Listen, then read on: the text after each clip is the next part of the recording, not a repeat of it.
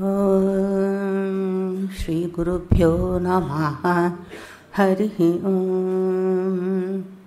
ಅಸತೋ ಮಾ ಸದ್ಗಮಯ ತಮಸೋ ಮಾ ಜ್ಯೋತಿರ್ಗಮಯ ಮೃತ್ಯೋರ್ಮಾ ಅಮೃತಂಗಮಯ. ಓಂ ಶಾಂತಿ ಶಾಂತಿ ಶಾಂತಿ. ಹರಿ ಓಂ. ಪೂರ್ಣಮದಃ ಪೂರ್ಣಮಿದಂ ಪೂರ್ಣಾತ್ ಪೂರ್ಣಮುದಚ್ಯತೆ ಪೂರ್ಣಸ್ಯ ಪೂರ್ಣಮಾದಾಯ ಪೂರ್ಣಮೇವಾವಶಿಷ್ಯತೆ.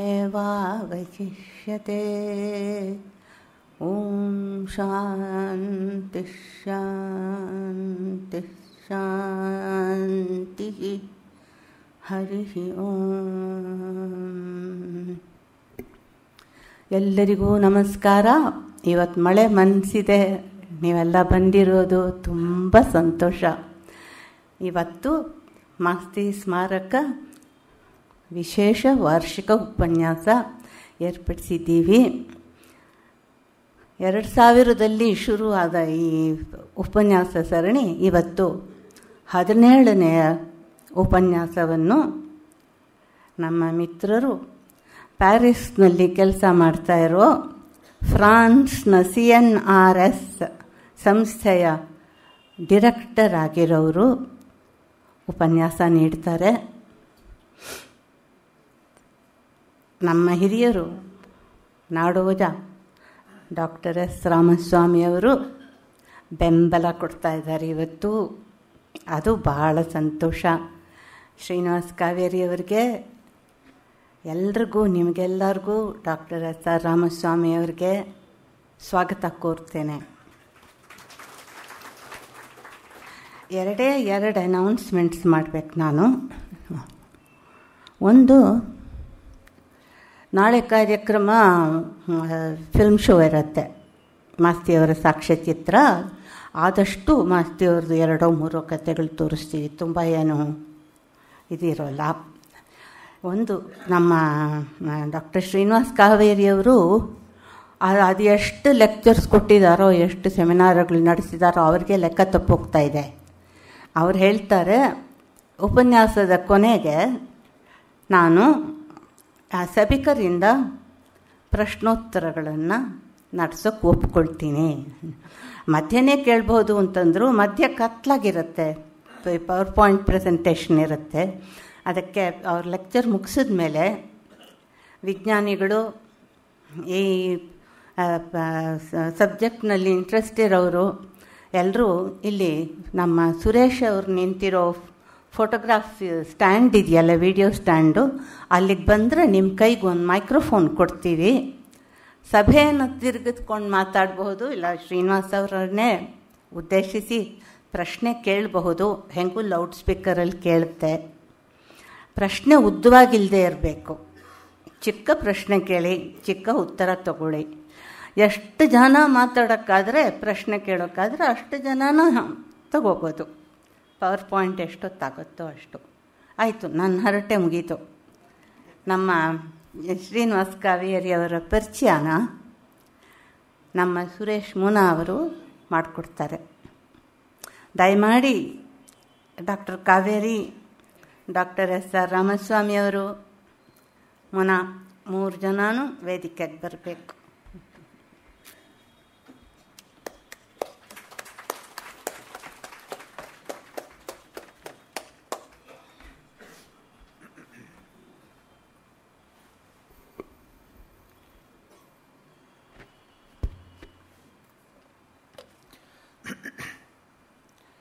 ಡಾಕ್ಟರ್ ಶ್ರೀನಿವಾಸ್ ಕಾವೇರಿ ಅವರನ್ನು ಪರಿಚಯ ಮಾಡಿಕೊಡುವಂತಹ ಒಂದು ಸದವಕಾಶ ನನಗೆ ಸಿಕ್ಕಿದೆ. ಬಹಳ ಒಂದು ವಿಶೇಷವಾದಂಥ ಒಬ್ಬ ವ್ಯಕ್ತಿ ನಮ್ಮ ಜೊತೆಗಿದ್ದಾರೆ. ನಾವೀಗ ಮಾತಾಡ್ತಾ ಇದ್ದಾಗ ನೀವು ದಯವಿಟ್ಟು ನನ್ನ ಬಗ್ಗೆ ಉತ್ಪ್ರೇಕ್ಷೆಗಳನ್ನು ಮಾಡಬೇಡಿ, ಹೆಚ್ಚಿನ ಪರಿಚಯ ಮಾಡಬೇಡಿ ಅಂತ ಆಗಲೇ ಒಂದು ನನಗೆ ಚೌಕಟ್ಟನ್ನು ಹಾಕಿಬಿಟ್ಟಿದ್ದಾರೆ. ನಾನು ಹೇಳಿದೆ, ಖಂಡಿತವಾಗ್ಲೂ ನಾವು ಯಾವ ವ್ಯಕ್ತಿಯನ್ನು ಹಾಗೆ ನಾವು ಉತ್ಪ್ರೇಕ್ಷೆ ಮಾಡೋದಿಲ್ಲ.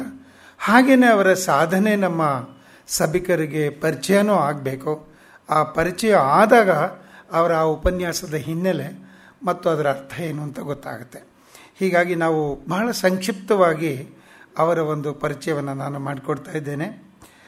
ಇವತ್ತಿನ ಮಾಸ್ತಿ ಸ್ಮಾರಕ ವಿಶೇಷ ಉಪನ್ಯಾಸವನ್ನು ನೀಡ್ತಾ ಇರತಕ್ಕಂಥ ಮಾನ್ಯ ಡಾಕ್ಟರ್ ಶ್ರೀನಿವಾಸ್ ಕಾವೇರಿ ಅವರು ಫ್ರಾನ್ಸ್ ದೇಶದ ರಾಷ್ಟ್ರೀಯ ಸಂಸ್ಥೆ CNRSನಲ್ಲಿ ಡೈರೆಕ್ಟರ್ ಆಫ್ ರಿಸರ್ಚ್ ಆಗಿರ್ತಕ್ಕಂಥ ಅಪ್ಪಟ ಕನ್ನಡಿಗರು. ಇದು ಬಹಳ ಮುಖ್ಯವಾದಂಥ ಸಂಗತಿ. ಇನ್ನೊಂದು ಗಮನಿಸಿ, ಸೋಲಾಪುರ ಇವರ ಜನ್ಮಸ್ಥಳ, ಪ್ಯಾರಿಸ್ ಇವರ ಕಾರ್ಯಸ್ಥಳ. ಎತ್ತಣ ನಮ್ಮ ಕನ್ನಡ ನಾಡಿನ ಸೋಲಾಪುರ, ಎತ್ತಣ ಪ್ಯಾರಿಸ್, ಎಲ್ಲಿಗೆಲ್ಲಿಗೆ ಸಂಬಂಧವಯ್ಯ.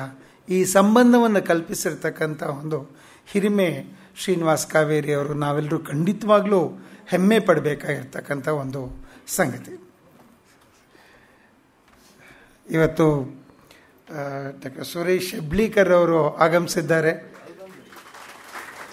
ಅವರಿಗೆ ನಾವೆಲ್ಲರ ಪರವಾಗಿ ಒಂದು ಸ್ವಾಗತವನ್ನು ಕೋರೋಣ. ಸಹಜವಾಗಿ ಪರಿಸರಕ್ಕೆ ಸಂಬಂಧಪಟ್ಟಂಥ ವಿಷಯವಾದ್ದರಿಂದ ಅದು ಹೆಚ್ಚಿನ ಅವರ ಗಮನವನ್ನು ಸೆಳೆಯುತ್ತೆ. ದಯವಿಟ್ಟು ತಮಗೆ ಸ್ವಾಗತ ಸರ್. ಡಾಕ್ಟರ್ ಶ್ರೀನಿವಾಸ್ ಕಾವೇರಿ ಅವರ ಪರಿಶೋಧನಾ ಕ್ಷೇತ್ರದ ಹರಹು ಬರೀ ಸೋಲಾಪುರ ಪ್ಯಾರಿಸ್ ಅಷ್ಟೇ ಅಲ್ಲ, ಬೆಂಗಳೂರಿಂದ ಪ್ಯಾರಿಸ್ವರೆಗೂ ವಿಸ್ತರಿಸಿದೆ.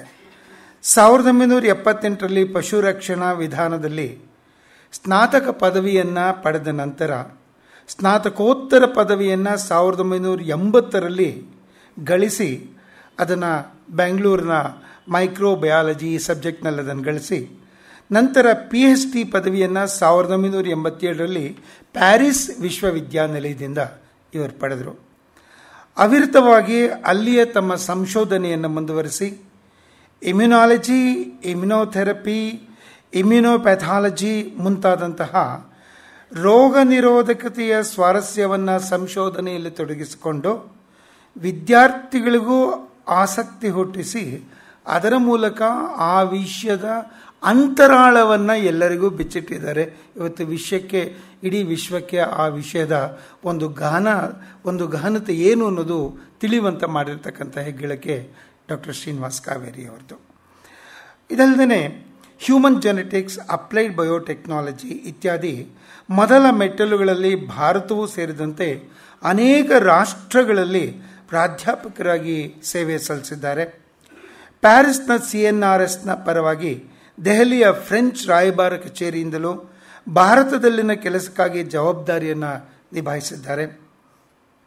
ಅನೇಕ ಪೇಟೆಂಟ್ಗಳನ್ನು ಪಡೆದಿರ್ತಕ್ಕಂಥ ಡಾಕ್ಟರ್ ಕಾವೇರಿ ಅವರು ಹಲವಾರು ಪ್ರತಿಷ್ಠಿತ ವಿಜ್ಞಾನ ನಿಯತಕಾಲಿಕೆಗಳಲ್ಲಿ 350ಕ್ಕೂ ಹೆಚ್ಚು ಪ್ರಬಂಧಗಳನ್ನು ಮಂಡಿಸಿದ್ದಾರೆ. 150ಕ್ಕೂ ಹೆಚ್ಚು ವಿಚಾರ ಸಂಕಿರಣಗಳಿಗೆ ಹೋಗಿ ತಮ್ಮ ಸಂಶೋಧನೆಯ ವಿಷಯವನ್ನು ಕುರಿತು ಉಪನ್ಯಾಸ ನೀಡಿದ್ದಾರೆ. 35ಕ್ಕೂ ಹೆಚ್ಚು ಸ್ನಾತಕೋತ್ತರ ವಿದ್ಯಾರ್ಥಿಗಳು ಇವರ ಮಾರ್ಗದರ್ಶನದಲ್ಲಿ ಮಾಸ್ಟರ್ಸ್, PhD, ಪೋಸ್ಟ್ ಡಾಕ್ಟರೇಟ್ ಪದವಿಗಳನ್ನು ಪಡೆದಿದ್ದಾರೆ. ಆದರೆ ಒಂದು ವಿಷಯ, ಇಷ್ಟೊಂದು ಫ್ರಾನ್ಸ್ ಮತ್ತು ಈ ವಿಜ್ಞಾನ, ಈ ಒಂದು ಸಂಶೋಧನೆಗೂ ಮಾಸ್ತಿ ಮನೆಗೂ ಇವತ್ತಿನ ಕಾರ್ಯಕ್ರಮಕ್ಕೂ ಏನು ಸಂಬಂಧ ಅಂತ ನಿಮ್ಮಲ್ಲಿ ಬಹುಶಃ ಕೆಲವರಿಗೆ ಅನುಮಾನ ಬಂದಿರಲಿಕ್ಕೂ ಸಾಕು. ಖಂಡಿತವಾಗ್ಲೂ ಅದಕ್ಕೊಂದು ಅವಿನಾಭಾವ ಸಂಬಂಧ ಇದೆ. ಆ ಅವಿನಾಭಾವ ಸಂಬಂಧ ಬಂಧದ ಸಂದರ್ಭ ಏನಪ್ಪ ಅಂತಂದರೆ, ಮಾಸ್ತಿ ಅಧ್ಯಯನ ಪೀಠಕ್ಕೆ MVJK ಟ್ರಸ್ಟ್ಗಳಿಗೆ ಇವರ ಪರಿಚಯ ಆಗಿದ್ದು, ಇವರು ಮಾಸ್ತಿಯವರ 10 ಸಣ್ಣ ಕಥೆಗಳನ್ನು ಫ್ರೆಂಚ್ಗೆ ಅನುವಾದಿಸಿದ್ದಾರೆ. ಸಭಿಕರೇ, ಇದಕ್ಕಿಂತ ಸಂತೋಷ ಏನು ಬೇಕು ಹೇಳಿ. ಗವಿಪುರಂ 2ನೇ ಅಡ್ಡ ರಸ್ತೆಯ ಮಾಸ್ತಿ ಮನೆಯ ಆ ಕಥೆಗಳ ಸೊಗಡು ಪ್ಯಾರಿಸ್ನಲ್ಲಿ ಹೋಗರಡುತ್ತೆ. ಫ್ರೆಂಚ್ ಜನಗಳು ಅದನ್ನು ಓದ್ತಾರೆ ಅಂದರೆ ಇದಕ್ಕಿಂತ ನಮಗೆ ಎಂಥ ಹೆಮ್ಮೆಯ ಸಂಗತಿ ಇನ್ನೇನು ಬೇಕು. ಅದನ್ನು ಮಾಡಿಕೊಟ್ಟಿರ್ತಕ್ಕಂಥ ಮಹನೀಯರು. ನಾವು ಖಂಡಿತವಾಗ್ಲೂ ಅವರ ಬಗ್ಗೆ ಹೆಮ್ಮೆ ಪಡಬೇಕು. ಅದರೊಳಗೆ ಯಾವ ಉತ್ಪ್ರೇಕ್ಷೆ ಖಂಡಿತವಾಗ್ಲೂ ಇಲ್ಲ. 2014 ಮಾರ್ಚ್ ತಿಂಗಳಲ್ಲಿ ಅವರು ಮಾಸ್ತಿ ಮನೆಗೆ ಬಂದಿದ್ದರು. ಈ ಒಂದು ಅನುವಾದದ ವಿಷಯವನ್ನು ಅಲ್ಲಿ ಪ್ರಸ್ತಾಪ ಆಯಿತು. ಅವತ್ತು ಪೀಠದ ಧರ್ಮದರ್ಶಿಗಳಾಗಿದ್ದಂಥ ಡಾಕ್ಟರ್ ರುದ್ದಂ ನರಸಿಂಹ, ಡಾಕ್ಟರ್ ವಿ ವಸಂತರಾಮ್, ಆಮೇಲೆ ಖ್ಯಾತ ಕವಿಗಳಾದಂಥ ಡಾಕ್ಟರ್ ಎಚ್.ಎಸ್. ವೆಂಕಟೇಶ್ ಮೂರ್ತಿ, ಆಮೇಲೆ ನಾನು ಆ ಸಂದರ್ಭದಲ್ಲಿದ್ದೆ, ಗಣಿತ ವಿಜ್ಞಾನಿ ಡಾಕ್ಟರ್ ಅರವಿಂದ್, ಇವರೆಲ್ಲರೂ ಅಲ್ಲಿದ್ವಿ. ಅಫ್ಕೋರ್ಸ್ ಇದೆಲ್ಲದಕ್ಕೂ ಮೂಲ ರೂವಾರಿ ನಮ್ಮ ಡಾಕ್ಟರ್ ವಸಂತಶ್ರೀ ಅವರು. ಅವರ ಮನೆಯಲ್ಲೇ ಈ ಎಲ್ಲ ಒಂದು ಸಭೆ ನಡೆದಿದ್ದು, ಮೀಟಿಂಗ್ ನಡೆದಿದ್ದು. ಅವತ್ತು ಬಹಳ ಅನೌಪಚಾರಿಕವಾಗಿ ವಿಷಯಗಳನ್ನು ಹಂಚ್ಕೊಂಡ್ವಿ. ಡಾಕ್ಟರ್ ಕಾವೇರಿಯವರು ಸಾಧ್ಯತೆಗಳನ್ನು, ಮಾಸ್ತಿಯವರ ಕಥೆಗಳನ್ನು ಫ್ರೆಂಚ್ ಭಾಷೆಗೆ ಅನುವಾದ ಮಾಡೋದಕ್ಕಿರ್ತಕ್ಕಂಥ ಸಾಧ್ಯತೆಗಳನ್ನು ಬಿಚ್ಚಿಟ್ರು. ನಮ್ಮೆಲ್ರಿಗೂ ಅವತ್ತು ಬಹಳ ಸಂತೋಷ ಆಯಿತು. ಅದು ಆಗ್ತಾ ಇದೆ, ಆ ಫ್ರೆಂಚ್ ಅನುವಾದ ಆಗಿರ್ತಕ್ಕಂಥದ್ದು ಬಹಳ ಸಂತೋಷವಾದಂಥ ಸಂಗತಿ. ಅವರು ಇವತ್ತು ಬಂದು ತಮ್ಮ ಕಾರ್ಯಕ್ಷೇತ್ರದ ವಿಷಯಗಳನ್ನ ನಮ್ಮೊಂದಿಗೆ, ಅವರ ಸಂಶೋಧನೆಯ ವಿಷಯಗಳನ್ನು ನಮ್ಮೊಂದಿಗೆ ಹಂಚಿಕೊಳ್ತಾ ಇದ್ದಾರೆ. ಇವರು ಇವತ್ತು ಉಪನ್ಯಾಸ ನೀಡ್ತಾ ಇರ್ತಕ್ಕಂಥ ವಿಷಯ ರೋಗ ನಿರೋಧಕ ಶಕ್ತಿ ನಮ್ಮ ಪರಿಸರದ ಹಿಡಿತ. ನಮ್ಮ ಹಿರಿಯರಾಗಿರ್ತಕ್ಕಂಥ ಡಾಕ್ಟರ್ ಎಸ್.ಆರ್. ರಾಮಸ್ವಾಮಿಯವರ ಉಪಸ್ಥಿತಿಯಲ್ಲಿ ಅವರು ಈ ಕಾರ್ಯಕ್ರಮವನ್ನು ನಡೆಸಿಕೊಡ್ತಾ ಇದ್ದಾರೆ. ಡಾಕ್ಟರ್ ವಸಂತಶ್ರೀ ಅವರು ನಿಮ್ಮೆಲ್ಲರಿಗೂ ಆಗಲೇ ಸ್ವಾಗತವನ್ನು ಕೋರಿದ್ದಾರೆ. ನಾನು ಮತ್ತೊಮ್ಮೆ ಎಲ್ಲ ಹಿರಿಯರಿಗೂ, ಸುರೇಶ್ ಹೆಬ್ಳಿಕರ್ ಅವ್ರಿಗೂ, ತಮಗೂ ಎಲ್ಲರಿಗೂ ಮತ್ತೊಮ್ಮೆ ಸ್ವಾಗತವನ್ನು ಕೋರಿ ದಯವಿಟ್ಟು ಡಾಕ್ಟರ್ ಶ್ರೀನಿವಾಸ್ ಕಾವೇರಿಯವರು ಈ ಉಪನ್ಯಾಸವನ್ನು ನಡೆಸಿಕೊಡ್ಬೇಕು ಅಂತ ಕೇಳ್ಕೊಳ್ತೇನೆ. ಈಗ ಅವರು ಉಪನ್ಯಾಸವನ್ನು ಪ್ರಾರಂಭ ಮಾಡೋದಕ್ಕೆ ಮುಂಚೆ ನಿಮ್ಮೆಲ್ಲರ ಪರವಾಗಿ ಅವರಿಗೆ ಗೌರವ ಸಮರ್ಪಣೆಯನ್ನು ಮಾಡಿ ನಂತರ ಉಪನ್ಯಾಸ ಪ್ರಾರಂಭ ಆಗುತ್ತೆ. ಇವತ್ತೇನೋ ಇಷ್ಟೊಂದೆಲ್ಲ ನಂಗೆ ತ್ರಾಸು ಕೊಟ್ಬಿಟ್ಟಾರಲ್ಲ, ಇದೆಲ್ಲ ಮಾಡಿಸ್ಕೊಂಡು ಪ್ರಾಕ್ಟೀಸ್ ಇಲ್ಲ, ನನಗೆ ಅಭ್ಯಾಸ ಇಲ್ಲ. ಒಂದು ಎರಡನೇದು, ಜೀವನದೊಳಗೆ ಮೊಟ್ಟ ಮೊದಲು ಇವತ್ತು ಕನ್ನಡದೊಳಗೆ ಒಂದು ಭಾಷಣ ಕೊಡ್ಲಿಕ್ಕೆ ಹತ್ತೀನಿ. ಮೊಟ್ಟ ಮೊದಲು ಫ್ರೆಂಚ್ನೊಳಗೆ 4 ತಾಸು ಕೊಡ್ತೀನಿ, ಏನು ತ್ರಾಸು ಹೋಗೋದಿಲ್ಲ. ಇಂಗ್ಲೀಷ್ ಒಳಗಂತೂ ನಾವು ನಮ್ಮ ಮಾತೃಭಾಷೆ ಅಂತ ತಿಳ್ಕೊಂಡಿರ್ತೀವಿ, ಅದು ಇಂಗ್ಲೀಷ್ ನಮಗೂ ಬರೋದಿಲ್ಲ, ಆದರೂ ಮಾತೃಭಾಷೆ ಜೊತೆ ಮಾತಾಡ್ತೀವಿ, ಜೋರು ಮಾತಾಡ್ತೀವಲ್ಲ, ಲಘುನೆ. ಇವತ್ತು ಭಾಳ ತ್ರಾಸ ಇರ್ತದೆ. ಸೊ ಅದಕ್ಕೆ ನೀವು ಮಲ್ಕೋಬಾರ್ದು. ಮತ್ತೆ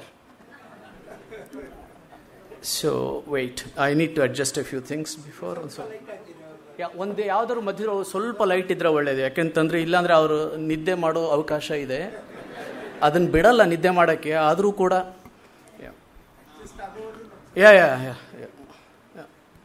ಸಮಥಿಂಗ್ ಲೈಕ್ ದಟ್. ಎಸ್, ನಾನು ಮಾತಾಡಿದ್ದು ಕೇಳಿಸ್ತಾ ಇದೆಯಲ್ಲ ಎಲ್ಲರಿಗೂ? Okay, up to the last bench. ಆಮೇಲೆ ಇದು ಕಾಣಿಸ್ತಾ ಇದೆಯಾ ಸ್ವಲ್ಪ? ಹೋಗಲಿ, it should have been more powerful, but ಅಡ್ಡಿಲ್ಲ. ಸೊ ಹೆಂಗೆ ಶುರು ಮಾಡೋಣ ಅಂತ. ಫಸ್ಟ್ ಆಫ್ ಆಲ್ ನಾ ಇಲ್ಲಿ ಯಾಕೆ ನಿಂತ್ಕೊಂಡೆ, ಯಾಕೆ ಹಿಂಗೆ ಇಲ್ಲಿ ತನಕ ಬರೋದು ಹೆಂಗಾಯ್ತು ಅದ್ರ ಬಗ್ಗೆ ಒಂದು 2 ಮಿನಿಟ್.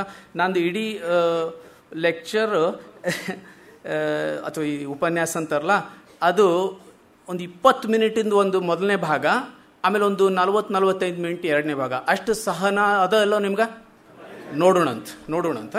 ಆಮೇಲೆ ಮೊದಲ ಈ ಒಂದು ಹೇಳೇಬಿಟ್ನೆ ನಾನು, ಇದೇ ಮೊದಲು ನಾನು ಕನ್ನಡದೊಳಗೆ ಮಾತಾಡ್ಲಿಕ್ಕತ್ತೀನಿ ಅಂಥೇಳಿ.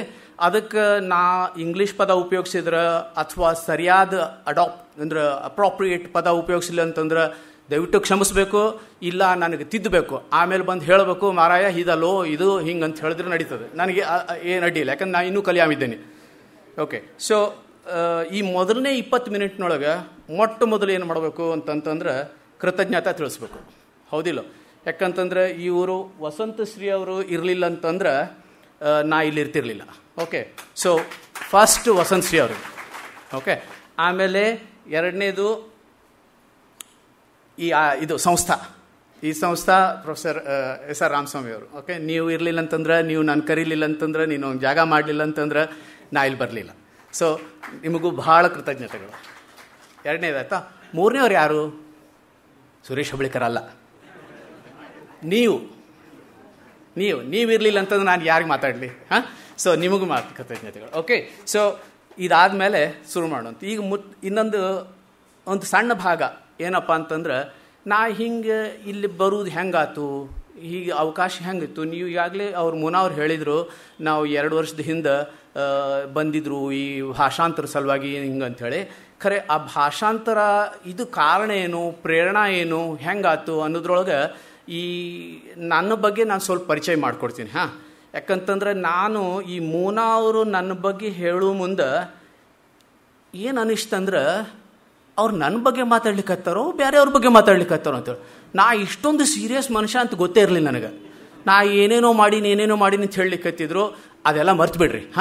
ಒಂದು 2 ಮಿನಿಟ್ ಮರ್ತು ಬಿಡ್ರಿ. ನಾನು ನನ್ನ ಪರಿಚಯ ನನ್ನ ರೂಪದಿಂದ ಮಾಡ್ಕೋತೀನಿ, ಅಂದರೆ ನನ್ನ ದೃಷ್ಟಿಯಿಂದ ನಾ ಹೆಂಗೆ ಕಾಣಿಸ್ತೀನಿ ಅಂಥೇಳಿ.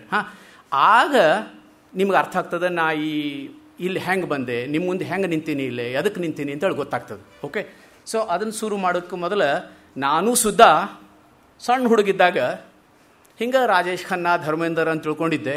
ಇಲ್ಲ ಸುರೇಶ್ ಹೆಬ್ಳಿಕರ್ ಅಂಥೇಳಿ ಅಲ್ಲಿ ಬರ್ದು ನೋಡ್ರಿ. ಇಲ್ಲ ನಾನು ಹಂಗೆ ಏನೋ ಆಗೋಣ ಅಂತ ತಿಳ್ಕೊಂಡಿದ್ದೆ. ಇಲ್ಲ ಚಲೋತ್ನಾಗ GR ವಿಶ್ವನಾಥ್ ಗಟೆ ಅಥವಾ CR ರಮೇಶ್ ಬಾಬು, CR ಆನಂದ್ ಇಲ್ಲೇ ಕೂತಾರ, ಹಂಗೆ ಆಗೋಣ ಅಂಥೇಳಿ. ಸೊ ಒಂದು ಆ್ಯಕ್ಟಿಂಗ್ ಬರೋದಿಲ್ಲ, ಇನ್ನೊಂದು ಕ್ರಿಕೆಟ್ ಬ್ಯಾಟ್ ಹಿಡ್ಕೊಳ್ಳಿಕ್ಕೆ ಬರೋದಿಲ್ಲ. ಹೆಂಗಾಗೋದು? ಹಿಂಗಾಗಿ ಕಡಿಕೆ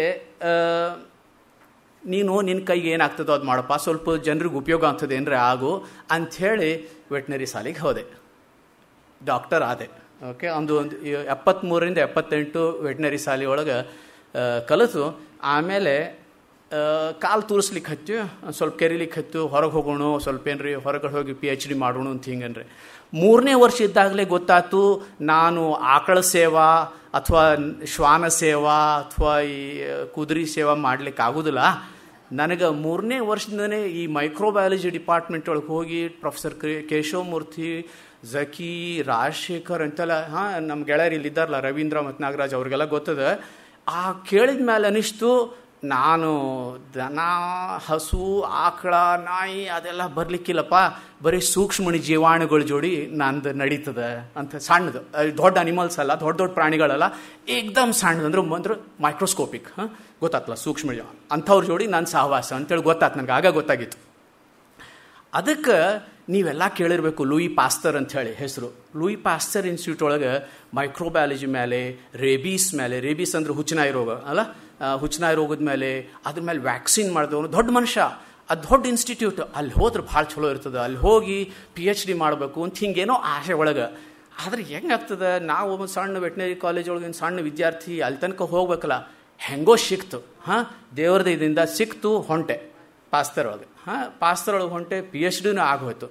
PhD ಭಾಳ ಅಗದಿ ಗಮನ ಇಟ್ಟು ಮಾಡಿದೆ. PhD ಅಂತಂದ್ರೆ ಕೆಲಸ ಮಾಡೋ ಮುಂದೆ ಅಗದಿ ಸೀರಿಯಸ್ ಆಗೇ ಇದ್ದೆ. ಎಷ್ಟು ಸೀರಿಯಸ್ ಆಗಿದ್ದೆ ಅಂತಂದ್ರೆ ಇಷ್ಟು ಸೀರಿಯಸ್ ಆಗಿದ್ದೆ. ಅಂದ್ರೆ ಹೇಳಿದ್ರು, ನೋಡಪ್ಪ ನಿನ್ನ ಕೈಲೇ ಎಷ್ಟು ನಡಿ, ನೀನು ಮತ್ತೆ PhD ಕೊಡ್ತೀವಿ, ಆಮೇಲೆ ಎಲ್ಲರೇ ಮತ್ತೆ ಹೊಡಿ ಅಂತಂದ್ರು. ಸರಿ, ಗಾಡಿ ಮತ್ತೆ ಹೊಂಟಿತು. ಅವ್ರು ತಗೊಳ್ಳೋ ಒಂದು ಸೂಟ್ಕೇಸ್ ತೊಗೊಂಡು ನೀವು ಮತ್ತೆ ತಿರುಗಿ ಬರಬೇಡ ಅಂತಂದ್ರು ಪ್ಯಾರಿಸ್ಗೆ. ನೀವು ಎಕಡೆ ಹೋಗು, ಮತ್ತು PhD ತೊಗೊಂಡು ಹೋಗ್ಬಿಡು, ಮತ್ತು ತಿರುಗಿ ಬರಬೇಡ ಅಂದರು. ಖರೆ ಆ ಕಡೆಯಿಂದ ಹೊರಟು, ಗಾಡಿ ಹೊರಟು ಎಲ್ಲೇ ಕ್ಯಾಲಿಫೋರ್ನಿಯಾ ತನಕ. ಅಲ್ಲೇ ಪೋಸ್ಟ್ ಡಾಕ್ ಆಯ್ತು. ನೀವು ಹೇಳಿದ್ರಲ್ಲ ಮುನ್ನ ಅವರು, ಅವ್ರು ಬೇರೆ ಬೇರೆ ಕತೆ ಹೇಳಿದ್ರು, ಇದು ನನ್ನ ಕತೆ ಇದು. ಸೊ ಪೋಸ್ಟ್ ಡಾಕ್ ಆಯ್ತು, ಅಲ್ಲಿ ಒಂದು 3 ವರ್ಷ ಮತ್ತೆ ತಿರುಗಿ ವಾಪಸ್ ಬಂದ್ಬಿಟ್ಟೆ. ಯಾಕಂತಂದ್ರೆ ಅದೊಂದು ಬೇರೆ ಇನ್ನೊಂದು ದಿವ್ಸ ಮಾಡೋಣ ಅಂತ ಲೆಕ್ಚರ್. ನಾನು ಅಮೇರಿಕಾ ಮತ್ತು ಫ್ರಾನ್ಸು ಮತ್ತು ಇಂಡಿಯಾ, ಭಾರತ ಈ 3ನೊಳಗೆ ಹೆಂಗೆ ಚೂಸ್ ಮಾಡೋದು, ಏನು ಚೂಸ್ ಮಾಡೋದು ಅಂಥೇಳಿ. ಈ ಕಡೆ ಅಮೇರಿಕಾ ಅಂತಂತಂದರೆ ಏಕ್ದಮ್ ಫಾಸ್ಟ್, ಅವರು ಫಾಸ್ಟ್ ಆ್ಯಂಡ್ ಫ್ಯೂರಿಯಸ್ ಹೊಂಟಾರ. ಇಷ್ಟು ಫಾಸ್ಟ್ ಆ್ಯಂಡ್ ಫ್ಯೂರಿಯಸ್, ನಾವು ಸ್ವಲ್ಪ ಸ್ಲೋ ಮನುಷ್ಯ, ನಾವು ನಿಧಾನ ಮನುಷ್ಯ. ಇಲ್ಲ ಈ ಕಡೆ ಅಗದಿ ಇಂಡಿಯಾ ಸ್ಲೋ ಇಲ್ಲ. ಸ್ಲೋ ಅಂತ ತಿಳ್ಕೊಬೇಡ್ರಿ, ಇಂಡಿಯಾ ಮತ್ತು ಭಾರತ ಸ್ಲೋ ಆಗೇ ಇಲ್ಲ, ಯಾವತ್ತೂ ಸ್ಲೋ ಇಲ್ಲ. ಆದರೂ ಈ ಮುನ್ಸಿಪಾಲ್ಟಿ ಆಫೀಸು, ಈ ತಹಶೀಲ್ದಾರ್ ಆಫೀಸು ನಮ್ಗೆ ಅಷ್ಟು ಸರಿ ಹೋಗೋದಿಲ್ಲ. ಅಂತಂತಂದ್ರೆ ಒಂದು ಅರ್ಜಿ ಕೊಟ್ಟರೆ ಒಂದು 8-10 ದಿವಸ ಒಂದು ಟೇಬಲಿಂದ ಇನ್ನೊಂದು ಟೇಬಲ್ಗೂ ಅದು ನಮ್ಗೆ ಅಷ್ಟು ಸರಿ ಹೋಗೋದಿಲ್ಲ. ಹೀಗಾಗಿ ಎಲ್ಲ ರೀತಿಯಿಂದ ಜೀವನ, ಟೆಕ್ನಾಲಜಿ, ಸೈನ್ಸು, ವಿಚಾರ, ಆಚಾರ, ಪದ್ಧತಿ ಎಲ್ಲದೂ ನೋಡಿದರೂ ಕೂಡ ಈ ನಡುವೆ ಯುರೋಪ್ ಒಳಗೆ ನನ್ನ ಮನಸ್ಸು ಸ್ವಲ್ಪ ಹೋಯ್ತು. ಯಾಕಂತಂದ್ರೆ 5 ವರ್ಷ PhD ಮಾಡ್ಲಿಕ್ಕೆ ಹತ್ತಿದ್ನಲ್ಲ, ಆಗ ಗೊತ್ತಿತ್ತು ಸ್ವಲ್ಪ ಇಲ್ಲೇ ಸರಿ ಹೋಗ್ತದೆ ಅಂಥೇಳಿ. ಸರಿ, ತಿರುಗಿ ಬಂದೆ. ಈಗ ಬಂದು 30 ವರ್ಷದಿಂದ ಈ ಫ್ರಾನ್ಸ್ ಒಳಗೆ, ಪ್ಯಾರಿಸ್ ಒಳಗೆ, ಪ್ಯಾರಿಸ್ ನಡುವ ಒಂದು ದ್ವೀಪದ, ಅಲ್ಲಿ ನೋತ್ರಧಾಮ್ ಅಂತ ಕೇಳಿರಬೇಕು, ನೋತ್ರಧಾಮ್ ದೆ ಪಾರಿ ಅಂಥೇಳಿ. ಪ್ಯಾರಿಸ್ ಬಗ್ಗೆ ಇನ್ನೊಂದು ದಿವಸ ಲೆಕ್ಚರ್ ಕೊಡ್ತೀನಿ ಬೇಕಾರೆ, ಇವತ್ತು ಬೇಡ. ಇಲ್ಲೇ ಇವತ್ತು ಈ ಕಾನ್ವೆಂಟ್ ಒಳಗೆ, ಕಾನ್ವೆಂಟ್ ಅಂತಂದ್ರೆ ಕುವಾ ಅಂತಾರೆ, ಈ ಕೋರ್ದಲಿಯೆ ಒಳಗೆ ಇದು ಭಾಳ ಶ್ರೇಷ್ಠ ಜಾಗ. ಯಾಕಂತಂದ್ರೆ ಈಗ ಸದ್ಯಕ್ಕೆ ಮೆಡಿಕಲ್ ಕಾಲೇಜ್ ಅದ, ಅಲ್ಲೊಂದು ರಿಸರ್ಚ್ ಇನ್ಸ್ಟಿಟ್ಯೂಟ್ ಅದ, ಅಲ್ಲೊಂದು ನನಗೊಂದು ಫುಲ್ ಫ್ಲೋರ್ ನನಗೆ ಕೊಟ್ಟಾರ ಮಾಡಲಿಕ್ಕೆ, ಅದು ಬೇರೆ ವಿಷಯ. ಖರೆ ಇದೇ ಜಾಗದೊಳಗೆ 200 ವರ್ಷದಿಂದ ಫ್ರೆಂಚ್ ರೆವಲ್ಯೂಷನ್ ಕಾಂಕಾಕ್ಟ್ ಆಯ್ತು. ಅದೇನು ತಂತ್ರ ಅಲ್ಲ, ಕುತಂತ್ರ ಅಂತ ಅನ್ಬಾರ್ದು, ಅದೇನೇನು ಪ್ಲ್ಯಾನ್ ಮಾಡಿದ್ರಲ್ಲ ಇಲ್ಲೇ ನಡೆಸಿದ್ದದು. ಅದಾದಮೇಲೆ ಫ್ರೆಂಚ್ ರೆವಲ್ಯೂಷನ್ ಆಯ್ತು, ನಿಮ್ಗೆ ಗೊತ್ತದ 1718. ಸೊ ಅದಾದಮೇಲೆ ನಾನು ಇಲ್ಲೇ ಈಗ 30 ವರ್ಷದಿಂದ ನಡೆಸೀನಿ. ಇದು ಭಾಳ ಚಂದ ಜಾಗ. ಚಂದ ಜಾಗ ಇನ್ ಎವ್ರಿ ಸೆನ್ಸ್. ಯಾಕಂತಂದ್ರೆ ಇದು ಸ್ಫೂರ್ತಿ ಬರ್ತದೆ. ಒಳ್ಳೆ ಇದು ದೊಡ್ಡ ದೊಡ್ಡ ಮನುಷ್ಯರು ಅಂದ್ರೆ ಸೈಂಟಿಸ್ಟ್, ಭಾರಿ ಸೈಂಟಿಸ್ಟ್ ಇರ್ತಾರೆ. ವಿಚಾರಗಳು, ಆಚಾರಗಳು ಮತ್ತು ಅವ್ರ ಫಿಲಾಸಫಿ ಅವರ ಕೇಳಿದ್ರೆ ಭಾಳ ಸಂತೋಷ ಆಗ್ತದೆ. ಇಲ್ಲಿ ಗತೆ ಈ ಜಾಗದ ಗತೆ. ಸೊ ನಾ ಏನು ನಡ್ಸೀನಿ ಅಲ್ಲಿ ನಂದು ಇದು ರಿಸರ್ಚ್ ಅನ್ನೋದಂತಂದ್ರೆ ಒಂದು ನಾವು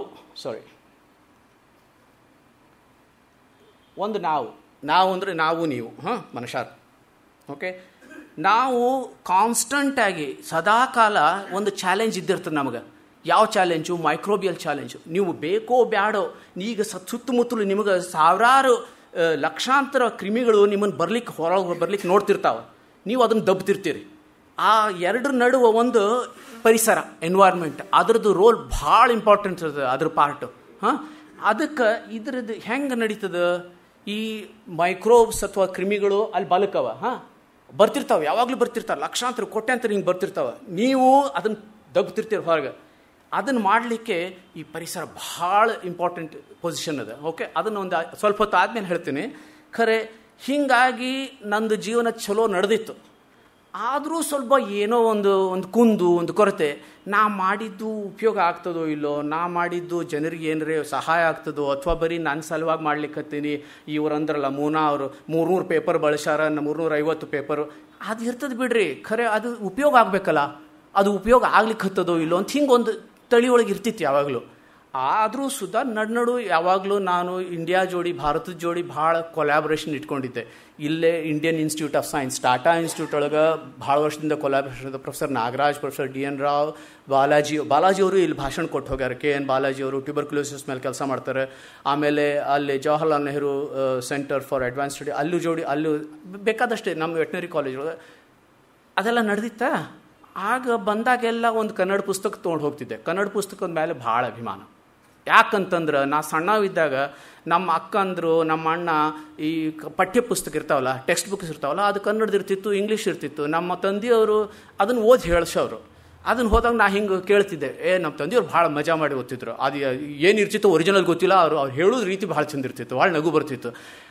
ಒಂದು ಯಾವುದೇ ಕಥೆ ತೊಗೊಳ್ರಿ, ಯಾವುದೇ ಪುಸ್ತಕ ತೊಗೊಳ್ರಿ, VK ಗೋಕಾಕ್, ವಿನಾಯಕ ಕೃಷ್ಣ ಗೋಕಾಕ್ ಅವ್ರದ್ದು ಸಮರಸವೇ ಜೀವನ ಅಂತ ಒಂದು ದೊಡ್ಡದದು ಗ್ರಂಥ. ಅದರೊಳಗೆ ಒಂದು ಇಜ್ಜೋಡು ಅಂತದ. That remains for me the best book. ಅಂದರೆ ನನ್ನ favourite, one of the favourites. ಅವಕಾಶ ಸಿಕ್ಕ ನೀವು ಓದಿರಬೇಕು, ಇಲ್ಲಾಂದ್ರೆ ಓದ್ರಿ.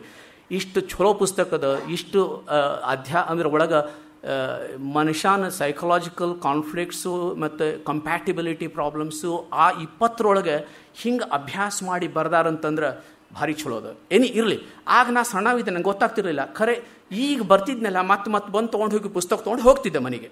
ಹೋಗಿ ಪ್ಯಾರಿಸ್ ಒಳಗೆ ಹೋಗಿ ಓದ್ತಿದ್ದೆ ಆಗ ಒಂದು ಸರ್ತೆ ಬಂದಾಗ ಅಜ್ಜ ಅವ್ರ ಪುಸ್ತಕ ತೊಗೊಂಡು ಹೋದೆ, ಕಲೆಕ್ಷನ್, ನಮ್ಮ ಆಸ್ತಿ ಅಜ್ಜ ಅವ್ರದ್ದು.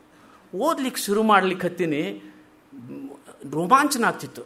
ಇಷ್ಟು ಚಲೋ ಪುಸ್ತಕಗಳು ನಾ ಹೆಂಗೆ ಮಿಸ್ ಮಾಡಿದ್ದೆ ಮೊದಲು ಅಂತ ಅನ್ಕೋತು. ಆಗ ಅಂದ್ಕೊಂಡೆ, ಈಗ ನಾನು ಒಬ್ಬನೇ ಸ್ವಾರ್ಥಿ ಹಾಕಬೇಕು, ಬರೀ ನಾನೇ ಓದ್ಕೋಬೇಕು, ಅಥವಾ ನಾವು ಯಾರಿಗೂ ಸ್ವಲ್ಪ ಹಂಚ್ಕೊಳ್ಳು, ಹಿಂಗೆ ಅನಿಸ್ತು. ಹಂಚ್ಕೊಳ್ಳೋದು ಇರದೇ ಇರ್ತದೆ. ಇಲ್ಲೇ ಅಂತ ಕನ್ನಡದೊಳಗೆ ಎಲ್ಲರಿಗೂ ಗೊತ್ತದ, ಇದೇ ಇಂಗ್ಲೀಷ್ ಒಳಗೆ ಟ್ರಾನ್ಸ್ಲೇಟ್ ಆಗಿರ್ತಾವಾಗ, ಎಷ್ಟೊಂದು ಟ್ರಾನ್ಸ್ಲೇಟ್ ಆಗೋ ನೋಡೀನಿ ನಾನು. ಆದರೆ ನಮ್ಮ ಮಂದಿ ಅಂದರೆ ಫ್ರೆಂಚ್ ಮಂದಿಗೆ ಗೊತ್ತಾಗ್ಬೇಕಲ್ಲ, ಫ್ರೆಂಚ್ ಮಂದಿಗೆ ಡೈರೆಕ್ಟಾಗಿ ಹೇಳೋಣ ಅಂತಂದು ಏನೋ ಆಶಾ ಬಂತು. ಭಾಳ ದಿವಸದ ಹಿಂದೆ ವಂಶವೃಕ್ಷ ಮಾಡೋಣ ಅಂತಿದ್ದೆ ಭೈರಪ್ಪನವ್ರದ್ದು. ಖರೆ ಬಾ ಆ ಪುಸ್ತಕ ನೋಡಿದ್ರೆ ಅಂಜಿಕೆ ಬರ್ತಿತ್ತು, ಅದು ಇಷ್ಟು ದೊಡ್ಡ ಪುಸ್ತಕ, ಅದನ್ನು ಹೆಂಗೆ ಮಾಡೋದು ಅಂಥೇಳಿ ಈ ಸಣ್ಣ ಕಥೆಗಳು ಶುರು ಮಾಡಿಕೊಂಡೆ. ಹೀಗೆ ಹೆಂಗೆ ಮಾಡೋದು? ನಂದು ನಾವು ಉಡಾಳ, ನಾ ಯಾವತ್ತೂ ಸಾಲಿಗೆ ಹೋಗಿಲ್ಲ ಅಷ್ಟು ಚೊಲತ್ನಾಗೆ. ಅಂದ್ರೆ ಈ ಫ್ರೆಂಚ್ ನಾನು ಈ ರಸ್ತೆ ಒಳಗೆ ಕಲ್ತಿದ್ದು, ಲ್ಯಾಬ್ ಹುಡುಗರ ಜೋಡಿ ಕಲ್ತಿದ್ದು. ಇದು ಈಗ 4 ಗಂಟೆ ಲೆಕ್ಚರ್ ಕೊಡ್ತೀನಿ ಅನ್ನಲ್ಲ, ಸುಳ್ಳಲ್ಲ. ಖರೆ ಬರೆಯೋದು ಭಾಳ ತ್ರಾಸಾಗ್ತದೆ. ಬರೆಯೋದೇ ಬೇರೆ ಭಾಷೆ ಇರ್ತದೆ. ನಾವು ಹೇಳಿದ್ವಲ್ಲ, ಈಗ ಬರೆಯೋದೊಂದು ಅಲ್ಲೇನು. ಸೊ ನಾನು ಓದ್ಲಿಕ್ಕೆ ಹತ್ತೀನಿ, ಅದನ್ನು ಫ್ರೆಂಚ್ ಒಳಗೆ ಅನ್ಲಿಕ್ಕೆ ಹತ್ತೀನಿ, ಫ್ರೆಂಚ್ ಒಳಗೆ ಹಿಂಗೆ ಯೋಚನೆ ಮಾಡ್ಲಿಕ್ಕೆ ಹತ್ತೀನಿ, ಹೇಳಲಿಕ್ಕೆ ಹತ್ತೀನಿ. ಯಾರಿಗೋ ಒಬ್ರಿಗೆ ಹೇಳ್ದಂಗೆ. ನನ್ನ ಮಕ್ಕಳಂತೂ ನಾನು ಮಾತು ಕೇಳೋದಿಲ್ಲ, ನನ್ನ ಕಥೆನೂ ಕೇಳೋದಿಲ್ಲ, ನೀನೆಲ್ಲ ಬೋರು ಅಂತ ಹೋಗ್ತಿರ್ತಾವ. ಯಾರಿಗಾರೆ ಒಬ್ರು ಹಿಂಗೆ ಹೇಳಬೇಕು ಅನಿಸ್ತು. ಆಗ Louis Gunnell, Suresh you know her, Louis Gunnell ಮತ್ತು ಶಿವಪ್ಪ ತರಳಘಟ್ಟಿ, ಶಿವಾನಂದ ತರಳಘಟ್ಟಿ, ಶಿವು ತರಳಘಟ್ಟಿ ಅವರು ಸಿತಾರ್ ವಾದಕರು. 35 ವರ್ಷದಿಂದ ಪ್ಯಾರಿಸಿಗೆ ಬಂದು ಅವರು ಅಲ್ಲಿ ಸಿತಾರ್ ಬಾರಿಸಿ ಅವ್ರಿಗಲ್ಲಿ ಪಾಠಗಳು ಹೇಳಿಕೊಟ್ಟು ವರ್ಕ್ಶಾಪ್ಸ್ ಮಾಡಿ ಭಾಳ ಏಕ್ದಮ್ ಟಾಪ್ ಕ್ಲಾಸ್ ಕನ್ನಡಿಗ ಅವರು. ನಮಸ್ಕಾರ ಶಿವಜಿ ಅವರಿಗೆ ಕೃತಜ್ಞತೆಗಳು. ಆಮೇಲೆ ಅಲ್ಲಿ ಬಾಜೂಕಿದ್ದಾರಲ್ಲ ಲೂಯಿಸ್ ಗ್ಯುನೆಲ್ ಅಂತ ಹೇಳಿ, ಸಾಧಾರಣ ಮನುಷ್ಯ ಅಳಲ್ಲ ಇರಕ್ಕೆ, ನನ್ನ ಏಕ್ದಮ್ ಖಾಸ್ ದೋಸ್ತ್ ಗೆಳತಿ. ಅವ್ರ ಜೋಡಿ ಅವ್ರು ನಾನು ಸಣ್ಣವಿದ್ರು, ನಮ್ಮ ಹುಡುಗರು ಅಗದಿ ಸಣ್ಣವಿದ್ರು, ಆಗ ಮನೆಗೆ ಬರ್ತಿದ್ರು. ಯಾಕೆ ಬರ್ತಿತ್ತು ಅಂತಂದ್ರೆ ನಮ್ಮದು ಪರಿಚಯ ಇತ್ತು. ಯಾಕಂದ್ರೆ ಶಿವಪ್ಪ ತಳಗಟ್ಟಿಯವರು ನಮ್ಮ ಮನ್ಯಾಗ ಬಂದು ಸ್ವಲ್ಪ ಭಾಕ್ರಿ ಜುಣಕ ಹಿಂಗೇನಾರು ಮಾಡ್ತಿದ್ದೆ. ಭಾಕ್ರಿ ಜುಣಕ ಓದ್ತದ್ರು ಇಲ್ಲ, ಹಾಂ. ಆಮೇಲೆ ರೊಟ್ಟಿ ಗಿಟ್ಟಿ ಏನಾರೇ ಮಾಡ್ತಿದ್ದೆ, ಇದು ಇಲ್ಲಿಂದ ತೊಗೊಂಡು ಹೋಗಿದ್ರು, ಅಥವಾ ಅನ್ನ ಸಾರು ಚಲೋತ್ತಿಗೆ ಮಾಡ್ತಿದ್ದೆ. ಬರ್ತಿದ್ರು, ಮಾತಾಡ್ಕೊಂತ ಹರಟಿ ಹೊಡ್ಕೊತ ಕೂತಿದ್ವಿ. ಬರೀ ಹರಟಿ ಹೊಡಿಯೋದು ಯಾಕೆ, ಈ ಕಚಿ ನಿಮ್ಗೆ ಯಾಕೆ ಹೇಳಬಾರ್ದು ಅಂತ ನಾನು ಲೂಯಿಸ್ಗೆ ಹೇಳಿದೆ. Louis English professor, French professor, music ಅಂತೂ ನನಗೆ ಭಾರಿ ಜ್ಞಾನಿಗಳು, ಮ್ಯೂಸಿಕ್ ಬಿಡ್ರಿ. ಆಗ ಹೇಳಿದೆ, ಲೂಯಿಸ್ ನಾನು ನಿಮ್ಮ ಕಥೆ ಹೇಳ್ತೀನಿ, ಆ ಕಥೆ ಬರೆಯೋಣೇನೋ ಅಂಥೇಳಿ. ಆಗ ಬರೀಲಿಕ್ಕೆ ಶುರು ಮಾಡಿದ್ವಿ. ಇಷ್ಟು ಚಲೋ ಅನಿಸ್ತು. ಆ ಅವ್ರು ಬರೀಲಿಕ್ಕೆ ಹತ್ತಾರ, ನಾ ಹೇಳಲಿಕ್ಕೆ ಹತ್ತೀನಿ. ಅದು ಒಂದು ಬೇರೆ ಪ್ರಪಂಚನೇ ಆಯಿತು. ಅವ್ರು ಬರ್ತಿದ್ರು, ಹೋಗ್ತಿದ್ರು. ಈ ಫೋಟೋ ಗ್ರೀಸ್ ಒಳಗೆ ತೆಗೆದಿದ್ದು. ಒಂದು ವಾರ ಒಂದು ವರ್ಕ್ಶಾಪಲ್ಲಿ ಗ್ರೀಸ್ ಒಳಗೆ ಹೋಗಿ, ಯಾವುದು ಇದು ಇಲ್ಲ, ಝಂझट ಇಲ್ಲ, ಬೇರೆಯವ್ರದ್ದು ಯಾರು ತ್ರಾಸಿಲ್ಲ. ಹೋಗಿ ಬರೆಯೋದು, ಕೂತು ಮತ್ತು ನಾವು ಹೇಳೋದು, ಅವ್ರು ಹೇಳೋದು ಬರೆಯೋದು, ಭಾಳ ಚಂದ ಇರ್ತಿತ್ತು. ಹೀಗಾಗಿ ನಾನು ಈಗ ಸದ್ಯಕ್ಕೆ 12 ಕಥೆ ಮುಗಿಸೀನಿ, ಹಾಂ, ಅವ್ರ ಜೋಡಿ. ಆಮೇಲೆ ಈಗಾಗಲೇ ಒಬ್ಬರು ಪಬ್ಲಿಷರ್ ಜೋಡಿ ಕಾಂಟ್ಯಾಕ್ಟ್ ಮಾಡ್ಲಿಕ್ಕೆ ಹತ್ತೀನಿ. ಆಮೇಲೆ ನಂದು ಇದು ಟ್ರಾನ್ಸ್ಲೇಷನ್ ಸರಿ ಇರಲಿಕ್ಕಿಲ್ಲ, ಯಾಕಂತಂದ್ರೆ ನಾನು ಫ್ರೆಂಚ್ ಟೈಟಲ್ ನೋಡಿ ಕನ್ನಡ ಬರೆದೆ. ಹಾಗಾಗಿ ನಾ ತಪ್ಪು ಮಾಡಿದ್ರೆ ಕ್ಷಮಿಸ್ಬೇಡಿ. ಅದು ಕಡಿದಂತೂ ತಪ್ಪು, ಅದು ಸನ್ಯಾಸಿ ಅಲ್ಲ, ಅದು ನೀವು ಹೇಳ್ಬೇಕು. ಅದು ಏನಂತೇಳಿ ಮರ್ತೀನಿ, ಯಾಕಂದ್ರೆ ಪುಸ್ತಕ ಇವತ್ತು ತಂದಿಲ್ಲ. ನಿಮ್ಗೆ ಗೊತ್ತಿರಬೇಕಲ್ಲ ಇವರೇ, ಕಡೆದು ಸನ್ಯಾಸಿ ಇರಲಿ. ಸೊ ನೀವು ಈ ಕಥೆಗಳೆಲ್ಲ ನಿಮ್ಗೆ ಗೊತ್ತಿರಬೇಕು. ಗೊತ್ತಿಲ್ಲ ಅಂತಂದ್ರೆ ಇವತ್ತಿನಿಂದ ಗೊತ್ತಾಗಲೇಬೇಕು ನಿಮಗೆ. ಇವತ್ತಿನಿಂದ ಇಷ್ಟು ಚಲೋ ಕಥೆ ನಿಮ್ಗೆ ಎಲ್ಲಿ ಸಿಗೋದಿಲ್ಲ, ಹಾಂ, ತೊಗೊಳ್ಳೇಬೇಕು ನೀವು. ಓಕೆ. ಸೊ ನಾನು ಎಷ್ಟು ಹೊತ್ತು ಮಾತಾಡಿದೆ ಗೊತ್ತಿಲ್ಲ. ನಾನು ವಿಜ್ಞಾನದ ಬಗ್ಗೆ, ನನ್ನ ಸಂಶೋಧನೆ ಬಗ್ಗೆ ಮಾತಾಡೋಕ್ಕಿಂತ ಮುಂಚೆ ಒಂದು 5-10 ಮಿನಿಟು ಇದು ಭಾಷಾಂತರ ಮಾಡುವಾಗ ಏನೋ ಎಷ್ಟೋ ಪ್ರಶ್ನೆಗಳು ಬಂದು, ಎಷ್ಟೋ ವಿಷಯಗಳು ಎದುರು ಬಂದು, ನನಗೆ ಕೆಲವೊಂದು ಸರ್ತಿ ಇದು ತ್ರಾಸಾಗ್ತಿತ್ತು. ಹೆಂಗೆ ಮಾಡೋದು, ಹೆಂಗೆ ಹೇಳೋಣ ಅಂಥೇಳಿ. ಅದ್ರ ಬಗ್ಗೆ ನಾ ಒಂದು 2 ಮಿನಿಟ್. ಒಂದು ರೋಲ್ ಆಫ್ ವಿಮೆನ್ ಅಂತಂದ್ರೆ ಯಾವುದೇ ಕಥೆ ತೊಗೊಳ್ರಿ, ಇವಾಗ ನೋಡ್ರಿ, ಅಲ್ಲಿ ಕಥೆ ಹೆಸರು ನೋಡಿದ್ರೆ ಗೊತ್ತಾಗ್ತದೆ. ಹಾಂ, ನಿಜಗಲ್ಲಿನ ರಾಣಿ ಆಗಲಿ, ಮಂಗಮ್ಮ ಆಗಲಿ, ಲಕ್ಷ್ಮಮ್ಮ ಆಗಲಿ, ಇದು ಕಾಮನದ ಹಬ್ಬದ ಒಂದು ಕಥೆ. ಕಾಮನದ ಹಬ್ಬದ ಕಥೆ ನೆನಪದೇನು ನಿಮ್ಗೆ? ಆ ಹೆಣ್ಮಗಳು ಗಂಡ ಹೋಗ್ಬಿಟ್ಟಿರ್ತಾನ, ಖರೆ ಆಕೆ ಗೊತ್ತಿರ್ತದೆ, ಒಂದಲ್ಲ ಒಂದು ದಿವಸ ಬಂದೇ ಬರ್ತಾನೆ ತಿರುಗಿ ಅಂತಂತ ಹೇಳಿ. ಆ ಕಾಮನ ಹಬ್ಬ ಸುಡ್ತಾರಲ್ಲ, ಕಾಮಣ್ಣನ ಸುಡ್ತಾರಲ್ಲ, ಸುಟ್ಟಾಗ ಬೂದಿ ಬರ್ತದಲ್ಲ, ಆ ಬೂದಿ ಮೈಯಾಗ ಹಚ್ಚಿ ಲಬೋ ಲಬೋ ಅಂತ ಹೋಗ್ತಾರೆ. ಲಬೋ ಲಬೋ ಹೆಂಗೆ ಹೇಳ್ತೀರಿ ಇಂಗ್ಲೀಷ್ನೊಳಗೆ, ಹೆಂಗೆ ಹೇಳ್ತೀರಿ ಫ್ರೆಂಚ್ ಒಳಗೆ? ತ್ರಾಸತ್ ನನಗೆ. ಈ ಲಬೋ ಲಬೋ ನಾ ಹುಡ್ಕೋಬೇಕಾಯ್ತು. ಲಬೋ ಲಬೋ, ಹಾಂ, ಈ ಲಬೋ ಲಬೋ ಹೆಂಗೆ ಮಾಡಿದ್ರಪ್ಪ ಅಂಥೇಳಿ ಮಾಡಿನ. ಹೆಂಗಾರೆ ಇರಲಿ, ನೋಡೋಣಂತ, ಅವ್ರಿಗೆ ಅರ್ಥ ಆಗ್ತದೋ ಇಲ್ಲೋ ಗೊತ್ತಿಲ್ಲ. ಲಬೋ ಲಬೋ ಅಂತ ಮಾಡಿನಂತ. ಹಾಂ, ಭಾಳ ಇಷ್ಟು ಮಜಾ ಅನಿಸ್ತಿತ್ತು. ಈ ಆಕಿ ಜೋಡಿ ನಾನು ಹೊಡ್ಕೊಳ್ಳಿಕ್ಕೆ ಶುರು ಮಾಡಿದೆ. ಇದನ್ನ ಹೆಂಗೆ ಟ್ರಾನ್ಸ್ಫರ್ ಮಾಡ್ತೀವಿ, ಮಾಡುವ, ನೀನೇ ಮಾಡುವ ಅಂತಂದೆ. ಆಕೆಗೆ ತ್ರಾಸಾಗ್ತೀವಿ. ಹಿಂಗೆ ಇರಲಿ, ಅದೊಂದು ಸಣ್ಣ ಪ್ರಸಂಗ. ಇಂಥ ಭಾರಿ ಪ್ರಸಂಗ ರೀ. ಒಂದಾದ್ಮೇಲೆ ಒಂದು ಏನರೇ ಒಂದು ಮಜಾ ಇರ್ತಿತ್ತು ಅದು. ಅಥವಾ ಕೆಲವೊಂದು ಸರ್ತಿ ಅಗದಿ ಸೀರಿಯಸ್ ಟಾಪಿಕ್ ಆಗ್ತಿತ್ತು. ಜಾತಿ ಅಂದ್ರೆ ಏನು? ಬ್ರಾಹ್ಮಣರು, ಏನು ವೈಶ್ಯರು, ಅಥವಾ ಹಿಂಗೆ, ಇದು ನಾವು ಹಿಂಗೆ ಅಂತ ತಿಳ್ಕೊಂಡಿರ್ತೀವಿ ಜಾತಿ ಅಂದ್ರೆ. ಅಲ್ಲೇನೋ ಖರೆ ಪಕ್ಷಿ ಜಾತಿ ಅಂತಂದ್ರೆ ಅವಾಗೂ ಯಾವ ಜನಿವಾರ ಶುರು ಮಾಡಿದ್ರಿಪ್ಪ, ಅದು ನನಗೆ ಗೊತ್ತಿರಲಿಲ್ಲ. ಪಕ್ಷಿಗಳು ಜನಿವಾರ ಹಾಕೋತಾವೋ, ಇದು ಲಿಂಗಾಯತರ ಗತ್ತೆ ಕಲ್ಲು ಹಾಕೋತಾವೋ, ಅವಕ್ಕೆ ಪಕ್ಷಿ ಜಾತಿ ಅಂತಂದ್ರಲ್ಲ. ಸೊ ಜಾತಿ ಹೆಂಗೆ ಟ್ರಾನ್ಸ್ಲೇಟ್ ಮಾಡೋದು? Caste is not the real translation. I mean French ಅಂತೂ ನನಗೆ ಮಾಡ್ಲಿಕ್ಕೆ ಆಗಲಿಲ್ಲ. ನನಗಂದ್ರೆ ನಾನು ತಪ್ಪು ಹೇಳಬಾರ್ದು, ಯಾಕಂದ್ರೆ ನಾನು ಅಜ್ಞಾನಿ, ನನಗೆ ಗೊತ್ತಿಲ್ಲ, ನಾನು ಬರೀ ಟ್ರಾನ್ಸ್ಲೇಟ್ ಮಾಡವ, ಮತ್ತು ಏನಾರ ಹೇಳಿ ನಾನು ತಪ್ಪು ಹೇಳಬಾರ್ದು ಅಂತ ಹಿಂಗೆ ಇದೊಂದು ತ್ರಾಸ ಆಯ್ತು ನನಗೆ. ಸೊ ಇಂಥ ಪದಗಳು ಬಂದಾಗ, ಇಂಥ ವಿಷಯ ಬಂದಾಗ ಈ ಸಂದಿಗ್ಧ ಪರಿಸ್ಥಿತಿ ಅಂತಾರಲ್ಲ, ಹಂಗೆ ಸಿಕ್ಕಾಕೊಳ್ತಿದ್ದೆ. ಆಮೇಲೆ ಓಕೆ, 1-2 ಮಾತು ಸ್ತ್ರೀಯರ ಬಗ್ಗೆ. ಫ್ರೆಂಚ್ ಮಂದಿ, ಜಗತ್ತಿನ ಎಲ್ಲ ಮಂದಿ ಸ್ತ್ರೀಯರು ರೋಲ್ ಭಾಳ ಇಂಪಾರ್ಟೆಂಟ್ ಅದ, ಭಾಳ ಮುಖ್ಯದ ಅಂತ ನಿಮಗೂ ಗೊತ್ತದ. ಖರೆ ನೀವು ಜೋನ್ ಆಫ್ ಆರ್ಕ್ ಅವ್ರ ಕಥೆ ಗೊತ್ತಿರಬೇಕು. ಆಮೇಲೆ ಮಾರಿ ಕ್ಯೂರಿ, ಆಮೇಲೆ ಭಾಳ ಮಂದಿ ಕಥೆ ಬರೆದಿರಲ್ಲ. ನಾವು ದಿವಸದ ಹಿಂಗೆ ಮಾಡ್ತಿರ್ತೀವಿ. ಖರೆ ನೀವು ಓದಬೇಕು ಕೆಲವೊಂದು ಪುಸ್ತಕಗಳು ಅಥವಾ ಕೆಲವೊಂದು ಸಿನಿಮಾಗಳು ಬರೆದಿರ್ತಾರೆ. ಇಷ್ಟು ಮಹಿಳಾ ಅವ್ರ ರೋಲ್, ಅವ್ರ ಪ್ರಭಾವ ಭಾರಿ. ಅದನ್ನು ನಮ್ಮ ಅಜ್ಜ ಅವರು ನಿಜಗಲ್ಲಿನ ರಾಣಿ ಒಳಗೆ ಕಡಿ ದೃಷ್ಟಿದೊಳಗೆ ಏನಾಗ್ತದೆ, ಹಾಂ,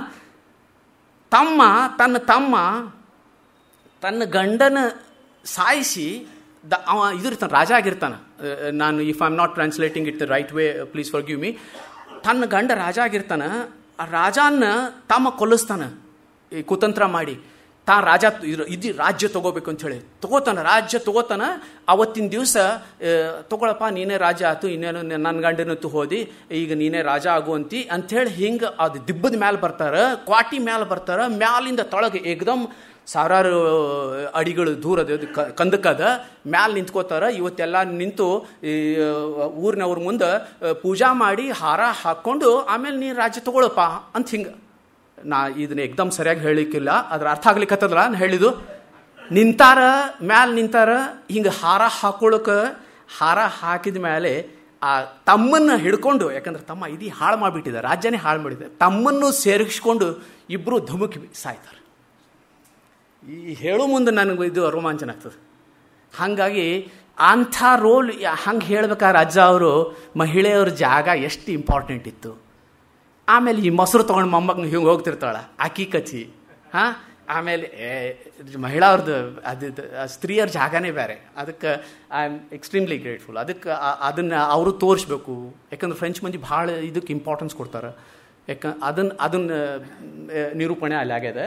ಆಮೇಲೆ ಇನ್ನೊಂದು 2-3 ಕಾನ್ಸೆಪ್ಟ್ ಹಿಂಗೆ ಬಂದು ಸ್ವಲ್ಪ ಸಂದಿಗ್ಧ ಪರಿಸ್ಥಿತಿ ಏನಾಯ್ತು. ಪುಣ್ಯಾತ್ಮನ ಟ್ರಾನ್ಸ್ಲೇಟ್ ಮಾಡಬೇಕಾಯ್ತು. ಪುಣ್ಯ ಹೆಂಗೆ ಮಾಡೋದು? ಯಾಕಂದ್ರೆ ಪುಣ್ಯ ಗೊತ್ತಿರಬೇಕು, ಪುಣ್ಯಾತ್ಮ ಮೊದಲು ಅಲ್ವೇನೋ. ಏನಾಗಿದೆ ಈಗ, ನೀವು ಫ್ರೆಂಚ್ಗೆ ಹೋಗಬೇಡ್ರಿ, ಯಾಕಂದ್ರೆ ನಿಮಗೆ ಫ್ರೆಂಚ್ ಅಷ್ಟು ಗೊತ್ತಿರ್ಲಿಕ್ಕಿಲ್ಲ. ಇಂಗ್ಲೀಷ್ಗೆ ಹೋಗೋಣ ಅಂತ. ಪುಣ್ಯ ಪಾಪ ಹೌದಿಲ್ಲ? ನಾವು ಪುಣ್ಯ ಪಾಪ ಗೊತ್ತದ, ಪಾಪ ಗೊತ್ತದ ಸಿನ್. ಪುಣ್ಯ ಹೆಂಗೆ ಮಾಡ್ತೀರಿ? ವರ್ಚ್ಯೂ ಅಂತಿರೋ, ವರ್ಚ್ಯೂಸ್ ಅಂತಿರೋ, ಕ್ವಾಲಿಟೀಸ್ ಅಂತಿರೋ, ಏನೇನೋ ಅನ್ಬೋದು.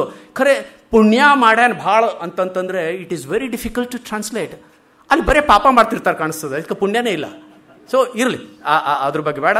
ಸೊ ಹೀಗಾಗಿ ಅದು ಪುಣ್ಯ ಪಾಪದ ಬಗ್ಗೆ ಒಂದು ಇದು ಶುರು ಆಯ್ತು, ಒಂದು ವಾಗ್ವಾದ ಶುರು ಆಯ್ತು ನಮ್ಮೊಳಗೆ.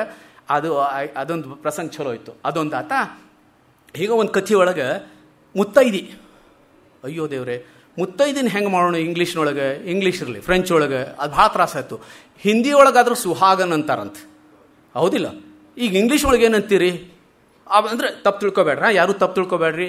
ಮುತ್ತೈದಂದ್ರೆ ಅವರು ಇನ್ನೂ ಕುಂಕುಮ ಹಚ್ಕೋಬೇಕು, ಕುದುರೆಯೊಳಗೆ ತಲೆ ಹಾಕೋಬೇಕು, ಗಂಡ ಸತ್ತಿರಬಾರ್ದು, ಇವೆಲ್ಲ ಏನೇನೋ ಇರ್ತಾವೆ ಕಂಡೀಷನ್ಸ್.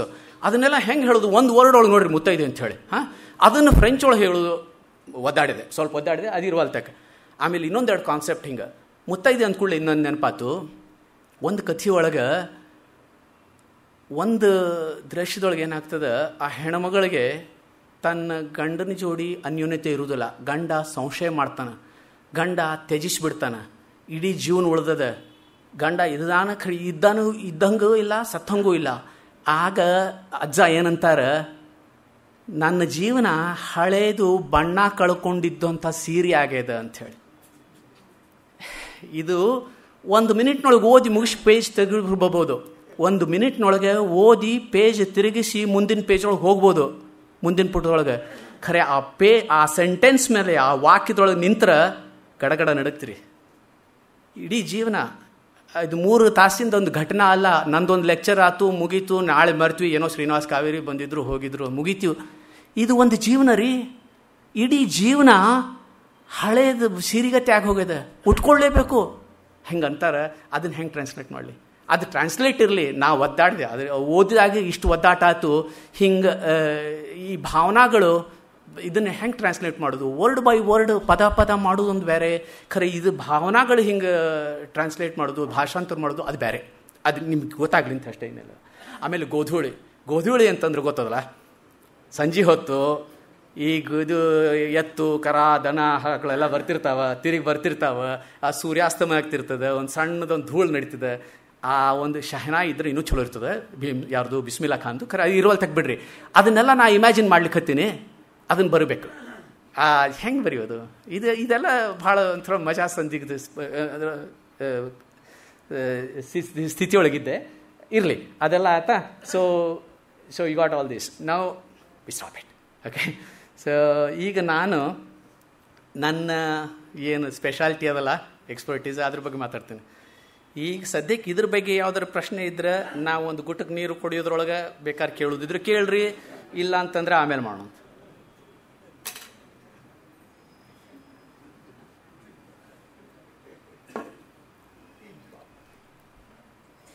ಇಂಟರ್ವಲ್ ಅಂತಾರಲ್ಲ ಹಂಗಿದು.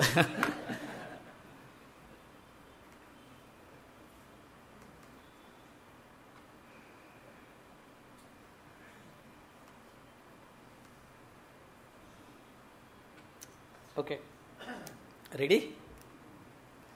ಸೊ ನಾನು ಸುಮಾರು 35 ವರ್ಷದಿಂದ ಈ ಇನ್ಸ್ಟಿಟ್ಯೂಟ್ ಒಳಗೆ, ಈ ಸಂಸ್ಥೆ ಒಳಗೆ ಕೆಲಸ ಮಾಡ್ಲಿಕ್ಕತ್ತೀನಿ. ಇದು ಪ್ಯಾರಿಸ್ ನಡುವೆ ಜಾರ್ದಾನ್ ದು ಲುಕ್ಸಂಬೂರ್ಗ್ ಅಂಥೇಳಿ, ಪ್ಯಾರಿಸ್ನವ್ರಿಗೆ ಹೋದವ್ರಿಗೆ ಗೊತ್ತಿರ್ತದೆ. ಈ ಕಡೆ ಪಾಂತಯೋನ್ ಅದ. ಪಾಂತಯೋನ್ ಅಂತಂದ್ರೆ ಭಾರಿ ದೊಡ್ಡ ಮನುಷ್ಯರು, ಅಗದಿ ದೊಡ್ಡ ಮನುಷ್ಯರು. ಯಾರು? Victor Hugo, Louis pastor, Pierre ಮಾರಿ ಕ್ಯೂರಿ, ಶಾರ್ಲ್ ಬೌದ್ಲೇರ್, ದೊಡ್ಡ ದೊಡ್ಡ ಲೇಖಕರು. ಗೀ ದು ಮೊಪಾಸನ್. ಗೀಬ್ ದು ಮೊಪಾಸನ್ ಅಂತ ಕೂಡಲೇ ನೆನಪಾತು. ನಿಮ್ಮ ಪುಸ್ತಕದೊಳಗೆ ಇವತ್ತು ಗೀಬ್ ದು ಮೊಪಾಸನ್ ಟ್ರಾನ್ಸ್ಲೇಟ್ ಮಾಡ್ಯಾರ ಒಬ್ಬರು ಕನ್ನಡದವ್ರು. ಇವತ್ತು ಇದು ಕೊಟ್ಟರಲ್ಲ, ಉತ್ಥಾನದೊಳಗೆ ಮಾಡ್ಯಾರ. ಸೊ ಅದು ಬಾಜುಕದ. ಆಮೇಲೆ ನಮ್ಮ ಲ್ಯಾಬಾರ್ಟ್ರಿ ಅದು ಸೆನೆಟ್ ಬಿಲ್ಡಿಂಗ್, ಸೆನೆಟ್ ಬಿಲ್ಡಿಂಗ್ ಹಿಂದೆ, ಆ ಬಿಲ್ಡಿಂಗ್ ಹಿಂದೆ ನಂದು ಲ್ಯಾಬಾರ್ಟ್ರಿ ಅದ.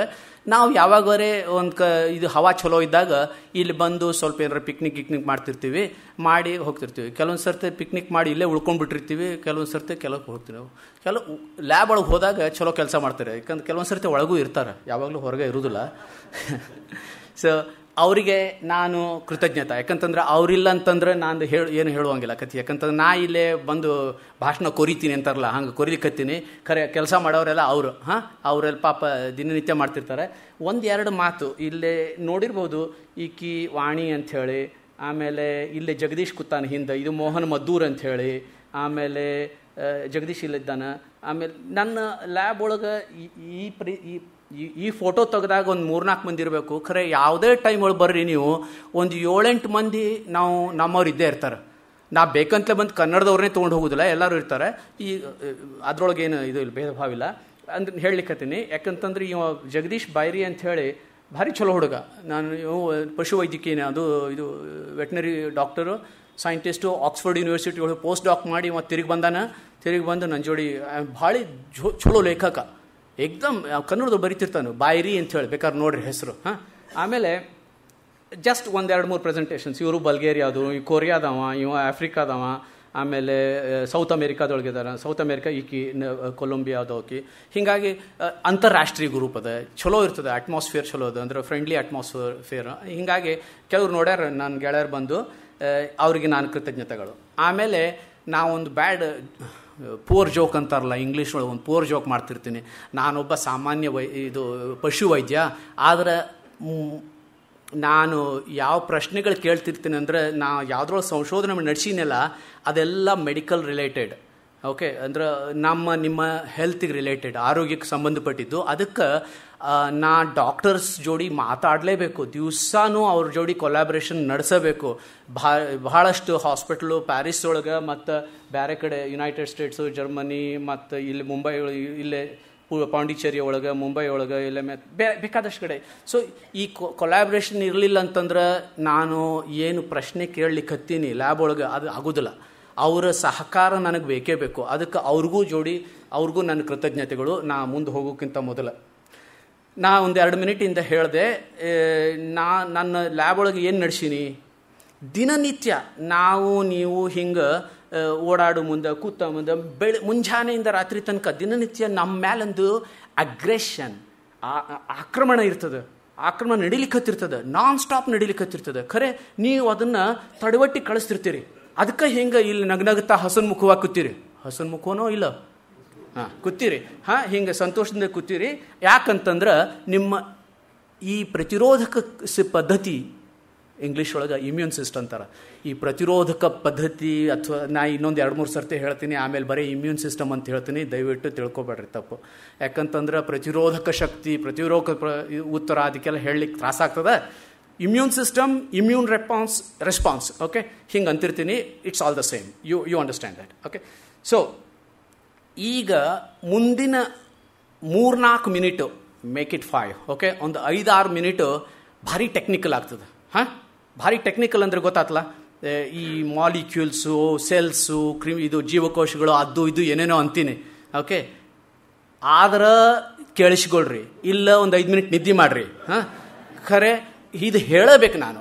ಇದು ಹೇಳಲಿಲ್ಲ ಅಂತಂದ್ರೆ ನಾ ಮುಂದೆ ಗಾಡಿ ಹೋಗೋದಿಲ್ಲ. ಆಮೇಲೆ ಈ ಸ್ಲೈಡ್ ಮುಗಿದ ಮೇಲೆ ಮತ್ತೆ ಹೇಳ್ರಿಬೇಕಾರೆ. ಹಾಂ, ಓಕೆ. ಸೊ ಎಡಗಡೆ ಏನು ತೋರಿಸೀನಿ, ಇವು ಡ್ಯಾಂಪ್ ಅಥವಾ ಪ್ಯಾಂಪ್ ಅಂತ ಏನು ಬರ್ದಿನಿಲ್ಲ, ಅಲ್ಲೇ ಕೋಲು ಮತ್ತು ಈ ಬ್ಯಾಕ್ಟೀರಿಯಾ ಅಥವಾ ವೈರಸ್ ಅಥವಾ ಫಂಗಸ್ ಇವೆಲ್ಲ ಏನು ಬರ್ತಾವಲ್ಲ, ಅವು ತಮ್ಮ ಚಿಹ್ನೆಗಳಿರ್ತಾವೆ. ಅದ್ರ ಮೇಲೆ ಒಂದು ಸಣ್ಣ ಸಣ್ಣ ಚಿಹ್ನೆ, ಮೋಟಿಫ್ ಅಂತಾರೆ ಇಂಗ್ಲೀಷ್ ಒಳಗೆ. Danger associated molecular patterns, these are patterns, or pathogen associated molecular patterns, these are just biochemical structures. ಇದು ಪ್ಯಾಟರ್ನ್ಸ್ ಇರ್ತಾವೆ, ಚಿಹ್ನೆಗಳು. ಓಕೆ, ಆ ಚಿಹ್ನೆಗಳು ಅಂದ್ರೆ ಅವುಗಳ ಜೋಡಿನೇ ಬರ್ತಾವೆ. ಅವು ಅದು ಬಂದಾಗ ಈ ಒಳಗೆ ದೇಹ ನೋಡ್ತದೆ. ಆಗ ಇಮ್ಯೂನ್ ಸಿಸ್ಟಮ್ ಎಚ್ಚರ ಆಗ್ತದೆ. ಓಹೋ, ಯಾರು ಬಂದಾರ ಇಲ್ಲೇ, ಹೊರಗಿನವರೋ ನಮ್ಮವರೋ. ನೋಡ್ರಿ ಸ್ವಾರ್ಥಗಳು. ಹಾಂ, ಹೊರಗಿನವರು ನಮ್ಮವರು. ಇವು ನಮ್ಮವರಾದ್ರೆ ಅಡ್ಡಿ ಇಲ್ಲ, ಹೊರಗಿನವರಾದ್ರೆ ನೋಡಬೇಕು ಏನು ಅಂತ ಹೇಳಿ. ಅದನ್ನು ಅಟ್ಟಿಸಿ ಹೊರಗೆ ಹೋಗ್ಲಿಕ್ಕೆ ಇನ್ನೊಂದು ಸಿಸ್ಟಮ್ ಅದ. ಅದು ನೀವು ಸಣ್ಣವರಿದ್ದಾಗ ಫ್ಯಾಗೋಸೈಟ್ಸ್ ಅಂತ ಕೇಳಿರ್ಬೇಕು, ಮ್ಯಾಕ್ರೋಫೇಜ್ ಅಂತ ಕೇಳಿರ್ತೀರಿ. ಈ ಕೆಲವೊಂದು ಜೀವಕೋಶಗಳಿರ್ತಾವೆ, ಅವುಗಳು ತಮ್ಮ ಆ ಸೆಲ್ ಸರ್ಫೇಸ್ ಮೇಲೆ ಕೆಲವೊಂದು ಮೋಟಿಫ್ ಇರ್ತಾವೆ. ಆ ಮೋಟಿಫ್ ಅದನ್ನು ರೆಕಗ್ನೈಸ್ ಮಾಡ್ತಾವೆ, ಅದನ್ನು ಇದು ಗುರ್ತು ಹಚ್ತಾವೆ. ಹೇ, ಇದು ಹೊರಗಿಂದು, ಇದು ನಮ್ಮದು, ಇದು ನಮ್ಮದು, ಇದು ಹೊರಗಿಂದು. ಹಿಂಗೆ ನಡೀತಿರ್ತದೆ ಯಾವಾಗಲೂ. ಈ ಸಣ್ಣದು ಬಂದು ಈಗ ಒಂದು ಇವತ್ತೇನೋ ಒಂದು 2-3 ಶೀನಿದ್ರೆ ಒಂದು ಯಾರು ಇಲ್ಲಿ ಬಾಜುಕೇನೋ ಅದು ಆಗಿತ್ತು. ಒಂದು ಸಣ್ಣದಾಗಿ ಒಂದು ಲೋಡ್, ವೈರಸ್ ಲೋಡು, ಬ್ಯಾಕ್ಟೀರಿಯಾ ಜಾಸ್ತಿ ಇರಲಿಲ್ಲ, ಅದು ಬಂತು ಹೋತು. ಇದು ಹೆಂಗಂತಂದ್ರೆ ಈಗ ಇಲ್ಲಿ ಕಾಶ್ಮೀರದೊಳಗಾಗಲಿ ಅಥವಾ ಅರುಣಾಚಲ ಅಲ್ಲಿ ಸ್ವಲ್ಪ ಆಗ್ತಿರ್ತಾವಲ್ಲ, ಇನ್ಫಿಲ್ಟ್ರೇಷನ್ ಕೇಳಿರ್ತೀರಿ ನೀವು. ಹಾಂ, ಅದಾದಾಗೆಲ್ಲ ಒಂದು ದೊಡ್ಡ ಯುದ್ಧ ಮಾಡ್ಲಿಕ್ಕೆ ಆಗ್ತದೇನೋ, ಆಗೋದಿಲ್ಲ. ಈ ಮಧ್ಯಪ್ರದೇಶದಿಂದ ಆಗಲಿ ಕೇರಳದಿಂದ ಆಗಲಿ ದೊಡ್ಡ ಆರ್ಮಿ ಕಳಿಸ್ತಾರೇನೋ, ಕಳಿಸೋದಿಲ್ಲ. ಹೌದಿಲ್ಲ, ಅಲ್ಲೇ ಸಣ್ಣದಾಗಿ ಅಡ್ಜಸ್ಟ್ ಮಾಡ್ಕೊಂಡು ನಡೆಸ್ತಾರೆ. ಈಗ ನಾ ಸಣ್ಣವಿದ್ದಾಗ ಮಲ್ಲೇಶ್ವರದಿಂದ ಹೆಬ್ಬಾಳ ತನಕ ಯಾವಾಗಾರೆ ಒಂದೊಂದು ಸರ್ತಿ ವೀಕೆಂಡ್ ಒಳಗೆ ಸೈಕಲ್ ತೊಗೊಂಡು ಹೋಗ್ತಿದ್ದೆ. ಸೈಕಲ್ ತೊಗೊಂಡು ಹೋಗುವಾಗ ಮೇಕ್ರಿ ಸರ್ಕಲ್ ಹತ್ತಿಲೆ, ಆ ಸದಾಶಿವನಗರ ಹತ್ತಿಲೆ, ಹಂಗೆ ನೋಡ್ತಿದ್ದೆ. ಈಗಿನ ಗತ್ತೆ ಆವಾಗ ಟ್ರಾಫಿಕ್ ಇರಲಿಲ್ಲ, ಸಂಚಾರ ಭಾಳ ಕಡಿಮೆ ಇತ್ತು, ಟ್ರಾಫಿಕ್ ಇರಲಿಲ್ಲ. ನಾನು 70ನೇ ಇಸ್ವಿ ಒಳಗೆ ಹಿಂಗೆ ನೋಡ್ತಿದ್ದೆ, ರೆಡ್ ಲೈಟ್ ಇರ್ತಿತ್ತು, ಯಾರೂ ಇರ್ತಿರ್ಲಿಲ್ಲ, ಪ್ಲಕ್ ಅಂತ ಹಿಂಗೆ ಹೋಗಿಬಿಡ್ತಿದ್ದೆ. ಕೆಟ್ಟ ಹುಡುಗ. ಹಾಂ, ಏನು ಅಂತಿರ್ಲಿಲ್ಲ, ಯಾರು ಅಂತಿರ್ಲಿಲ್ಲ. ಅಕಸ್ಮಾತ್ ಏನಾರೇ ಆ ಕಾನ್ಸ್ಟೇಬಲ್ ರಾಮಣ್ಣನ ಕೈಯಾಗ ಸಿಕ್ಕಿಬಿಟ್ರು ಆಗ ಹೇಳ್ತಿದ್ದೆ, ಏನಪ್ಪ ಏನು ನಡೆಸಿದೀಯಾ, ಏನು ಮಾಡ್ತಿದೀಯಾ ಅಂತ ಹೇಳ್ತಾರೆ. ಏನಿಲ್ಲ ಸರ್, ಸ್ವಲ್ಪ ಅರ್ಜೆಂಟ್ ಇತ್ತು ಸರ್. ಅರ್ಜೆಂಟ್ ಆದರೆ ಹೀಗೆಲ್ಲ ಆಗತ್ತಾ, ಪಕ್ಕದೊಳಗೆ ನಿಂತ್ಕೊಳ್ಳಿ ಅಲ್ಲಿ ನಿಂತ್ಕೊಂಡಿರ್ತಿದ್ದು. ಆಮೇಲೆ ಅವ್ರದ್ದೆಲ್ಲ ವ್ಯವಹಾರ ಮುಗಿಸಿ ಬರ್ತಿದ್ರು. ಏನು ಅಂಥೇಳಿ ಸ್ವಲ್ಪ ಹೊತ್ತು ವಾಗ್ವಾದಾದ್ಮೇಲೆ ಒಂದು 5-10 ಏನೋ ಮಾಡಿ ನಡೆಸಿಬಿಡ್ತಿತ್ತು ಕೆಲಸ ಅಲ್ಲೇನು. ಅಕಸ್ಮಾತು ಅದು ಏನು ಸಣ್ಣ ಅಪರಾಧ, ದೊಡ್ಡ ಅಪರಾಧ ಏನಿಲ್ಲ, ಯಾರಿಗೂ ಏನೂ ಆಗಿಲ್ಲ. ಅಕಸ್ಮಾತ್ ನಾನೇ ಒಬ್ಬ ದೊಡ್ಡ ಫಿಲ್ಮ್ ಸ್ಟಾರ್ ಆಗಿದ್ದೆ ಅಂತ ಇಟ್ಕೊಳ್ರಿ, ಹೆಬಳಿಕರ್ಗಿಂತ ದೊಡ್ಡ ಫಿಲ್ಮ್ ಸ್ಟಾರ್ ಅಂತ ಇಟ್ಕೊಳ್ರಿ. ಹಾಂ, ಅದು ನನ್ನೊಂದು ದೊಡ್ಡ ಗಾಡಿ ಇತ್ತು ಅಂತ ಇಟ್ಕೊಳ್ರಿ. ಆಮೇಲೆ ಫುಟ್ಪಾತ್ ಮೇಲೆ ಯಾರೋ ಮಂದಿ ಮಲ್ಕೊಂಡಿರ್ತಾರೆ ಅಂತ ಇಟ್ಕೊಳ್ರಿ. ಅವ್ರ ಮಂದಿ ಮೇಲೆ ನಾನು ಹಾಯಿಸಿ ಹೋದ್ರೆ ನನ್ನನ್ನು ಹಂಗೆ ಬಿಡ್ತಾರೇನು? ಬಿಡುದಿಲ್ಲ, ಕಳ್ಕೊಂಡು ಹೋಗ್ತಾರೆ ಒಳಗೆ. ಹೇ ತೋರಿಸ್ಪ, ನಿಂದು ಜಾತಕ ತೋರಿಸು, ನಿಂದು ಇದು ಪಾಸ್ಪೋರ್ಟ್ ತೋರಿಸು, ID ಕಾರ್ಡ್ ತೋರಿಸು, ಅದು ಇದು ಅಂತ. ಹಂಗೆ ಇಮ್ಯೂನ್ ಸಿಸ್ಟಮ್ ಒಳಗೂ ಹಂಗೆ ಈ ಕ್ರಿಮಿಗಳು ಕೀಟಗಳು ಸಣ್ಣದು ಬಂದು ಹೋಗ್ತಿರ್ತಾವೆ. ನೀವು ಕೇಳಿರಿ, ನೀವು 7ನೇ 8ನೇ ಒಳಗಿದ್ದಾಗ ಇಲ್ಲೇ ಕೂದಲಿರ್ತಾವೆ ಮೂಗೊಳಗೆ, ಇಲ್ಲೇ ಟಿಯರ್ಸು ಅಂದ್ರೆ ಕಣ್ಣೀರು ಇರ್ತಾವೆ, ಮತ್ತು ಮೂಗಿನೊಳಗೆ ಸಿಂಬಳು ಇರ್ತದೆ, ಆಮೇಲೆ ಮ್ಯೂಕಸ್ ಇರ್ತದೆ.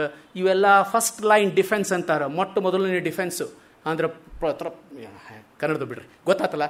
ಇದು ಹಾಕ್ತಿರ್ತಾವೆ, ಒಳಗೆ ಬೀಳಕ್ಕೆ ಬರೋದಿಲ್ಲ. ಖರೆ ದೊಡ್ಡ ಇನ್ಫೆಕ್ಷನ್ ಆಯ್ತು, ಯಾವುದೋ ಒಂದು ಇದು ತಡಿಲಿಕ್ಕೆ ಆಗಲಿಲ್ಲ ಅಂತಂದ್ರೆ ಆಗ ಇಮ್ಯೂನ್ ಸಿಸ್ಟಮ್ಮು ಎಚ್ಚರ ಆಗ್ತದೆ. ಎಚ್ಚರಾಗಿ ಹೇಳ್ತದೆ, ಓಹೋ ಇದನ್ನು ನಾವು ಸ್ವಲ್ಪ ತಯಾರಿ ಮಾಡಬೇಕಾಗ್ತದೆ, ಇದಕ್ಕೆ ವಿಶೇಷವಾಗಿ ನೋಡ್ಕೋಬೇಕಾಗ್ತದೆ, ಯಾಕಂದರೆ ಈ ಇನ್ಫೆಕ್ಷನ್ ಸಣ್ಣದಲ್ಲ ಅಂಥೇಳಿ. ಆಗ ಅದಕ್ಕೊಂದು ವಿಶೇಷ ಸೆಲ್ಸ್ ಇರ್ತಾವೆ, ಆ್ಯಂಟಿಜನ್ ಪ್ರೆಸೆಂಟಿಂಗ್ ಸೆಲ್ಸ್ ಅಂತಾರೆ.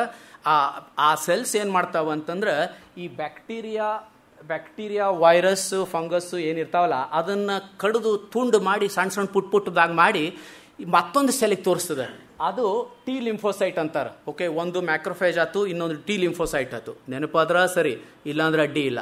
ಈ ಲಿಂಫೋಸೈಟು ಅದನ್ನು ರೆಕಗ್ನೈಸ್ ಮಾಡ್ತಾವೆ, ಅಂದ್ರೆ ಗುರ್ತು ಹಚ್ತಾವೆ. ಯಾವುದೋ ಒಂದು ಮೋಟಿಫ್ ಇರ್ತಾವೆ ಸಣ್ಣದಾಗಿ, ಇಡೀ ಬ್ಯಾಕ್ಟೀರಿಯಾನೇ ರೆಕಗ್ನೈಸ್ ಮಾಡೋದಿಲ್ಲ. ಒಂದು ಸಣ್ಣ ಮೋಟಿಫು, ಸಣ್ಣದೊಂದು ಭಾಗ, ಆ ಭಾಗ ಈ ಆ್ಯಂಟಿಜನ್ ಪ್ರೆಸೆಂಟಿಂಗ್ ಸೆಲ್ ಅದನ್ನು ರೆಕಗ್ನೈಸ್ ಮಾಡಿ ಅದಕ್ಕೆ ಓಕೆ ನಾವು ಇದನ್ನು ತಯಾರು ಮಾಡೋಣ ಅಂತ ಹೇಳಿ ಇನ್ನೊಂದು ಸೆಲ್ಗೆ ಸಿಗ್ನಲ್ ಕಳಿಸ್ತಾವೆ. ಆ ಇನ್ನೊಂದು ಜೀವಕೋಶಗಳು ಯಾವುದು? B lymphocytes. ನೆನಪಿಲ್ದಿದ್ರೆ ನಡೀತದೆ. ಆ ಬಿ ಲಿಂಫೋಸೈಟ್ಸ್ ಕೆಲಸ ಏನು? ಅವುಗಳು ಒಂದು ಮಾಲಿಕ್ಯೂಲ್ ಇದು ಪ್ರೊಡ್ಯೂಸ್ ಮಾಡ್ತಾವೆ, ಅದು ಆ ಮಾಲಿಕ್ಯೂಲ್ಸ್ಗೆ ಆ್ಯಂಟಿಬಾಡೀಸ್ ಅಂತಾರೆ. ನೀವು ಕೇಳಿರ್ಬೇಕು ಆ್ಯಂಟಿಬಾಡೀಸ್ ಅಂತ ಹೇಳಿ. ಅಲ್ಲೇನು ಆ್ಯಂಟಿಬಾಡೀಸ್ ನಾ ಕನ್ನಡದೊಳಗೆ ಹೇಳಲಿಕ್ಕೂ ಹೋಗೋದಿಲ್ಲ. ಓಕೆ, ನನಗೆ ಗೊತ್ತಿಲ್ಲ ಅದು ಕನ್ನಡದೊಳಗೆ ಏನಂತ ಹೇಳಿ. ಈ ಆ್ಯಂಟಿಬಾಡಿ ಈ ವೈ ಶೇಪ್ಡ್ ಇರ್ತಾವೆ, ಹಿಂಗೆ ವೈ ಶೇಪ್, ಓಕೆ, ಈ ವೈ ಆಕಾರದ್ದಿರ್ತಾವೆ. ಒಂದು ಕಡೆ ಈ ಕೈ ಅದಲ್ಲ, ಅಲ್ಲೇ ಈ ಬ್ಯಾಕ್ಟೀರಿಯಾ ಅಥವಾ ವೈರಸ್ ಅಥವಾ ಫಂಗಸ್ ಅದನ್ನು ಗುರ್ತು ಹಚ್ತಾವ. ಆಮೇಲೆ ಕಾಲು ಏನಿರ್ತದಲ್ಲ, ಇದು ವೇರಿಯಬಲ್ ಪೋರ್ಷನ್ ಅಂತಾರೆ. ಮ್ಯಾಲೆ ವೇರಿಯಬಲ್, ಅದು ಅಡ್ಜಸ್ಟ್ ಆಗ್ತವೆ, ಬೇರೆ ಬೇರೆ ಶೇಪ್ಗೆ ಬೇರೆ ಬೇರೆ ಆಕಾರಕ್ಕೆ ಅಡ್ಜಸ್ಟ್ ಆಗ್ತದೆ. ತಳಗಿಂದು FC ರಿಸೆಪ್ಟರ್ ಅಂತ ಹೇಳಿ ಇಲ್ಲೇ ಸೆಲ್ಸ್ ಇರ್ತಾವೆ, ಇನ್ನೊಂದು ಸ್ಪೆಷಲೈಸ್ ಸೆಲ್ಸ್ ಇರ್ತಾವೆ, ಮ್ಯಾಕ್ರೋಫೇಜಸ್. ಅವು ಅದ್ರ ಮೇಲೆ ಕೂತ್ಕೋತಾವೆ. ಅದ್ರ ಮೇಲೆ ಕೂತ್ಕೂಡ್ಲೆ, ಸಾರಿ ಇದು ಟೆಕ್ನಿಕಲ್ ಅದ, ಒಂದು 2-3 ಮಿನಿಟ್ ತಡ್ಕೊಳ್ರಿ, ದಯವಿಟ್ಟು ತಡ್ಕೊಳ್ರಿ. ಅದು ಈ ಇಂಟರಾಕ್ಷನ್ ಶುರುವಾದ ಕೂಡಲೇ ಆ ಸೆಲ್ಸ್ ಭಾಳ ಇದು ಸೈಟೋಕೈನ್ಸ್ ಎಲ್ಲ ಸಕ್ರಿ ಶುರು ಮಾಡ್ತಾವೆ. ಅಂದ್ರೆ ಐಡಿಯಾ ಏನು, ಆ ಬ್ಯಾಕ್ಟೀರಿಯಾ ವೈರಸ್ ಫಂಗಸ್ ಏನದಲ್ಲ ಅದನ್ನು ದಬ್ ಹಾಕಬೇಕು, ಅದನ್ನು ಸಾಯಿಸಬೇಕು, ಅದು ಮುಖ್ಯ. ಅದಕ್ಕೆ ಅವು ಭಾಳ ಆ್ಯಕ್ಟಿವೇಟ್ ಆಗ್ತವೆ. ಆ ಆ್ಯಕ್ಟಿವೇಟ್ ಆದಾಗ, ಪ್ರಖರವಾದಾಗ ಏನಾಗ್ತದೆ, ಇನ್ಫ್ಲಮೇಷನ್ ಅಂತ ಶುರು ಆಗ್ತದೆ. ನಿಮ್ಗೆ ಗೊತ್ತಿರಬೇಕು, ಇನ್ಫ್ಲಮೇಷನ್ ಅಂತ ಕೇಳಿರ್ತೀರಿ ನೀವು. Inflammation at that level is very healthy. ಅದು ಬೇಕು, ಅದಿದ್ರೇ ಆ ಬ್ಯಾಕ್ಟೀರಿಯಾ ವೈರಸ್ ಫಂಗಸ್ ಎಲ್ಲ ಇರ್ತದಲ್ಲ ಅದನ್ನು ದಬ್ ಹೊರಗೆ ಹಾಕ್ಬೋದು. ಅದು ಅತಿ ಆತಂತಂದ್ರೆ ತ್ರಾಸಾಗ್ತದೆ. ಅದು ಅತಿ ಇನ್ಫ್ಲಮೇಷನ್ ಆಗದಿರಲಿ ಅಂಥೇಳಿ ಮತ್ತೊಂದು ಅಲ್ಲಿ ಒಳಗೆ ಫೀಡ್ಬ್ಯಾಕ್ ಮೆಕ್ಯಾನಿಸಮ್ ಇರ್ತದೆ, ಜಾಸ್ತಿ ಆಗಬಾರ್ದು ಅಂಥೇಳಿ. ಅದನ್ನು ಇಮಿಡಿಯೇಟ್ಲಿ ಅದು ಬರ್ತದೆ. ನೀ ಕೆಲಸ ಮುಗಿಸಿದೇನಪ್ಪ, ನಾ ಬರ್ತೀನಿ, ಇನ್ಫ್ಲಮೇಷನ್ ಕಂಟ್ರೋಲ್ ಮಾಡ್ತೀನಿ, 3-4 ದಿವಸ ಒಳಗೆಲ್ಲ ಹೋತು, ನಡೀತದೆ. ಜ್ವರ ಯಾವಾಗಲೂ ಸಪ್ರೆಸ್ ಮಾಡಬಾರ್ದು, ಜ್ವರ ಒಳ್ಳೆಯದು ಕೆಲವೊಂದು ಸರ್ತೆ. ಓಕೆ, ಅದು ನಡೀಲಿಲ್ಲ. ಆಮೇಲೆ ಏನಾಗ್ತದೆ, ಇನ್ನೊಂದು ಸಿಸ್ಟಮ್, ಕಾಂಪ್ಲಿಮೆಂಟ್ ಸಿಸ್ಟಮ್ ಅಂತ ಬರ್ತದೆ. ಕಾಂಪ್ಲಿಮೆಂಟ್ ಸಿಸ್ಟಮು ಒಂದು ಸರಣಿ, ಇಡೀ ಒಂದು ಚೈನ್ ಆಫ್ ರಿಯಾಕ್ಷನ್. ಅದು ಕಡಿಕೆ ಏನಾಗ್ತದೆ, ಬ್ಯಾಕ್ಟೀರಿಯಾ ವೈರಸ್ಸನ್ನು ಕೊಂದುಬಿಡ್ತದೆ, ದಬ್ಬಾಗ್ತದೆ. ಖರೆ ಅದು ಸುದ್ದ ಭಾಳ ಆಗಬಾರ್ದು. ಅದು ಭಾಳ ಆದ್ರೆ ಸೆಪ್ಸಿಸ್ ಅಂತ ಕೇಳಿರ್ತೀರಿ ನೀವು, ಸೆಪ್ಸಿಸ್, ಸೆಪ್ಟಿಕ್ ಶಾಕ್ ಅಂತ ಹೇಳಿ. ಅದಾಗ್ತದೆ. ಅದು ಆಗಬಾರ್ದು ಅಂಥೇಳಿ ಅದಕ್ಕೂ ಒಂದು ಕಂಟ್ರೋಲ್ ಮೆಕ್ಯಾನಿಸಮ್. ಎಲ್ಲದಕ್ಕೂ ಪ್ರಕೃತಿಯೊಳಗೆ ಒಂದು ಒಂದು ಅಗೋನಿಸ್ಟ್ ಏನಾರು ಇರ್ತಿರೋದಿಲ್ಲ, ಅದಕ್ಕೆ ಆ್ಯಂಟಗೋನಿಸ್ಟ್ ಎಫೆಕ್ಟ್ ಇದ್ದೇ ಇರ್ತದೆ. ಜಾಸ್ತಿ ಆಗಬಾರ್ದು ಅಂಥೇಳಿ ಕಂಟ್ರೋಲ್ ಆಗಬೇಕು, ಯಾವಾಗಲೂ ಕಂಟ್ರೋಲ್ ಇರ್ಬೇಕು ಅಂಥೇಳಿ. ಅಕಸ್ಮಾತ್ ಇದೂ ಕಂಟ್ರೋಲ್ ಮಾಡಲಿಲ್ಲ ಅಂತಂದ್ರೆ ಮತ್ತು ಈಗ ಲಿಂಫೋಸೈಟ್ಸ್ ಅಂತ ಹೇಳಿದ್ನಲ್ಲ, ಆ ಲಿಂಫೋಸೈಟ್ಸ್ ಎದ್ದು ಬಂದು ಈಗ ನಾ TH1, TH17, Tregs ಅಂತ 3-4 ಹಿಂಗೆ ಹೇಳ್ತೀನಿ, ತಪ್ಪು ತಿಳ್ಕೊಬೇಡ್ರಿ. ಅವೆಲ್ಲಾನು ಒಂದೊಂದು ಬ್ಯಾಕ್ಟೀರಿಯಾ ಅಥವಾ ವೈರಸ್ ಅಥವಾ ಫಂಗಸ್ ಏನಿರ್ತಾವಲ್ಲ ಅದಕ್ಕೆ ಸ್ಪೆಷಲೈಸ್ಡ್ ಇರ್ತಾವೆ. ಇಂಥ ಇನ್ಫೆಕ್ಷನ್ ಬಂದರೆ ಇಂಥ ಸೆಲ್ಸ್ ಬರಬೇಕು ಅಂಥೇಳಿ ಅದು ಅವುಗಳ ಕರ್ತವ್ಯ. ಅವು ಮುಗಿಸಿ ಹೊರಗೆ ಕಳಿಸಿರ್ತಾವೆ. ಕಳಿಸಿದ ಮೇಲೆ ಮತ್ತು ಅದರೊಳಗೆ ಇನ್ನೊಂದು ಸೆಲ್ ಬರ್ತದೆ, ಆಯ್ತಪ್ಪ ನಿನ್ನ ಕೆಲಸ ಮುಗೀತು, ನಡೆಯುವಾಗ ಹಿಂಗಾಗಿ ಜ್ವರ ಗಿರ ಬಂದ್ರೆ 3-4 ದಿವಸದೊಳಗೆಲ್ಲ ಸರಿ ಹೋಗ್ತದೆ. ಇದು ಯಾವಾಗಲೂ ನಡೀತಿರ್ತದೆ. ಇದು ಬಹಳ ಮುಖ್ಯ. ನಾನು ಇದೆಲ್ಲ ಆದಮೇಲೆ ಒಂದು ಡಿಪೆಂಡ್ಸ್ ಆನ್ ದ ಇನ್ಫೆಕ್ಷನ್. ಅದು ಇನ್ಫೆಕ್ಷನ್ ಮುಗೀತದೆ. ಓಕೆ, ಇಷ್ಟೇ ಟೆಕ್ನಿಕಲ್ ಮುಗೀತು ನೋಡ್ರಿ. ಸೊ ಇದು ನೆನಪಿಟ್ಕೊಂಡಿರಿ. ಈ ಚಿತ್ರ ಮತ್ತೆ ತೋರಿಸ್ತಿರ್ತೀನಿ ನಾನು. ಈ ಚಿತ್ರ ನನಗೆ ಇಮ್ಯೂನ್ ರೆಸ್ಪಾನ್ಸ್ ಅಂದರೆ ನೀವು ಪ್ರತಿಯೊಂದು ಸರ್ತೆ ಯಾವಾಗರೇ ನಿಮ್ಗೆ ಇನ್ಫೆಕ್ಷನ್ ಆದಾಗ ಇದೆಲ್ಲ ಆಗ್ತಿರ್ತದೆ. ಮೈಲ್ಡ್ ಆಗಲಿ, ಮೈಲ್ಡ್ ಇದ್ರೆ ಇಲ್ಲ ಇನ್ನೇಟ್ ಇಮ್ಯೂನ್ ಸಿಸ್ಟಮ್, ಇಲ್ಲ ಜೋರು ಇನ್ಫೆಕ್ಷನ್ ಬಂತಂದ್ರೆ ಇದೆಲ್ಲ ನಡೀತಿರ್ತದೆ. ಇದು ನೆನ್ಪಿಟ್ಕೊಂಡಿರಿ. ಯಾಕೆ ನೆನ್ಪಿಟ್ಕೊಂಡಿರಬೇಕು ಅಂದ್ರೆ, ಈಗ ಅಕಸ್ಮಾತ್ ಇದರೊಳಗೆ ಈ ದೊಡ್ಡ ಒಂದು ಜಟಿಲವಾದ ಒಂದು ತೋರಿಸಿದ್ನಲ್ಲ ನಾನು, ಅದರೊಳಗೆ ಯಾವುದರೊಳಗೂ ಒಂದು ಕೊರತೆ ಕಡಿಮೆ ಇದ್ದಂತಂದ್ರೆ ಏನಾಗ್ತದೆ, ನೀವು ಇನ್ಫೆಕ್ಷನ್ನು ಇದು ಫೈಟ್ ಮಾಡ್ಲಿಕ್ಕೆ ಆಗೋದಿಲ್ಲ. ನೀವು ಕೇಳಿರಬೇಕು, ಇದು ದುರದೃಷ್ಟವಶಾತ್ ಭಾಳಷ್ಟು ಮಕ್ಕಳು ಹಿಂಗೆ ಹುಟ್ಟಿರ್ತಾವೆ. ಅಂದರೆ ಭಾಳ ಅಂದ್ರೆ ಏನು, ಒಂದು ಇಮ್ಯೂನ್ ಡಿಫಿಷಿಯನ್ಸಿ ಅಂತ ಕರೀತಾವೆ. It's a genetic disease. There are genes that are responsible for all these interactions. Every step, ಈ ಎಲ್ಲ ಒಂದು ಕ್ರಿಯೆ ನಡೀಲಿಕ್ಕೆ ಹತ್ತಿರ್ತದಲ್ಲ ಅದಕ್ಕೆಲ್ಲಾನು it is controlled by genes. ಆ ಜೀನ್ಸ್ ಏನಾದ್ರೆ ನಿಮ್ಮ ಡಿಫೆಕ್ಟ್ ಇತ್ತು ಅಂತಂದ್ರೆ ನೀವು ಆ ಕೂಸು ಹುಟ್ಟಿದಾಗ್ಲಿಂದಾನೇ you will be susceptible for infections. ಮತ್ತೆ ಇನ್ಫೆಕ್ಷನ್ ಬರ್ತಿರ್ತಾವೆ, ಗೊತ್ತಾಗೋದಿಲ್ಲ ಏನಾಗಿಲ್ಲ ಅಂತ ಹೇಳಿ, ಏನು ಮಾಡ್ಲಿಕ್ಕೆ ಆಗೋದಿಲ್ಲ. ಯಾಕಂದ್ರೆ genetically the is born with a defect. ಅದಕ್ಕೆ ಜೀನ್ಸ್ ಇಟ್ಸ್ ಪರಿಸರ ಆದ್ರೆ ಕಂಟ್ರೋಲ್ ಮಾಡ್ಬೋದು, ಜೀನ್ಸ್ ಆದರೆ ಏನು ಮಾಡೋದು ಅಂಥದಕ್ಕೆ. ಒಬ್ಬ ಫ್ರೆಂಚ್ ಡಾಕ್ಟರ್ ನನ್ನ ಗೆಳೆಯರವರು, ಅವ್ರ ಜೋಡಿ ನಾನು ಸ್ವಲ್ಪ ಕೆಲಸ ಮಾಡೀನಿ, ಅಲಾನ್ ಫಿಶರ್ ಅಂಥೇಳಿ ಜೀನ್ ಥೆರಪಿ ಅಂತ ಕೇಳಿರ್ಬೇಕು ನೀವು. ಅಂದ್ರೆ ಜೀನ್ಸ್ ಒಳಗಡೆನೆ ಹೋಗಿ ಯಾವ ಜೀನ್ ಡಿಫೆಕ್ಟ್ ಇತ್ತಲ್ಲ, ಯಾವುದ್ರೊಳಗೆ ಕಲಂಕಶ ಇತ್ತು, ಯಾವುದ್ರೊಳಗೆ ಡಿಫೆಕ್ಟ್ ಅಂದರೆ ದೋಷ ಇತ್ತು, ಆ ಜೀನ್ ತೆಗೆದು ಮತ್ತೊಂದು ಜೀನ್ ಅಲ್ಲಿ ಹಾಕಿ ಆ ಹುಡುಗರನ್ನ ರಿಪೇರಿ ಮಾಡೋದು. ಒಂದು ದಿವಸ ಇವ್ರ ಹೆಸರು ನೋಬಲ್ ಬರ್ಬೋದು, ಬರಲಿಲ್ಲ ಅಂದರೂ ಸುದ್ದ ಅಲಾನ್ ಫಿಶರ್. ನೆನ್ಪಿಟ್ಕೊಳ್ರಿ, ಭಾರಿ ಮನುಷ್ಯ, ಭಾರಿ ಸಿಂಪಲ್ ಮನುಷ್ಯ. ಆ ಹುಡುಗ ಎಡಗಡೆ ಅದು ಕೂಸದಲ್ಲ, ಆ ಬಬಲ್ ಅಂತಾರಲ್ಲ, ಆ ಗುಳ್ಳಿ ಒಳಗೆ ಬದುಕುದಿಲ್ಲ, ಬದುಕಲಿಕ್ಕಾಗೋದಿಲ್ಲ. ಹೊರಗೆ ಬಂತಂದ್ರೆ ಸಾಯ್ತದೆ, ಯಾಕಂದ್ರೆ ಇನ್ಫೆಕ್ಷನ್ ಇರ್ತದೆ. ಈ ಮನುಷ್ಯ, ನಮ್ಮ ಅಲಾನ್ ಫಿಶರ್ ಪ್ರೊಫೆಸರ್, ಆ ಜೀನ್ ಥೆರಪಿ ಮಾಡಿ ಆ ಹುಡುಗನ ಉಳಿಸ್ಯಾರ. ಭಾರಿ ಭಾರಿ ಸ್ಮಾರ್ಟ್. ಇದು ಅದರೊಳಗೂ ಭಾಳ ತೊಂದರೆಗಳವ. ನಾವು ಇನ್ನೂ ಅದನ್ನು ಗೆದ್ದಿಲ್ಲ. ಈಗ ನಾಳೆ ಹೋಗಿ ಅಲ್ಲಿ ಇಲ್ಲಿ ಮೂರಿಯೊಳಗೆ ಬಸವನಗುಡಿ ಒಳಗೆ ನಂಗೊಂದು ಸ್ವಲ್ಪ ಜೀನ್ ಥೆರಪಿ ಕೊಡ್ರಿ ಅಂತಂದ್ರೆ ನಡೀದಿಲ್ಲ. ಯಾಕಂತಂದ್ರೆ ಇನ್ನೂ ಒಂದು 20-30 ವರ್ಷ ಆಗ್ಬೇಕಾಗ್ತದೆ. ಅದು ಎಲ್ಲ ಇದು ಕಾಮನ್ ಪ್ರಾಕ್ಟೀಸ್ ಆಗ್ಲಿಕ್ಕಂದ್ರೆ ಖರೆ ನೀವು ನೆನಪಿಟ್ಕೊಳ್ರಿ. ಆಮೇಲೆ ಇದನ್ನೊಂದು ಹೇಳಿದೆ. ಈಗ ಹೇಳಲಿಕ್ಕತ್ತಿದೆ, ಈ ಕಾಂಪ್ಲಿಕೇಟೆಡ್ ಸಿಸ್ಟಮ್ ಒಳಗೆ ಒಂದೇನಾರ ಡಿಫೆಕ್ಟ್ ಇತ್ತಂತಂದ್ರೆ ಪ್ರಾಬ್ಲಮ್ ಆಯ್ತು, ಪ್ರೈಮರಿ ಇಮ್ಯುನೋ ಡಿಫಿಷಿಯನ್ಸಿ ಆಯ್ತು. ಗೊತ್ತಾತಲ್ಲ, ಡಿಫೆಕ್ಟ್ ಅಂದ್ರೆ ಗೊತ್ತಾಯ್ತು. ಅದಿಲ್ಲ, ಒಂದಿಲ್ಲ, ಒಂದು ದೋಷದ ಅದರೊಳಗೆ. ಓಕೆ, ಅಕಸ್ಮಾತ್ ಒಂದೇ ಒಂದು ಈ ಭಾಗದೊಳಗೆ ಯಾವುದರ ರಿಯಾಕ್ಷನ್ ಭಾರಿ ಆಗ್ಲಿಕ್ಕೆ ಶುರು ಆಗ್ತದೆ, ಭಾಳ ಶುರು ಆಗ್ತದೆ. ಅದಕ್ಕೇನಂತಾರೆ? ಅಲರ್ಜಿ ಅಂತಾರೆ. ನಿಮ್ಗೆಲ್ಲರೂ ಗೊತ್ತೇ ಅದು ಅಲರ್ಜಿ ಅಂತ ಕೇಳಿರ್ತೀರಿ. ಇಲ್ಲ ಹಾಲಿಗಿರಬೇಕು, ಇಲ್ಲ ತತ್ತಿ ಇರಬೇಕು, ಇಲ್ಲ ಬಟಾಟಿ, ಇಲ್ಲ ಯಾವುದೋ ಕೆಲವು ಸೌತಿಕಾಯಿ ಆಗೋದಿಲ್ಲ. ಹಿಂಗೆ ಯಾಕಾಗೋದಿಲ್ಲ? ಅದನ್ನು ದೇಹ ಏನು ತಿಳ್ಕೊತದೆ, ಇದು ನಂದಲ್ಲ, ಇದು ನನಗೆ ಬೇಡ ಇದು ಅಂತ ರಿಜೆಕ್ಟ್ ಮಾಡ್ಲಿಕ್ಕೆ ಶುರು ಆಗ್ತದೆ. ರಿಜೆಕ್ಟ್ ಮಾಡಿದಾಗ ಭಾಳ ರಿಯಾಕ್ಷನ್ ಆಗ್ತದೆ. ಈಗ ಏನು ರಿಯಾಕ್ಷನ್ ನಾ ಹೇಳಿದ್ನಲ್ಲ, ಅಗ್ದಿ ಜೋರು ರಿಯಾಕ್ಷನ್ ಅದು, ನೀವು ತಪ್ಪು ತಿಳ್ಕೊಬೇಡ್ರಿ, ಅದು ಸಾಧಾರಣ ಅಲ್ಲ. ಆ ರಿಯಾಕ್ಷನ್ನು ಶುರುವಾಗಿ ಕಂಟ್ರೋಲ್ ಆಗೋದಿಲ್ಲ. ಆಗ ನಿಮ್ಗೆ ಅಲರ್ಜಿ, ಈಗ ನೆಗಡಿ ಹೋಗೋದು, ಅಥವಾ ಚರ್ಮದ ರೋಗ ಬರೋದು, ಎಕ್ಸಿಮಾ ಆಗೋದು, ಅವೆಲ್ಲ ಅಲರ್ಜಿ. ನೀವು ಕೇಳಿರಲ್ಲ, ನಾ ಹೇಳೋದಿಲ್ಲ ಅದ್ರ ಬಗ್ಗೆ ಭಾಳ. ಅದೊಂದು ಆತ. ಇನ್ನೊಂದು ಕೇಳ್ರಿ, ಈಗ ನಾ ಇಷ್ಟೊತ್ತು ತನಕ ಏನು ಹೇಳಿದೆ, ಬ್ಯಾಕ್ಟೀರಿಯಾ ಫಂಗಸ್ ಅಂತ ಮತ್ತೆ ಅನ್ಲಿಕ್ಕೆ ಹತ್ತೀನಲ್ಲ, ಬ್ಯಾಕ್ಟೀರಿಯಾ ವೈರಸ್ ಫಂಗಸ್ ಅವೇನು? ಅವು ಹೊರಗಿನ ಪರಜೀವಿಗಳು ಇಲ್ಲಿ ಬರ್ಲಿಕ್ಕೆ ಹತ್ತಾವ. ಸೊ ಈ ನಿಮ್ಮ ದೇಹಕ್ಕೆ, ನಿಮ್ಮ ದೇಹದೊಳಗೆ ನಿಮ್ಮ ಇಮ್ಯೂನ್ ಸಿಸ್ಟಮ್ ಅದು ಹೊರಗಿಂದು ಇದು ನಮ್ಮದು ಅಂತ ಹೆಂಗೆ ಗೊತ್ತಾಗಬೇಕು? ಇದು ಭಾಳ ಇಂಪಾರ್ಟೆಂಟ್ ಅದ. ಅಕಸ್ಮಾತ್ ಇದು ಗೊತ್ತಾಗಲಿಲ್ಲ ಅಂದರೆ ಭಾಳ ತ್ರಾಸಾಗ್ತದೆ. ಇದು ಹೊರಗಿಂದು, ಇದು ಒಳಗಿಂದು. ಓಕೆ, ಸ್ವಹ ಅಂತ.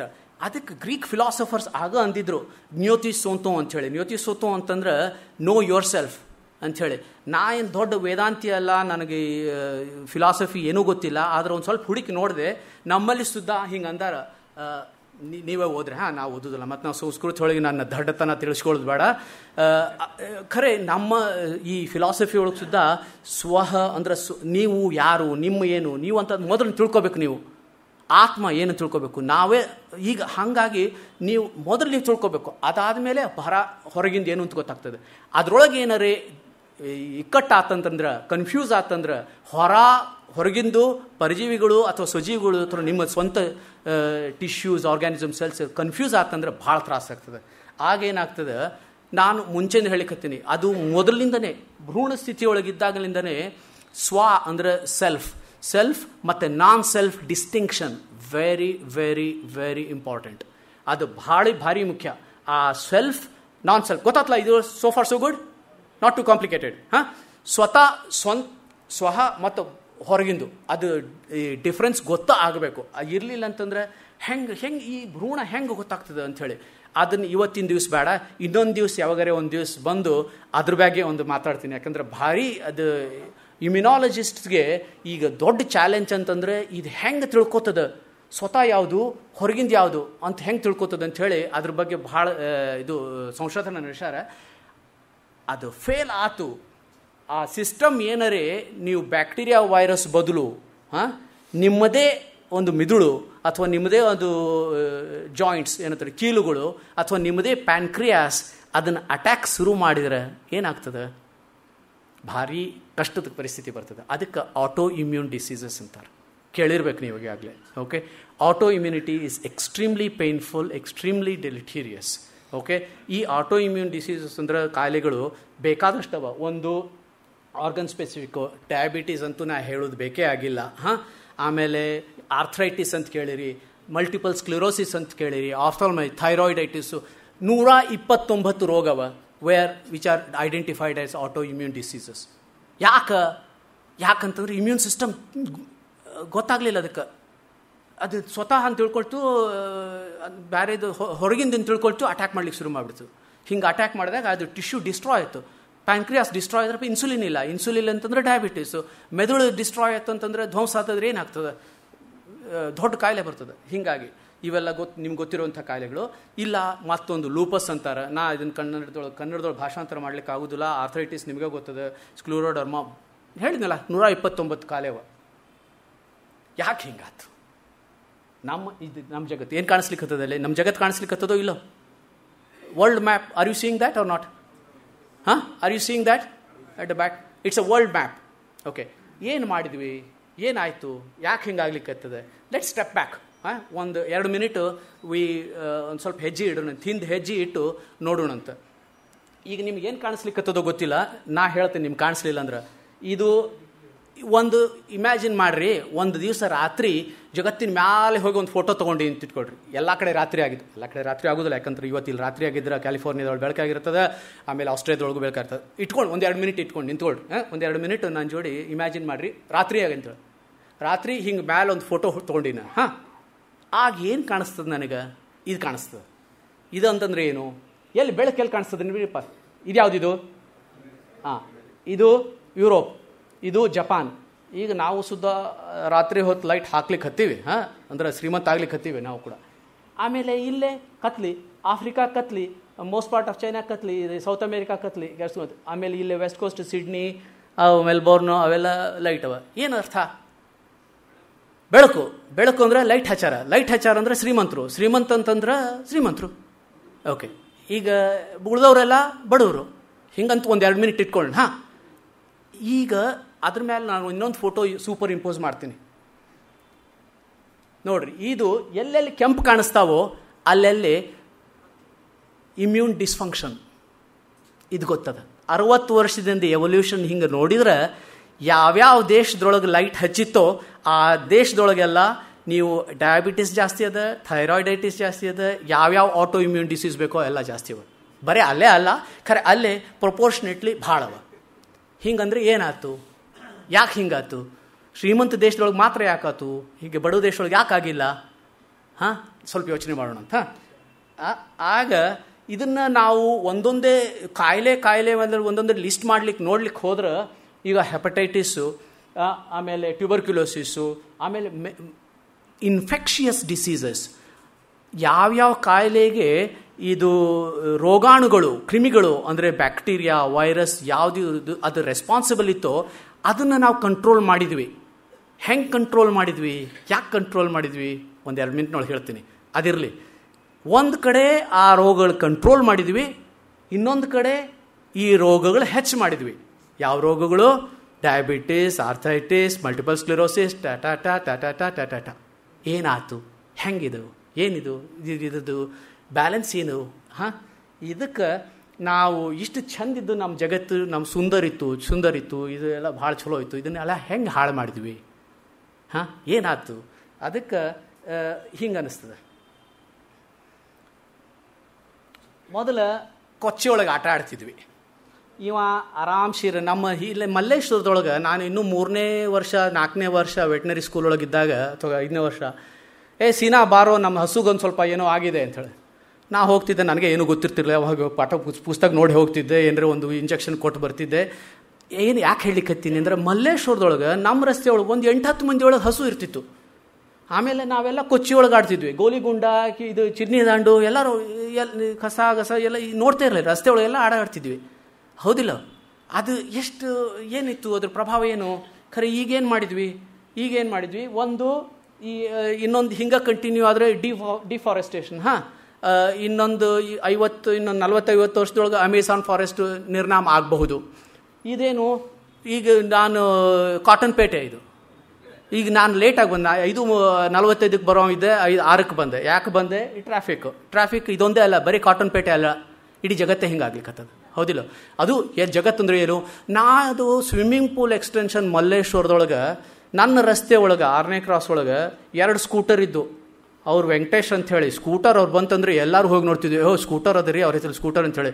ವೆಂಕಟೇಶ್ ಒಂದು ರೌಂಡ್ ಕೊಡಿಸಿರಾ ಸರ್ ಅಂದ್ರೆ, ಯಾವತ್ತಾರೆ ಒಂದು ದಿವಸ ಸೀನಾ ಬಾರೋ ಕೂತ್ಕೊ ಅಂದ್ಬಿಟ್ಟು ಒಂದು ರೌಂಡ್ ಕೊಡಿಸ್ಕೊಂಡ್ರೆ ಭಾರಿ ಸಂತೋಷ ಆಯ್ತು, ಸ್ಕೂಟರ್ ಒಳಗೆ ಹೋಗ್ಬಿಟ್ಟೆ ಅಂತೇಳಿ.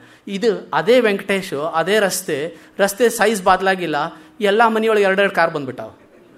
ಏನು ಮಾಡ್ತೀರಿ? ಸೊ ಅದು ಆಮೇಲೆ ಹುಡುಗರಂತೂ ಹೇಳಬೇಕಾಗಿಲ್ಲ ಅಂದಂಗೆ ಯಾರೂ ಓಪನ್ ಮಾಡಲಿಲ್ಲಲ್ಲ, ಗಿಣಿ ಅಂತೇನೋ ಶುರು ಆಗಲಿಲ್ಲ. ನೋಡ್ರಿ, ಎಲ್ಲರೂ ಕಂಪ್ಯೂಟರಿಗೆ, ಹುಡುಗರೆಲ್ಲ ಕಂಪ್ಯೂಟರ್, ಈ ಚಿನ್ನಿ ದಾಂಡು, ಗೋಲಿಗುಂಡ, ಬಗರಿ ಎಲ್ಲ ಹೋದು. ಸೊ ಏನು ಹಿಂಗೆ ಯಾಕೆ ಆಯ್ತು ಇದಂತ ಸ್ವಲ್ಪ ಯೋಚನೆ ಮಾಡ್ತೀನಿ. ಖರೆ ಇದರಿಂದನೇ ಆತ ಅಥವಾ ಇದರಿಂದ ಇಡೀ ಪರಿಸರನೇ ಎಲ್ಲ ನಾವು ಒಂದಕ್ಕೊಂದು ಅಂಟ್ಕೊಂಡದ. ನಾವು ಬರೀ ಹಿಂಗೆ ಅದು ಸುಲಭ. ನಾ ಹೇಳಿದ್ದು ಹೆಬ್ಳಿಕರವರಂತೂ ಹೇಳತ್ತಿರ್ತಾರೋ, ಈಗ ಒಂದು ವರ್ಷಾನುಗಟ್ಟಲೆ ಹೇಳಲಿಕ್ಕತ್ತಾರ, ನೀವು ಪರಿಸರ ಹಾಳು ಮಾಡಬೇಡ್ರಿ, ಇಲ್ಲಿ ಬೆಂಗಳೂರು ಸುತ್ತ 100 ಕೆರೆ ಇದ್ದು 100 ಕೆರೆ ಎಲ್ಲ ಹೋದು ಈಗ ಅಂಥೇಳಿ ಹೇಳಲಿಕ್ಕತ್ತಿರ್ತಾನೆ. ನಾವೆಲ್ಲ ನಾ ಏನು ದೊಡ್ಡವಲ್ಲ, ನನಗಿಂತ ಗೊತ್ತಿರೋರು ಭಾಳ ಮಂದಿ ಇದೆ ಹೇಳ್ಯಾರ, ನಾ ಅದ್ರ ಬಗ್ಗೆ ಮಾತಾಡೋದಿಲ್ಲ. ಖರೆ ಅವರಷ್ಟೇ ಅಲ್ಲ, ಅದಷ್ಟೇ ಅಲ್ಲ ಕಾರಣ, ಇನ್ನೂ ಕೆಲವು ಕಾರಣವ. ಆ ಕಾರಣ ಯಾವುದು? ಆಮೇಲೆ ಈಗ ಆ ಪರಿಸರ ಒಂದು ಹೇಳಿದ್ನ, ಆ ಪರಿಸರ ನೆನಪಿಟ್ಕೊಂಡಿರಿ. ನಾ ಇನ್ನೊಂದು ಪರಿಸರ ಇನ್ನೊಂದು 2 ಮಿನಿಟಿಗೆ ಹೇಳ್ತಿರ್ತೀನಿ, ಅದು ಆಮೇಲೆ ಬರ್ತದೆ. ಖರೆ ಅವರಷ್ಟೇ ಅಲ್ಲ ರೆಸ್ಪಾನ್ಸಿಬಲ್. ಅಂದ್ರೆ ಈ ಡಿಫಾರೆಸ್ಟೇಷನ್ ಅಂದರೆ ಈ ಅರಣ್ಯಗಳೆಲ್ಲ ಹಾಳು ಮಾಡಿದವ್ರು, ನಿರ್ನಾಮ ಮಾಡಿದವ್ರು ಒಂದೇ ಅಲ್ಲ, ಕಾರ್ ಮ್ಯಾನುಫ್ಯಾಕ್ಚರರ್ ಒಂದೇ ಅಲ್ಲ, ಕಂಪ್ಯೂಟರ್ಸ್ ಮಾಡಿದವ್ರು ಒಂದೇ ಅಲ್ಲ, ಬೇರೆನೂ ಇದ್ದಾರೆ ಕೆಲವರು. ಖರೆ ಅವರು ಜಗತ್ತು ಬದಲಾಯಿಸಿದ್ದು ಬೇರೆ ಗತೆ. 300 ವರ್ಷದ ಹಿಂದೆ ಎಡ್ವರ್ಡ್ ಜನ್ನರ್ ಗೊತ್ತದ, ಸಿಡುಬಿಗೆ ಲಸಿಕೆ ಅಂದರೆ ವ್ಯಾಕ್ಸಿನ್ ಅಂತಂದ್ರೆ you give that. We completely eradicated smallpox from the surface of the earth. ಹೆಂಗೆ immune system works, immune system ಖಾತ್ರಿ ಕೆಲಸ ಮಾಡ್ತದೆ. ಯಾಕಂತಂದ್ರೆ ಆ ಸಿಡುಬಿಂದೇ ಆ ಗುಳ್ಳಿ ತಗೊಂಡು ಅದನ್ನ ಇನ್ಯಾಕ್ಟಿವೇಟ್ ಮಾಡಿ ಮತ್ತು ಹುಡುಗರಿಗೆ ಹಚ್ಚಿ ಇಡೀ ಜಗತ್ತಿನೇ ಪ್ರೊಟೆಕ್ಟ್ ಮಾಡಿಬಿಟ್ಟಾರಲ್ಲ. ಎಂಥ ಮಹಾನುಭಾವ ಅಲ್ಲೇನ? ಅದೊಂದೇ ಅಲ್ಲ, ಅದು ಶುರು ಆದಮೇಲೆ ನಮ್ಮ ಲೂಯಿ ಪಾಸ್ಟರ್ ಫ್ರಾನ್ಸ್ ಒಳಗೆ ರೇಬೀಸ್ ಆಗಲಿ, ಉದಾಹರಣೆ ಕೊಟ್ಟೆ. ಇವು ಮಹಾನುಭಾವ ಅಂದ್ರೆ ಎಷ್ಟೆಷ್ಟು ಇದು ರೇಬೀಸ್ ಒಂದು ಉದಾಹರಣೆ. ಖರೆ ಅವ್ರದ್ದು ಕಾಂಟ್ರಿಬ್ಯೂಷನ್ ನೋಡಬೇಕು, ಓದ್ರಿ ನೀವು ಅವ್ರ ಆತ್ಮಚರಿತ್ರೆ, ಭಾಳ ಚಲೋ ಅದ, ಭಾಳ ಅವ್ರದ್ದು ಕಾಂಟ್ರಿಬ್ಯೂಷನ್ ಭಾಳ ದೊಡ್ಡದ. ಆಮೇಲೆ ಬಂತು ಯಾವುದು? ಆ್ಯಂಟಿಬಯೋಟಿಕ್ಸ್ ಬಂದ ಕೂಡಲೇ ಅಂತೂ ಕೋಟ್ಯಾಂತರ ಮಂದಿ ಅಲ್ಲಿ 2ನೇ ಮಹಾಕದಂದೊಳಗೆ ಸಾಯ್ಲಿಕ್ಕೆ ಹತ್ತಿದ್ರು. ಯಾರು ಯೋಧರು, ಅವ್ರು ಬರೀ ಗುಂಡು ಹೊಡ್ಕೊಳ್ಳಲ್ಲ, ಇನ್ಫೆಕ್ಷನ್ದಿಂದ ಸಾಯ್ತಿದ್ರು, ಬೇರೆ ಏನೋ ಕಾಯಿಲೆಯಿಂದ ಸಾಯ್ತಿದ್ರು. ಅವ್ರನ್ನೆಲ್ಲ ಈ ಏನು ಪೆನಿಸಿಲಿನು ಮತ್ತು ಆ್ಯಂಟಿಬಯೋಟಿಕ್ಸ್ ಇದು ಆದಮೇಲೆ ಲಕ್ಷಾಂತರ ಮಂದಿ, ಕೋಟ್ಯಾಂತರ ಮಂದಿ ಈಗಂತೂ ಉಪಯೋಗಿಸ್ಲಿಕ್ಕತ್ತಾರೆ. ಅದಕ್ಕೆ ನಾವು ಅದರಿಂದ ಚಲೋ ಮಾಡಿದ್ವಿ, ಹೌದಿಲ್ಲ? ಇದೆಲ್ಲ ಚಲೋ ಆಯ್ತು, ಇದೆಲ್ಲ ಆಗಲೇಬೇಕಾಗಿತ್ತು, ಇದೆಲ್ಲ ಪಾಸಿಟಿವ್. ಈ ಮಂದಿ they all wanted to change the world.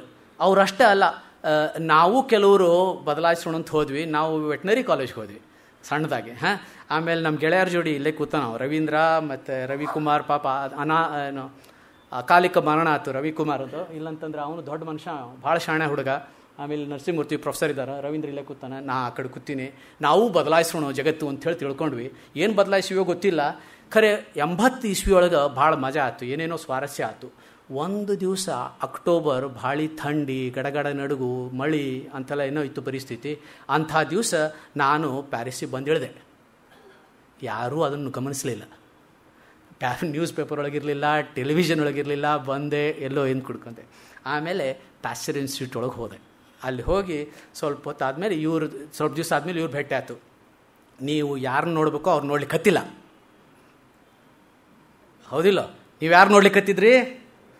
ಅಲ್ಲ, ಅವರು ಕಾರ್ಲಾ ಬ್ರೂನಿ ಅವ್ರನ್ನಲ್ಲಿ ನೋಡಬೇಕಾಗಿದ್ದು ಇವರು ಮಿಶೆಲ್ ಕಜಾಟ್ಸ್ಕಿನ್ ಅಂತ ಹೇಳಿ. ಅವ್ರ ಜೋಡಿ ನಾನು ಕಳೆದ 6 ವರ್ಷ ಸಂಶೋಧನೆ ನಡೆಸಿದೆ. ಎದ್ರ ಮೇಲೆ? ಇದ್ರ ಮೇಲೆ. ಮತ್ತೆ ಈ ಚಿತ್ರ ತೋರಿಸ್ತೀನಿ ಅಂತ ಹೇಳಿದ್ನಲ್ಲ, ಇಮ್ಯೂನ್ ರೆಸ್ಪಾನ್ಸ್. ಎವ್ರಿ ಎಲಿಮೆಂಟ್, ಎಲ್ಲ ಅದ್ರ ಸಣ್ಣ ಅಂಶಗಳು ಏನು, ಅದ್ರ ಕೆಲಸ ಏನು, ಹೆಂಗೆ ಕೆಲಸ ಮಾಡ್ತಾವ, ಅದು ಸರಿ ಇದ್ರೆ ಹೆಂಗೆ, ಸರಿ ಹೋಗದಿದ್ರೆ ಹೆಂಗೆ, ಇದ್ರ ಮೇಲೆ ನಡೆಸಿದ್ದೆ. ಈಗ ಅದರದ್ದು ಕನ್ಕ್ಲೂಷನ್ ಏನಪ್ಪ ಅಂತಂದ್ರೆ ಮೂರು ತಗೊಳ್ಳಂತ. ಒಂದು, ಎಸೆನ್ಷಿಯಲಿ ಏನಾಗ್ತದೆ, ನಿಮ್ಮದು ಇಮ್ಯೂನ್ ಫಂಕ್ಷನ್ ಕೆಡ್ತದೆ, ಇಮ್ಯೂನ್ ಡಿಸ್ಫಂಕ್ಷನ್ ಆಗ್ತದೆ. ಯಾಕಾಗ್ತದೆ? 2 ಮುಖ್ಯ ನೆನ್ಪಿಟ್ಕೊಳ್ರಿ. ಒಂದು, ನಿಮ್ಮದು ಜೀನ್ಸ್ ಅಂದರೆ ಅದನ್ನು ಟ್ರಾನ್ಸ್ಲೇಟ್ ಮಾಡೋಕ್ಕಾಗಲ್ಲ, ನಿಮ್ಗೆ ಗೊತ್ತದಲ್ಲ, DNA ಒಳಗೆ ಜೀನ್ಸ್ ಇರ್ತಾವೆ. Jeans R responsible for every activity, every molecule, every function. Okay, ಅದರೊಳಗೆ ಏನಾದ್ರು ಎಡವಟ್ಟು ಆತಂದ್ರೆ ಅದು ಏನು ಮಾಡಲಿಕ್ಕಾಗೋದಿಲ್ಲ. ಖರೆ ಇನ್ನೊಂದದ ಅದು ಎನ್ವೈರ್ನ್ಮೆಂಟ್ ನೀವು ಕಂಟ್ರೋಲ್ ಮಾಡಬಹುದು. ಅದನ್ನು ಕಂಟ್ರೋಲ್ ಮಾಡಿದ್ರೆ ಅದನ್ನು ಎಲ್ಲನೂ ಸಮನ್ವಯವಾಗಿ ಸರಿಪಡಿಸ್ಬೋದು. ಅದನ್ನು ನಾ ಹೇಳೋದೇನು, ಇದು ಜೀನ್ಸ್ ಅಂತೂ ಬ್ಯಾಡ್ ಜೀನ್ಸ್ ಅಂತೂ ಒಂದು ರೆಸ್ಪಾನ್ಸಿಬಲ್ ಇಲ್ಲ. ಎನ್ವೈರ್ಮೆಂಟ್ ಅಂತಂದರೆ ಏನು, ನಾವು ಬರೀ ಎನ್ವೈರ್ಮೆಂಟ್ ಅಂದ ಕೂಡಲೇ ಮತ್ತೆ ಹೆಬ್ಳಿಕರು ನೆನ್ಪಾಡ್ಕೊಳ್ಬಾರ್ದು. ಅವ್ರು ಚಲೋ, ಅವ್ರು ಕರೆಕ್ಟ್ ಹೇಳಿದ್ರು, ಸುತ್ತಮುತ್ತಲಿಂದ ಇರೋದು. ಎನ್ವೈರ್ಮೆಂಟ್ ಅಂದ ಕೂಡಲೇ ಕಾಡು, ಮರ, ಗಿಡ, ಪ್ರಾಣಿ ಮತ್ತು ಬಯೋಡೈವರ್ಸಿಟಿ, ಆಮೇಲೆ ನೀರು, ಅದೆಲ್ಲ ಖರೆ ಅದೆಲ್ಲ ಅದೇ. ಅದಕ್ಕಿಂತ ಇನ್ನೂ ಬೇರೆ ಅವ. Okay, everything that is around you is environment. I will come to that in a minute. Okay, I am talking about a different environment. ನಾನು ಆ ಪರಿಸರ ಅಲ್ಲ, ಮತ್ತೊಂದು ಪರಿಸರದ ಬಗ್ಗೆ ಹೇಳ್ತೀನಿ ಒಂದು 2 ನಿಮಿಷ. ಈಗ ಬ್ಯಾಡ್ ಇನ್ಫೆಕ್ಷನ್ ಇರ್ಬೋದು, ಬ್ಯಾಡ್ ಫುಡ್ ಇರ್ಬೋದು, ಬ್ಯಾಡ್ ಸ್ಮೋಕಿಂಗ್ ಇರ್ಬೋದು, ಬ್ಯಾಡ್ ವೈನ್ ಇರ್ಬೋದು, ಬ್ಯಾಡ್ ವೈಬ್ಸ್ ಅಂದೇನು. ಮತ್ತೆ ಬೇರೆ ಏನು ತಪ್ಪು ತಿಳ್ಕೊಬೇಡ್ರಿ, ವೈಬ್ಸ್. ಆಮೇಲೆ ಇಲ್ಲ ಬ್ಯಾಡ್ ಲ್ಯಾಕ್, ಏನು ಹೇಳಲಿಕ್ಕಾಗಲ್ಲ ಬ್ಯಾಡ್ ಲ್ಯಾಕ್ ಅಂತ ಇಟ್ಕೊಳ್ರಿ. ಹೀಗಾಗಿ you will have autoimmune disease. ನಾನು ಈಗ ಇನ್ನೊಂದು 5-10 ಮಿನಿಟ್ ನಡೀತದಲ್ಲ, 5-10 ಮಿನಿಟ್ ಮ್ಯಾಕ್ಸಿಮಮ್. Okay please. 40ಕ್ಕಿಂತ ಮುಂಚೆ, 1940ಕ್ಕಿಂತ ಮುಂಚೆ ನಮ್ಮ ಹತ್ತಿಲೆ ಆ್ಯಂಟಿಬಯೋಟಿಕ್ಸ್ ಇರಲಿಲ್ಲ. ಆಗೇನಾಯ್ತು, ದೊಡ್ಡ ಕಾಯಿಲೆಗಳು, ಕಾಲೆರಾ ಎಪಿಡೆಮಿಕ್ಸ್ ಇರ್ತಿದ್ವಲ್ಲ, ಸಾಲ್ಮೊನೆಲಿಸಿಸ್, ನಿಮ್ಗೆ ಗೊತ್ತದ, ನಿಮಗೆ ಅಲ್ಲಿ ದೊಡ್ಡ ಏನೇನು ಕಾಯಿಲೆ ಬರ್ತಿದ್ವು ಬಂದು ನಾವು ಅದನ್ನು ಬರ್ತಿದ್ದು. ಆಗ ಡೆವಲಪ್ಡ್ ಕಂಟ್ರೀಸ್ ಅಂದ್ರೆ ಇದು ಲೈಟ್ಸ್ ತೋರಿಸಿದ್ನಲ್ಲ, ಲೈಟ್ಸ್ ಎಲ್ಲೆಲ್ಲಿ ಲೈಟ್ ಇದ್ವಲ್ಲ, ಎಲ್ಲೆಲ್ಲಿ ಸಾವುಕಾರ ಕಂಟ್ರಿ, ಶ್ರೀಮಂತ ದೇಶಗಳೇನು ಇರ್ತಿದ್ವಲ್ಲ, ಅವುಗಳು ಆ ಆ್ಯಂಟಿಬಯೋಟಿಕ್ ಪೀರಿಯಡ್ ಶುರು ಆದಮೇಲೆ ಅದನ್ನೆಲ್ಲ ಚಲೋ ಕಂಟ್ರೋಲ್ ಮಾಡಿದರು. ಚಲೋ, ಅದು ವೆರಿ ಗುಡ್ ನ್ಯೂಸ್. ಆಮೇಲೆ ಏನಾಯ್ತು, ಅವರು ದುರುಪಯೋಗ ಶುರು ಮಾಡಿದರು. ದುರುಪಯೋಗ ಅಂತಂದ್ರೇನು, ಅತಿ ಆ್ಯಂಟಿಬಯೋಟಿಕ್ಸ್. ಆಗ ನಾ ಹೇಳಿದೆ, ನಾನು ಸ್ವಲ್ಪ ವ್ಯಂಗ್ಯವಾಗಿ ಹೇಳಿದೆ, ಆ್ಯಂಟಿಬಯೋಟಿಕ್ಸ್ ಬಂತು ಬಿಡು ಅಂಥೇಳಿ. ಆ್ಯಂಟಿಬಯೋಟಿಕ್ಸ್ ಬಂತು, ಹೋಗಿ ಅಲ್ಲಿ ಆರೋಗ್ಯ ಲಕ್ಷ್ಮಿ ಫಾರ್ಮಸಿ ಒಳಗೆ ಒಂದು ಸ್ವಲ್ಪ ಆ್ಯಂಟಿಬಯೋಟಿಕ್ ಕೊಡ್ರಿ, ಒಂದು 3 ದಿವಸ ತೊಗೋತಾನೆ, 3 ದಿವಸ ತೊಗೊಳಿದಲ್ಲ, ಇಲ್ಲೊಂದು ಬಾಜುಕ್ಕೆ ಒಂದೊಂದು ತೊಗೋತಾನೆ. That is not the way. ಅದು ಆ ಆ್ಯಂಟಿಬಯೋಟಿಕ್ಸ್ ಅಬ್ಯೂಸ್ ಅಂತಾರೆ ಅದಕ್ಕೆ. ಅದನ್ನು ದುರುಪಯೋಗ ದುರುಪಯೋಗ ಮಾಡಿ ನಾವು ಬಹಳ ಗಂಭೀರ ಪರಿಸ್ಥಿತಿ ಬಂದೀವಿ. ಇಷ್ಟು ಗಂಭೀರ ಪರಿಸ್ಥಿತಿ ಬಂದೀವಿ ಅಂದ್ರೆ ಇನ್ನು ಮುಂದೆ ಇನ್ಫೆಕ್ಷನ್, ಇನ್ನು 1950 ಅಷ್ಟೊತ್ತಿಗೆ 300 ಮಿಲಿಯನ್ ಮಂದಿ ಇರ್ತಾರೆ ಟ್ಯುಬರ್ಕ್ಯುಲೋಸಿಸ್ ಅಂತ. ನಾನು ನಿಮಗೆ ಅಂಜಿಕೆ ಮಾಡ್ಲಿಕ್ಕೆ ಹೇಳೋದಿಲ್ಲ, ಖರೆ ನಾವು ಹಾಳು ಮಾಡೀವಿ, ಅತಿ ಉಪಯೋಗಿಸಿ ಅದನ್ನು ಹಾಳು ಮಾಡೀವಿ. ಅವರು ಸುದ್ದ, ಅವ್ರ ಹತ್ತಿರ ರೊಕ್ಕ ಇತ್ತು, ಅತಿ ಉಪಯೋಗಿಸಿದ್ರು. ಖರೆ ಕೆಲವೊಂದು ಈ ಆಪರ್ಚುನಿಸ್ಟಿಕ್ ಇನ್ಫೆಕ್ಷನ್ಸ್ ಅಂತಾರೆ, ಅವು ಬಂದು ಜಾಸ್ತಿ ಅದು. ಆಮೇಲೆ ಆ್ಯಂಟಿಬಯೋಟಿಕ್ ರೆಸಿಸ್ಟೆನ್ಸ್ ಬಂದು. ಮತ್ತು ನಾವೇನು ಮಾಡಿದ್ವಿ ಅಂದ್ರೆ, ಬಡದೇಶದವರು ರೊಕ್ಕ ಇರಲಿಲ್ಲ, ಪೈಸಾ ಇರಲಿಲ್ಲ, ಆ್ಯಂಟಿಬಯೋಟಿಕ್ಸ್ ಎಲ್ಲರೂ ಕೊಡೋರು ಇರಲಿಲ್ಲ. ಹೀಗಾಗಿ ಮೇಜರ್ ಎಂಡಮಿಕ್ಸ್ ಏನಿರ್ತವೆ ಅವು ಉಳ್ದಬಿಟ್ಟು ಹಂಗೆ, ಅವು ಕಂಪ್ಲೀಟ್ ನಿರ್ನಾಮ ಆಗಲಿಲ್ಲ, ಅವು ಕಂಪ್ಲೀಟ್ ಹೋಗಲಿಲ್ಲ. ಖರೆ ಯಾರು ಆ್ಯಂಟಿಬಯೋಟಿಕ್ಸ್ ಉಪಯೋಗಿಸ್ಲಿಕ್ಕೆ ಶುರು ಮಾಡಿದರೋ ಅವರು ದುರುಪಯೋಗ ಮಾಡಿದರು. ಅವ್ರ ಗತೆ ಎಲ್ಲ ನಾವು ಹಾಗೆ ಮಾಡೋಣ ಅಂಥೇಳಿ. ಹಾಗೇನಾಯ್ತು, ಈಗ ಅವ್ರು ಅಟ್ಲೀಸ್ಟ್ ಕೆಲವೊಂದು ಕಾಯಿಲೆಗಳು, ಕೆಲವೊಂದು ಮೇಜರ್ ಇನ್ಫೆಕ್ಷನ್ಸ್ ಕಂಟ್ರೋಲ್ ಮಾಡಿದರು. ನಾವೇನು ಮಾಡಿದ್ವಿ, ಎಲ್ಲ ಇನ್ಫೆಕ್ಷನ್ ತೊಗೊಂಡು ನಡೀವಿ. ಈಗ ಮತ್ತೆ ಟ್ಯುಬರ್ಕ್ಯುಲೋಸಿಸ್ ದೊಡ್ಡದಾಗ್ಯದ, ಎಲ್ಲ ದೊಡ್ಡ ಕಾಯಿಲೆಗೂ ನಡೆದಾವ. ಈಗೇನು ಮಾಡೋಣ, ಇಂಥ ಪರಿಸ್ಥಿತಿ ಒಳಗೆ ಏನು ಮಾಡೋಣ, ಯಾಕೆ ಹಿಂಗಾತು ಅಂತೇಳಿ ಮತ್ತೆ ಯೋಚನೆ ಮಾಡ್ತಿರ್ತೀನಿ ನಾನು. ಓಕೆ, ಆಗ ಈ ಇನ್ನೊಂದು ಪರಿಸರದ ಬಗ್ಗೆ ನಾನು ಹೇಳ್ತೀನಿ. ಇಷ್ಟೊತ್ತಿನ ತನಕ ಪರಿಸರ ಅಂದು ಕೂಡಲೇ ಕಾಡು, ಮರ, ಗಿಡ, ಪಕ್ಷಿ ಅದೆಲ್ಲ ತಿಳ್ಕೊಳ್ತಿದ್ವಲ್ಲ, ಅದು ಬಿಟ್ಟು ಬಿಡ್ರಿ. ಇನ್ನೊಂದು ಪರಿಸರ ಅದ. ಆ ಪರಿಸರ ಯಾವುದು? ಆ ಪರಿಸರ ಬಹಳ ವಿಚಿತ್ರ ಪರಿಸರ. ನಿಮಗೆ ಗೊತ್ತಿರಲಿಕ್ಕಿಲ್ಲ, ಗೊತ್ತಿದ್ರೆ ಚಲೋ ಆಯ್ತು, ಗೊತ್ತಿರಲಿಲ್ಲ ಅಂದರೆ ಇವತ್ತಿಂದ ಗೊತ್ತದ ಅಂತ ಇಟ್ಕೊಳ್ರಿ. ಅದು ನಿಮ್ಮ ದೇಹದೊಳಗೆ ಇರೋ ಪರಿಸರ. ನೀವೇನಂತ ತಿಳ್ಕೊಂಡಿರಿ, ನೀವೊಬ್ಬರು ಅಂತ ತಿಳ್ಕೊಂಡಿರಿ. ನೀವೊಬ್ಬರು ಖರೆ, ಆದರೆ ನಿಮ್ಮೊಳಗೆ ಕೋಟ್ಯಾಂತರ ಆರ್ಗ್ಯಾನಿಸಮ್ಸ್ ಅವ. ಆರ್ಗ್ಯಾನಿಸಮ್ಸ್ ಅಂದ್ರೆ ಕೀಟಾಣುಗಳು, ಮೈಕ್ರೋಬ್ಸ್ ಅಂದ್ರೆ ಸೂಕ್ಷ್ಮ ಜೀವಿಗಳು.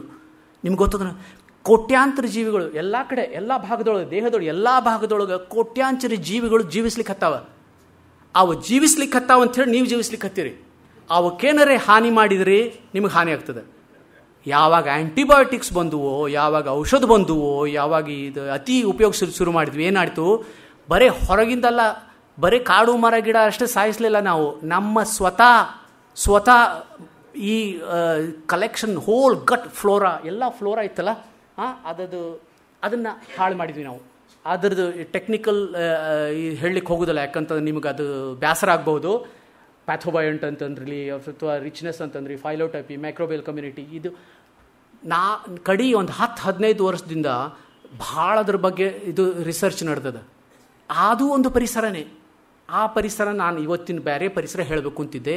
ಅದು ಇವತ್ತು ಏನಾರೇ ಒಂದು ಒಳಗಡೆ ಹೋಗಿ ಏನು ಹೇಳಿದ್ನಪ್ಪ ಕಾವೇರಿ ಶ್ರೀನಿವಾಸ್ ಅಂತಂತಂದ್ರೆ ಇನ್ನೊಂದು ಪರಿಸರ ಅದೊಂದು ಪರಿಸರ, ಒಂದು ಕಾಡು ಗಿಡ ಮರ, ಅದೊಂದು ಇನ್ನೊಂದು ಪರಿಸರ ನಮ್ಮದು. ಅತಿ ಆ್ಯಂಟಿಬಯೋಟಿಕ್ಸ್ ಮಾಡಿ ಅಥವಾ ಅತಿ ಔಷಧ ಉಪಯೋಗಿಸಿ ಮಾಡಿ ಅಥವಾ ಅತಿ ಕೆಮಿಕಲ್ಸ್ ಉಪಯೋಗಿಸಿ ಹಿಂಗೆ ಎಲ್ಲ ಮಾಡಿ ಏನಾಗ್ಯದ, ಈ ಇಷ್ಟೊಂದು ರಿಚ್ ಅಗದಿ ಸಮೃದ್ಧವಾದ ಒಂದು ನಮ್ಮದು ಒಂದು ಸೂಕ್ಷ್ಮಾಣುಗೊಂದು ಪ್ರಪಂಚನೇ ಅದು ನಮ್ಮೊಳಗೆ. ಅದನ್ನು ಹಾಳು ಮಾಡಬಾರಾಗಿತ್ತು, ಅದು ಮಾಡ್ಲಿಕ್ಕೆ ಹತ್ತೀವಿ. ಅದು ಮಾಡಿದ್ರಿಂದ ನಾವು ನಮ್ಮ ಮತ್ತೆ ಇದೇ ಚಿತ್ರ ತೋರಿಸ್ತೀನಿ. ಅದನ್ನು ಇಮ್ಯೂನ್ ಸಿಸ್ಟಮ್ ಡಿಸ್ಫಂಕ್ಷನ್ ಮಾಡಿಬಿಟ್ಟಿವಿ ನಾವು. ಅದನ್ನು ನೆನ್ಪಿಟ್ಕೊಳ್ರಿ ನೀವು. ಇದು ನಾನು ಬರೇ ಎಲ್ಲಿಂದ ಒಂದು ಹೇಳಲಿಕ್ಕತ್ತಾನ ಅಂತಿಲ್ಲ. ಅದಕ್ಕೆ ಉದಾಹರಣೆ ನಿರೂಪಣೆ ಸಾಕ್ಷಿ ನಾವು ಕೆಲಸ ಮಾಡಿವಿ ಅದ್ರ ಮೇಲೆ ರಿಸರ್ಚ್ ಪೇಪರ್ ನಡೆಸಿವಿ. ನಾವು ಒಬ್ಬರಲ್ಲ, ಭಾಳಷ್ಟು ಗ್ರೂಪ್ಸ್ ನಡೆಸ್ಯಾವ. ಎಲ್ಲರೂ ಇದ್ರದ್ದು ಒಂದೊಂದು ಭಾಗ ಈ ಮೈಕ್ರೋಬಿಯಲ್ ಎಕೋಸಿಸ್ಟಮ್ ಅಂತ ಕರೆಯೋಣಂತದಕ್ಕೆ. ಯಾವುದು ನಿಮ್ಮದು ಒಳಗಿನ ಪರಿಸರ ಏನಂತ ಅನ್ನಲ್ಲ ಅದ್ರದ್ದು. ಓಕೆ, ಅದ್ರದ್ದು ಪರಿಣಾಮ ಪ್ರಭಾವ ಇಡೀ ಇಮ್ಯೂನ್ ಸಿಸ್ಟಮ್ ಮೇಲೆ ಅದನ್ನು ಹಾಳು ಮಾಡಿವಿ. ಅದು ಹಾಳು ಮಾಡಿದ್ರಿಂದ ಏನಾಗ್ಯದ, diabetes, obesity, allergy, autoimmunity, variable diseases, atherosclerosis, ageing, multiples. ಏನು ಬೇಕು ನಿಮ್ಗೆ? ಏನು ಬೇಕು? ನಮ್ಗೆ ಗೊತ್ತೇ ಇರಲಿಲ್ಲ. ನಾವು ಅಂತ ತಿಳ್ಕೊಂಡಿದ್ವಿ ಬರೀ ಇದು ಶುಗರು ಅಂಥೇಳಿ. ಇಲ್ಲ, ಇದು ಕೂಡ ಈ ಪರಿಸರ ನಾವು ಹಾಳು ಮಾಡಿದ್ದಕ್ಕೆ there is a direct link. This is not my imagination. ನನ್ನ ಇಮ್ಯಾಜಿನೇಷನ್ ಅಲ್ಲ ಇದು. There is a direct link, demonstration, clear cut demonstration that ನೀವು ಈಗ ನಿಮ್ಮ ಈ ಮೈಕ್ರೋಬಿಯಲ್ ಎಕೋಸಿಸ್ಟಮ್ ಹಾಳು ಮಾಡಿದರೆ ಇದಾಗ್ತದೆ ಅಂಥೇಳಿ. ದಯವಿಟ್ಟು ನಂಬ್ರಿ ಇದನ್ನು. ಈಗ ಏನು ಮಾಡೋಣ, ಹೆಂಗಾಗ್ತದೆ ಅದು? ಈಗ ಈ ಚಿತ್ರ ತೋರಿಸಿದ್ನಲ್ಲ, ಇದು ಚಿತ್ರ ನಾನು ಒಂದೊಂದಕ್ಕೂ ನಿದರ್ಶನ ಕೊಡ್ತಿದ್ದೆ. ಬೇಕಾದ್ರೆ ನಿಮಗೆ ಒಂದೊಂದಕ್ಕೂ ಒಂದೊಂದು ಸಾಕ್ಷಿ ತೋರಿಸ್ತಿದ್ದೆ. ಅಂದರೆ biochemical test, microbial test, microbiological or molecular biology ಉಪಯೋಗಿಸಿ ಹೆಂಗೆ ತೋರಿಸ್ಯಾರ ಅಂಥೇಳಿ ತೋರಿಸ್ಬೋದಾಗಿತ್ತು. ಖರೆ ಅದನ್ನು ದೊಡ್ಡಷ್ಟಿಗೆ ತೋರಿಸೋದಲ್ಲ, ಅದು ಇಂಪಾರ್ಟೆಂಟ್ ಅಲ್ಲ. ವಾಟ್ ಈಸ್ ಇಂಪಾರ್ಟೆಂಟ್, ಏನು ಮುಖ್ಯ ತಿಳ್ಕೊಳ್ಬೇಕೇನದು? ಅದು ಅಂದರೆ ನಾವು ಮೈಕ್ರೋಬಿಯಲ್ ಸಿಸ್ಟಮ್ ಹಾಳು ಮಾಡಿದ್ವಿ, ಎಕೋಸಿಸ್ಟಮ್ ಅದು ಹಾಳು ಮಾಡಿದ್ರಿಂದ ಇವೆಲ್ಲ ಕಾಯಿಲೆ ಬಂತು. ಈಗ ಅದಕ್ಕೆ ಮತ್ತೆ ಏನರೇ ಪರಿಹಾರ ತೋರಿಸ್ಬೇಕು. ಹೆಂಗೆ ಮಾಡೋದು ಅದು ಮುಖ್ಯ. ಈಗ ಅದನ್ನು ಹೆಂಗೆ ಮಾಡೋಣ? ಒಂದು ಸುಲಭ, ಏಕ್ದಮ್ ಸುಲಭ. ಇದು ಎಲ್ಲರೂ ಹೇಳಿರ್ತಾರೆ, ನಾನೇನು ಶಾಣ ಏನಿಲ್ಲ. ಎಲ್ಲರೂ ನೀವು ಕೇಳಿರ್ತೀರಿ, ನಿಮ್ಗೆ ಗೊತ್ತದ. ನಿಮ್ಗೆ ನನಗಿಂತ ಚಲೋ ನಿಮಗೆ ಗೊತ್ತದ. ಏನು ಚಲೋ ಜೀವನ ಮಾಡಬೇಕು. ಓಕೆ, ಚಲೋ ಜೀವನ ಅಂತಂದರೆ ಏನು? ಒಳ್ಳೆಯ ಜೀವನ ಅಂದರೆ ಕೆಟ್ಟದಾಗಿ ಅಭ್ಯಾಸಗಳಿರಬಾರ್ದು, ಕೆಟ್ಟದ್ದು ಇರಬಾರ್ದು. ನಿಮಗೆ ಗೊತ್ತದ. ಯೋಗ ಮಾಡಿರಿ ಅಥವಾ ಒಳ್ಳೆ ಆಹಾರ ತಿನ್ನಿರಿ ಅಥವಾ ಈಗ ಮತ್ತೆ ಬಯೋ ಅಂತಾರೆ. ಇದೆಲ್ಲ ಹಿಂಗೆ ನೋಡಿ, ಅದಂತೂ ಗೊತ್ತೇ ಅದ. ಖರೆ ನಾವು ಈ ನಮ್ಮ ಪರಿಸರ ಮತ್ತೆ ವಾಪಸ್ಸು ತಿರುಗಿ ಅದನ್ನು ಎಸ್ಟಾಬ್ಲಿಷ್ ಮಾಡ್ಬೇಕಂತಂದ್ರೆ ನಾವು ವಿಚಿತ್ರ ಹೆಂಗದ ಮಂದಿ ನಾವು ತಲೆ ನೋಡ್ರಿ. ಈಗ ನಾ ಹೇಳಿದರೆ ನೀವು ನಂಬೋದಿಲ್ಲ ಅಥವಾ ಸ್ವಲ್ಪ ನಿಮ್ಗೆ ಅಸಹ್ಯ ಅನಿಸ್ಬೋದು. ದಯವಿಟ್ಟು ನನ್ನ ಜೋಡಿ ಸ್ವಲ್ಪ ಸಹಕಾರ ಮಾಡಿರಿ. ಇದು ನಾ ಒಂದು ಸ್ವಲ್ಪ ದಿವಸದಿಂದ ಇಂದೂರೊಳಗೆ ಒಂದು ಲೆಕ್ಚರ್ ಕೊಟ್ಟೆ. ಹಿಂಗೆ ಮಾರನೇ ದಿವಸ ನ್ಯೂಸ್ ಪೇಪರ್ ಒಳಗೆ ಬಂತು, ಹುಡುಗರಿಗೆ ಚಿಲ್ಲಿ ದಂಡ खेलनेದು ಬಾಹರ್. ಯಾಕೆಂದ್ರೆ ಏನಾಗ್ತದೆ, ಬರೀ ಕಂಪ್ಯೂಟರ್ ಮುಂದೆ ಕೂತಿರ್ತಾವೆ ನೋಡ್ರಿ. ಸಾಕು, ಹೊರಗೆ ಹೋಗಲಿ, ಹುಡುಗರು ಆಟ ಆಡಬೇಕು, ಹೊರಗೆ ಪರಿಸರ ನೋಡಬೇಕು. ಯಾಕೆ ಮಣ್ಣಾಗ ಕೆಸರಾಗ ಸ್ವಲ್ಪ ಓಡಾಡಬೇಕು. ನಾವೇನಾಗ್ತದೆ ಈಗ ಅಗ್ದಿ ಈ 3 ಸರ್ತೆ ಸ್ನಾನ ಮಾಡೋದು, ಸೋಪು ಗಿದ್ದು ಹಾಕಿ ಹಚ್ಚಿ ಪರ್ಫ್ಯೂಮ್ ಗಿಸ್ಯೂಮ್ ಹಾಕಿ ಚಂದ ಇಟ್ಕೊಂಡಿರ್ತೀವಿ. ನೋ, ಇದು ಇರಬೇಕು, ಎರಡೂ ಇರಬೇಕು. ಓಕೆ, ಸೊ ಒಂದು ಸಾದಾ ಜೀವನಕ್ಕೆ ಹೋಗೋಣಂತ, ಸಿಂಪಲ್ ಜೀವನಕ್ಕೆ. ಆಮೇಲೆ ಇದೊಂದು ಅತಿರೇಕ ನಡೆಸ್ಯಾರ. ಈಗ ಏನಾಯ್ತು, ನಾವು ಒಂದು ಎಕ್ಸಾಂಪಲ್ ನಿಮ್ಗೆ ಹೇಳಲಿಲ್ಲ. ಇದು ಪ್ರೊಪೋರ್ಷನ್ ಈ ಇನ್ಫೆಕ್ಷಸ್ ಡಿಸೀಸಸ್ ತಳಗೆ ಹೋದು, ಆಟೋ ಇಮ್ಯೂನ್ ಡಿಸೀಸಸ್ ಮ್ಯಾಲೆ ಹೋದು, ಅದು ನೆನಪಿತ್ತಲ್ಲ. ಅದೇ ಟೈಮ್ ಒಳಗೆ ನಮ್ಗೆ ಇನ್ನೊಂದು ಏನಾಯ್ತಂತಂದ್ರೆ ಈ ಪ್ಯಾರಾಸಿಟಿಕ್ ಇನ್ಫೆಕ್ಷನ್ಸ್ ಇರ್ತಿದ್ವು ನಮ್ಮಲ್ಲಿ. ನಾವು ಸಣ್ಣವ್ರಿದ್ದಾಗ ನನಗೆ ಗೊತ್ತದ್ರಿ, ಹುಳ ಇರ್ತಿದ್ವು, ಇದು ಈ ಜಂತು ಹುಳ ಅಂತಿರ್ತಿದ್ವಲ್ಲ. ನೀವೆಲ್ಲರೂ ಒಂದು ಅದೇನೋ ಮಾಡಿ ಬೇದಿ ಹಾಕ್ಸೋದು ಅಂತಿರ್ತಿದ್ವಿ. ಜ್ಞಾಪಕ ಇದೆಯಾ? ಹಳ್ಳೆಣ್ಣೆ, exactly, I was going to say. ನಾನು ಈಗ ಹೇಳುವಾಗ ಹಳ್ಳೆಣ್ಣೆ ಯಾಕೆ ಮಾಡ್ತಿದ್ವಿ? ಖಾಲಿ ಆಗಲಿ ಅಂಥೇಳಿ. ಓಕೆ, ನೆನ್ಪಿಟ್ಕೊಂಡ್ರಿ. ಆಗ ಈ ಖಾಲಿ ಎಲ್ಲ ಮಾಡಿಬಿಟ್ವಿ. ಈಗ ಎಷ್ಟೋ ಹುಡುಗರಿಗೆ ಎಲ್ಲರೂ ಯಾವ ಬರ್ತಾವೆ, ನಿಂತ ಹುಳ ಬರೋದಿಲ್ಲ. ಈ ವಿಚಿತ್ರ ಏನಂತಂದ್ರೆ, ಬಿಲೀವ್ ಮೀ, ನಂಬ್ರಿ, ಆ ಹುಳಕ್ಕೂ ಆ ಕೆಲವೊಂದು ಕಾಯಿಲೆಗೂ ರಿಲೇಷನ್ ಇತ್ತು. ಎಷ್ಟು ರಿಲೇಷನ್, ಇದು ಕ್ಲೋಸ್ನೆಸ್ ಅಂತಂದ್ರೆ, experiments demonstrated that you can actually cure a disease using those very worms. ಇದು ಅತಿರೇಕ ಅಲ್ಲೇನು? ಈಗ ಆಕೆ ತಿನ್ಲಿಕ್ಕೆ ಹೆಣ್ಮಗಳು ತಿನ್ಲಿಕ್ಕೆ ಹತ್ತಾಳ ನೋಡ್ರಿ, ಅದನ್ನು ಒಂದು ಬಾಟ್ಲಿ ಒಳಗೆ ಕೊಡ್ತಾರೆ. ಈಗ ಆ ಹುಳ ಯಾವುದು ನಾವು ಹರಳೆಣ್ಣೆ ಹಾಕಿ ಅದು ಇದು ಹಾಕಿ ಅದನ್ನು ಕಳಿಸ್ ಮಾಡ್ತಿದ್ವಲ್ಲ, ಅದನ್ನೆಲ್ಲ ಖಾಲಿ ಮಾಡಿ ಭಾಳ ಚಲೋ ಆತಪ್ಪ, ನಾವು ಈಗ ಹುಳ ಇಲ್ಲ ಅಂತ ತಿಳ್ಕೊಂಡ್ವಿ. ಈಗ ಮತ್ತೆ ಅಮೇರಿಕಾದವರೆಲ್ಲ ಹುಳ ಕೊಡ್ಲಿಕ್ಕತ್ತಾರ, ವರ್ಮ್ ಥೆರಪಿ ಅಂತ ಹೇಳಿ. No, I'm not joking. This is by no means an exaggeration. This is not a joke. Okay? ಸರಿ, ಒಂದಾತ. ಈಗ ನಿಮ್ಗೆ ಅಸಹ್ಯ ಅನ್ನಿಸ್ಬಾರ್ದು, ಇದು ಟ್ರೀಟ್ಮೆಂಟ್ ಅದು. ನಿಮ್ಮ ಸ್ವತಃ ಪದಾರ್ಥ, ಒಳಗಿನ ಪದಾರ್ಥ ಮತ್ತು ಅದನ್ನೇ ಕೊಡೋದು. ಯಾಕಂದ್ರೆ ಅದರೊಳಗೆ ಅದು ರಿಚ್ ಅದ, ಅದನ್ನು ನೀವು ಹಾಳು ಮಾಡಿಟ್ಟಿರಲ್ಲ. ಅದನ್ನು ಕ್ಯಾನ್ ಯು ಇಮ್ಯಾಜಿನ್, ಎಲ್ಲಿ ಬಂದೀವಿ ನಾವು ಅಂತ ಹೇಳಿ. ಎಲ್ಲಿ ಬಂದ್ವಿ ನಾವು ಎಲ್ಲಿದ್ವಿ, ಎಲ್ಲಿ ಬಂದಿವಿ, ನಮ್ಮದು ಸ್ವತಃ ಗೊತ್ತಲ್ಲ ನಾ ಹೇಳೋದು, ನಮ್ಮ ಮಲ. ಅದನ್ನು ಔಷಧ ಗತಿ ತೊಗೋಬೇಕಾದ ಪರಿಸ್ಥಿತಿ ಬಂದದ್ದು. ಇದು ನಡೆದದ್ದು ಈಗಾಗಲೇ ನಡೆದದ್ದು. ಇದು ನಂದು ಇಮ್ಯಾಜಿನೇಷನ್ ಅಲ್ಲ.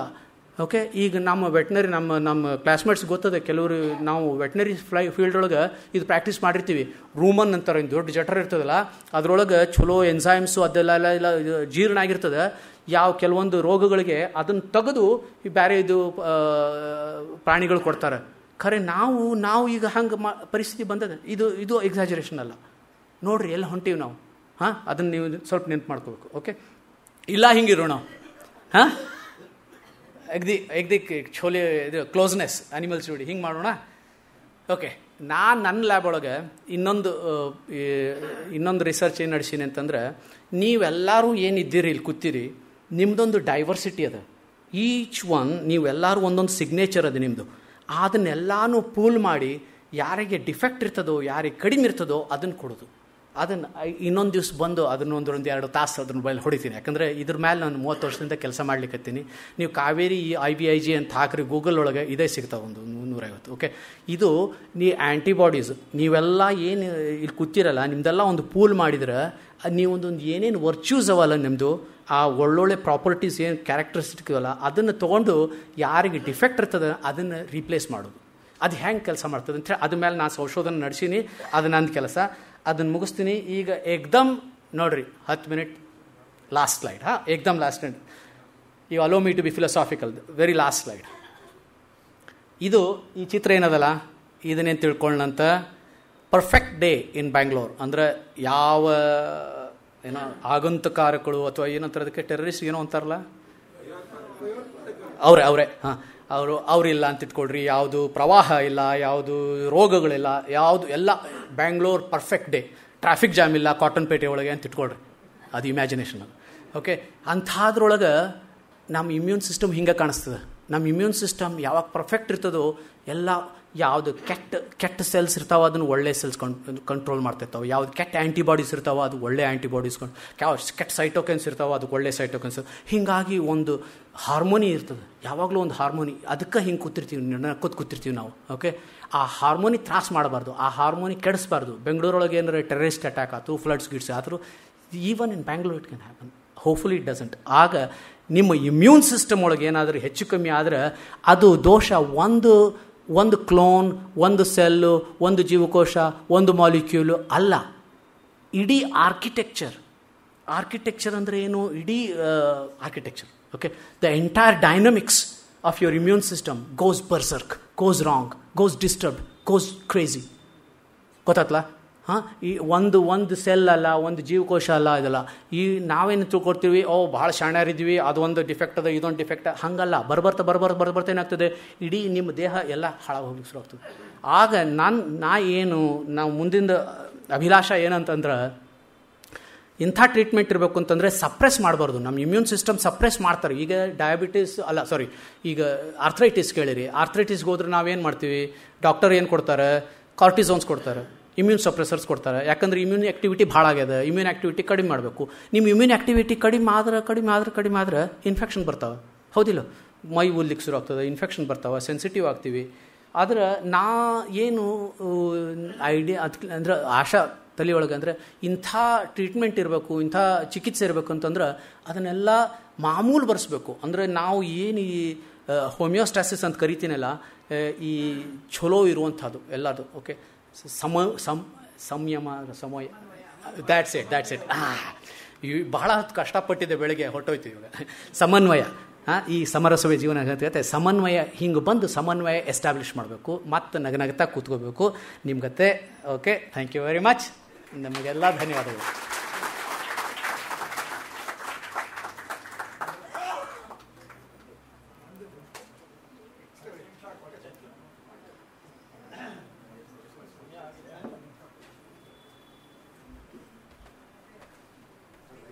ಈಗ ಯಾರಾದರೂ ಪ್ರಶ್ನೆಗಳು ಕೇಳೋದಿದ್ದರೆ ಬೇಕಾದರೆ ಕೇಳ್ಬೋದು.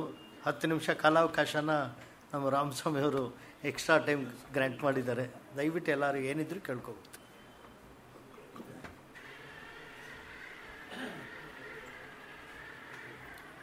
ಸ್ವಲ್ಪ ಬಿಗುಮಾನ ಇದ್ದೇ ಇರುತ್ತೆ. ಒಬ್ರು ಯಾರಾದರೂ ಪ್ರಶ್ನೆ ಕೇಳಿದ್ರೆ ಆಮೇಲೆ ಬರಲಿಕ್ಕೆ ಶುರು ಆಗ್ತದೆ. ಹೇಳಿ, ಇನ್ನೊಂದ್ಸಲ ಹೇಳಿ. ಓಕೆ, ಈ ಆ 3 ಚಕ್ರ ಜ್ಞಾಪಕ ಇದೆಯಾ ನಾನು ಹೇಳಿದ್ದು? ಒಂದು, ಹೆಲೋ ಕೇಳಿಸ್ತಾ ಇದೆಯಾ?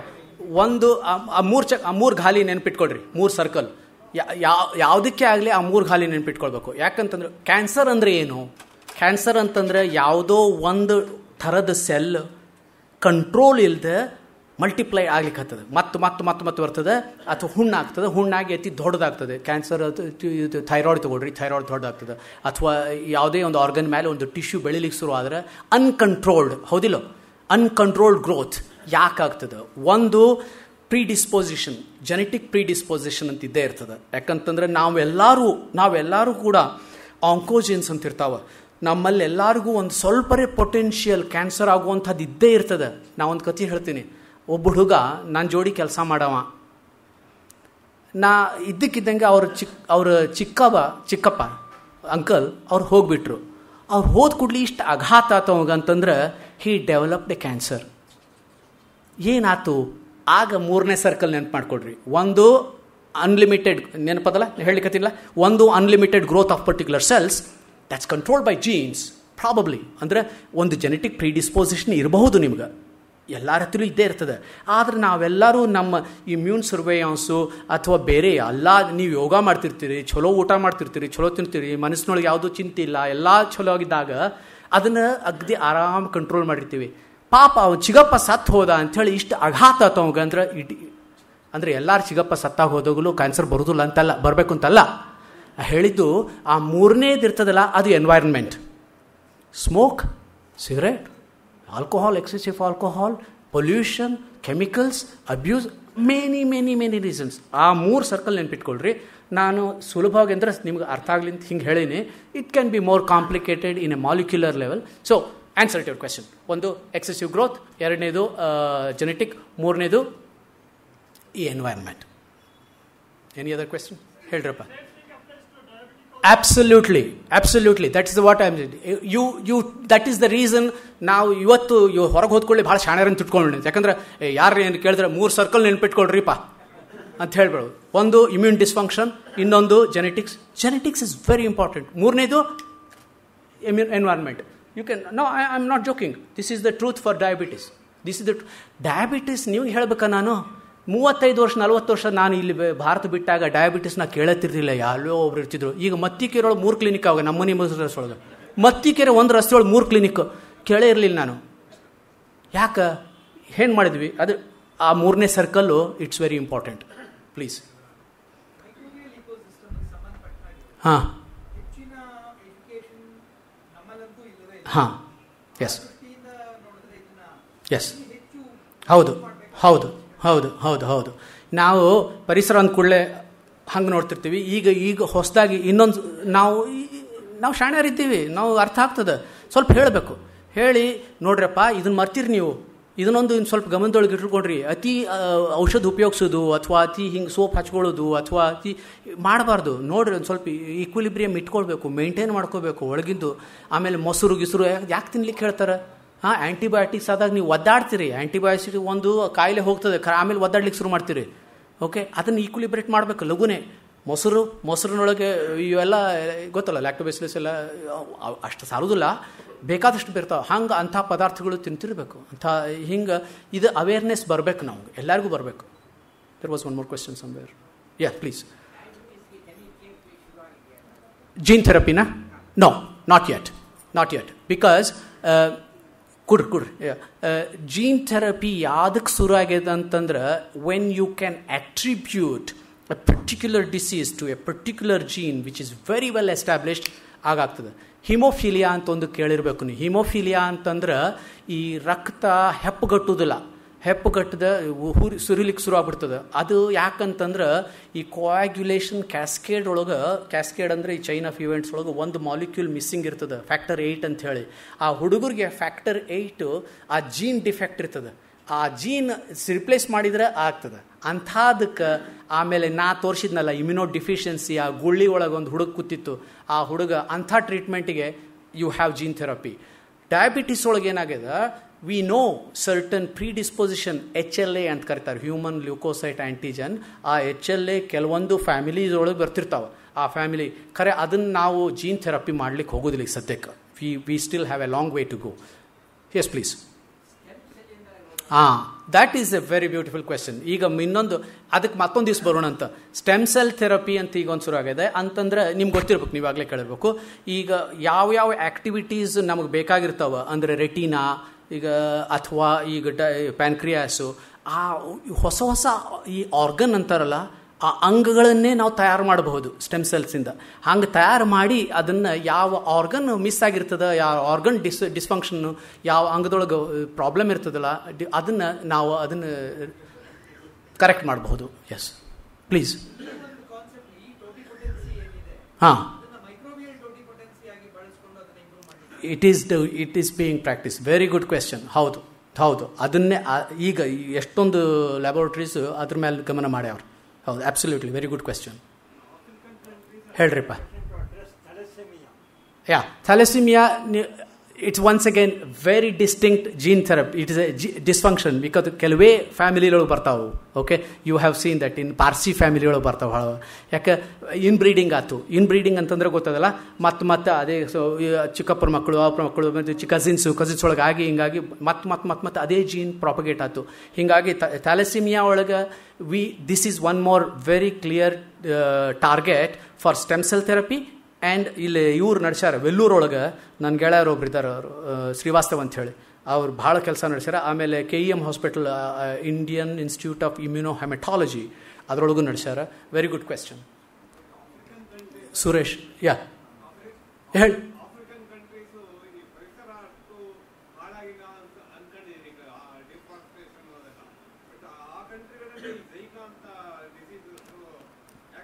Yeah, Zika is not only there, but yeah, it's a very good point. ಈಗ ನಿಮ್ಮ ಪ್ರಶ್ನೆ ಒಳಗೆ 2 ಪ್ರಶ್ನೆ ಇದೆ. ಒಂದು, ಡಿಫಾರೆಸ್ಟೇಷನ್ ಅಥವಾ ಎನ್ವೈರ್ಮೆಂಟ್ ಏನಾಗ್ತಾ ಇದೆ ಅಂಥ ದೇಶದೊಳಗೆ ಅಂಥೇಳಿ.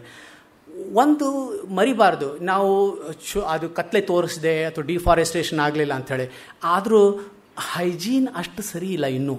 ಓಕೆ, ನಾವು ತಿಳ್ಕೊಂಡಿರ್ತೀವಿ ಅಂದರೆ ಎಕ್ಸಸ್ ಯಾವುದೂ ಮಾಡಬಾರ್ದು. ನಾವು ಮಣ್ಣೊಳಗೆ ಆಟ ಆಡ್ತೀವಿ, ಇದ್ದವ್ರು ಮಣ್ಣು ತಿರ್ತೀನಿ ಅಂತಂದ್ರೆ ಹೆಂಗೆ ನಡೀತದೆ ಅಲ್ಲೇನು? ಅಂದರೆ ಅದು ಈಕ್ವಿಲಿಬ್ರಿಯಮ್ ಇರಬೇಕು ಅಲ್ಲೇನು. ಅದೇನಾಗಿದೆ ಪಾಪ ಅವುಗಳಿಗೆ ತಿಂಗಳಾನ್ಗಟ್ಲೆ ವಾರಾನ್ಗಟ್ಲೆ ಎಷ್ಟೋ ಮಂದಿಗೆ ಸ್ನಾನ ಮಾಡ್ಲಿಕ್ಕೆ ಇರೋದಿಲ್ಲ, ಏನು ಪುರ್ಸತ್ ಇದೆ ಅಂತ ಒಂದು ಎಕ್ಸಸ್ ಆಗಿದೆ. ಎರಡನೇದು ಝೀಕಾ ವೈರಸ್ ಆಗಲಿ, ಬೇರೆ ಯಾವುದು ನ್ಯೂ ವೈರಸ್, HIV ಎಲ್ಲಿತ್ತು? Human immuno deficiency, AIDS virus ಎಲ್ಲಿತ್ತು? ಇರಲಿಲ್ಲ. So over a period of time, in the long run, evolution, microbial evolution unfortunately triggers the emergence of certain new microbes which we cannot handle, the immune system cannot handle, and they become unfortunately extremely dangerous. One last question from Suresh, if you don't mind. Yeah. Any other question, I don't mind, but it's already 8. Yeah, please, Suresh. Nandu general question. Yeah. Srinivas avaru. Yeah, go to the mic if you want. No? Yeah. Yeah, here.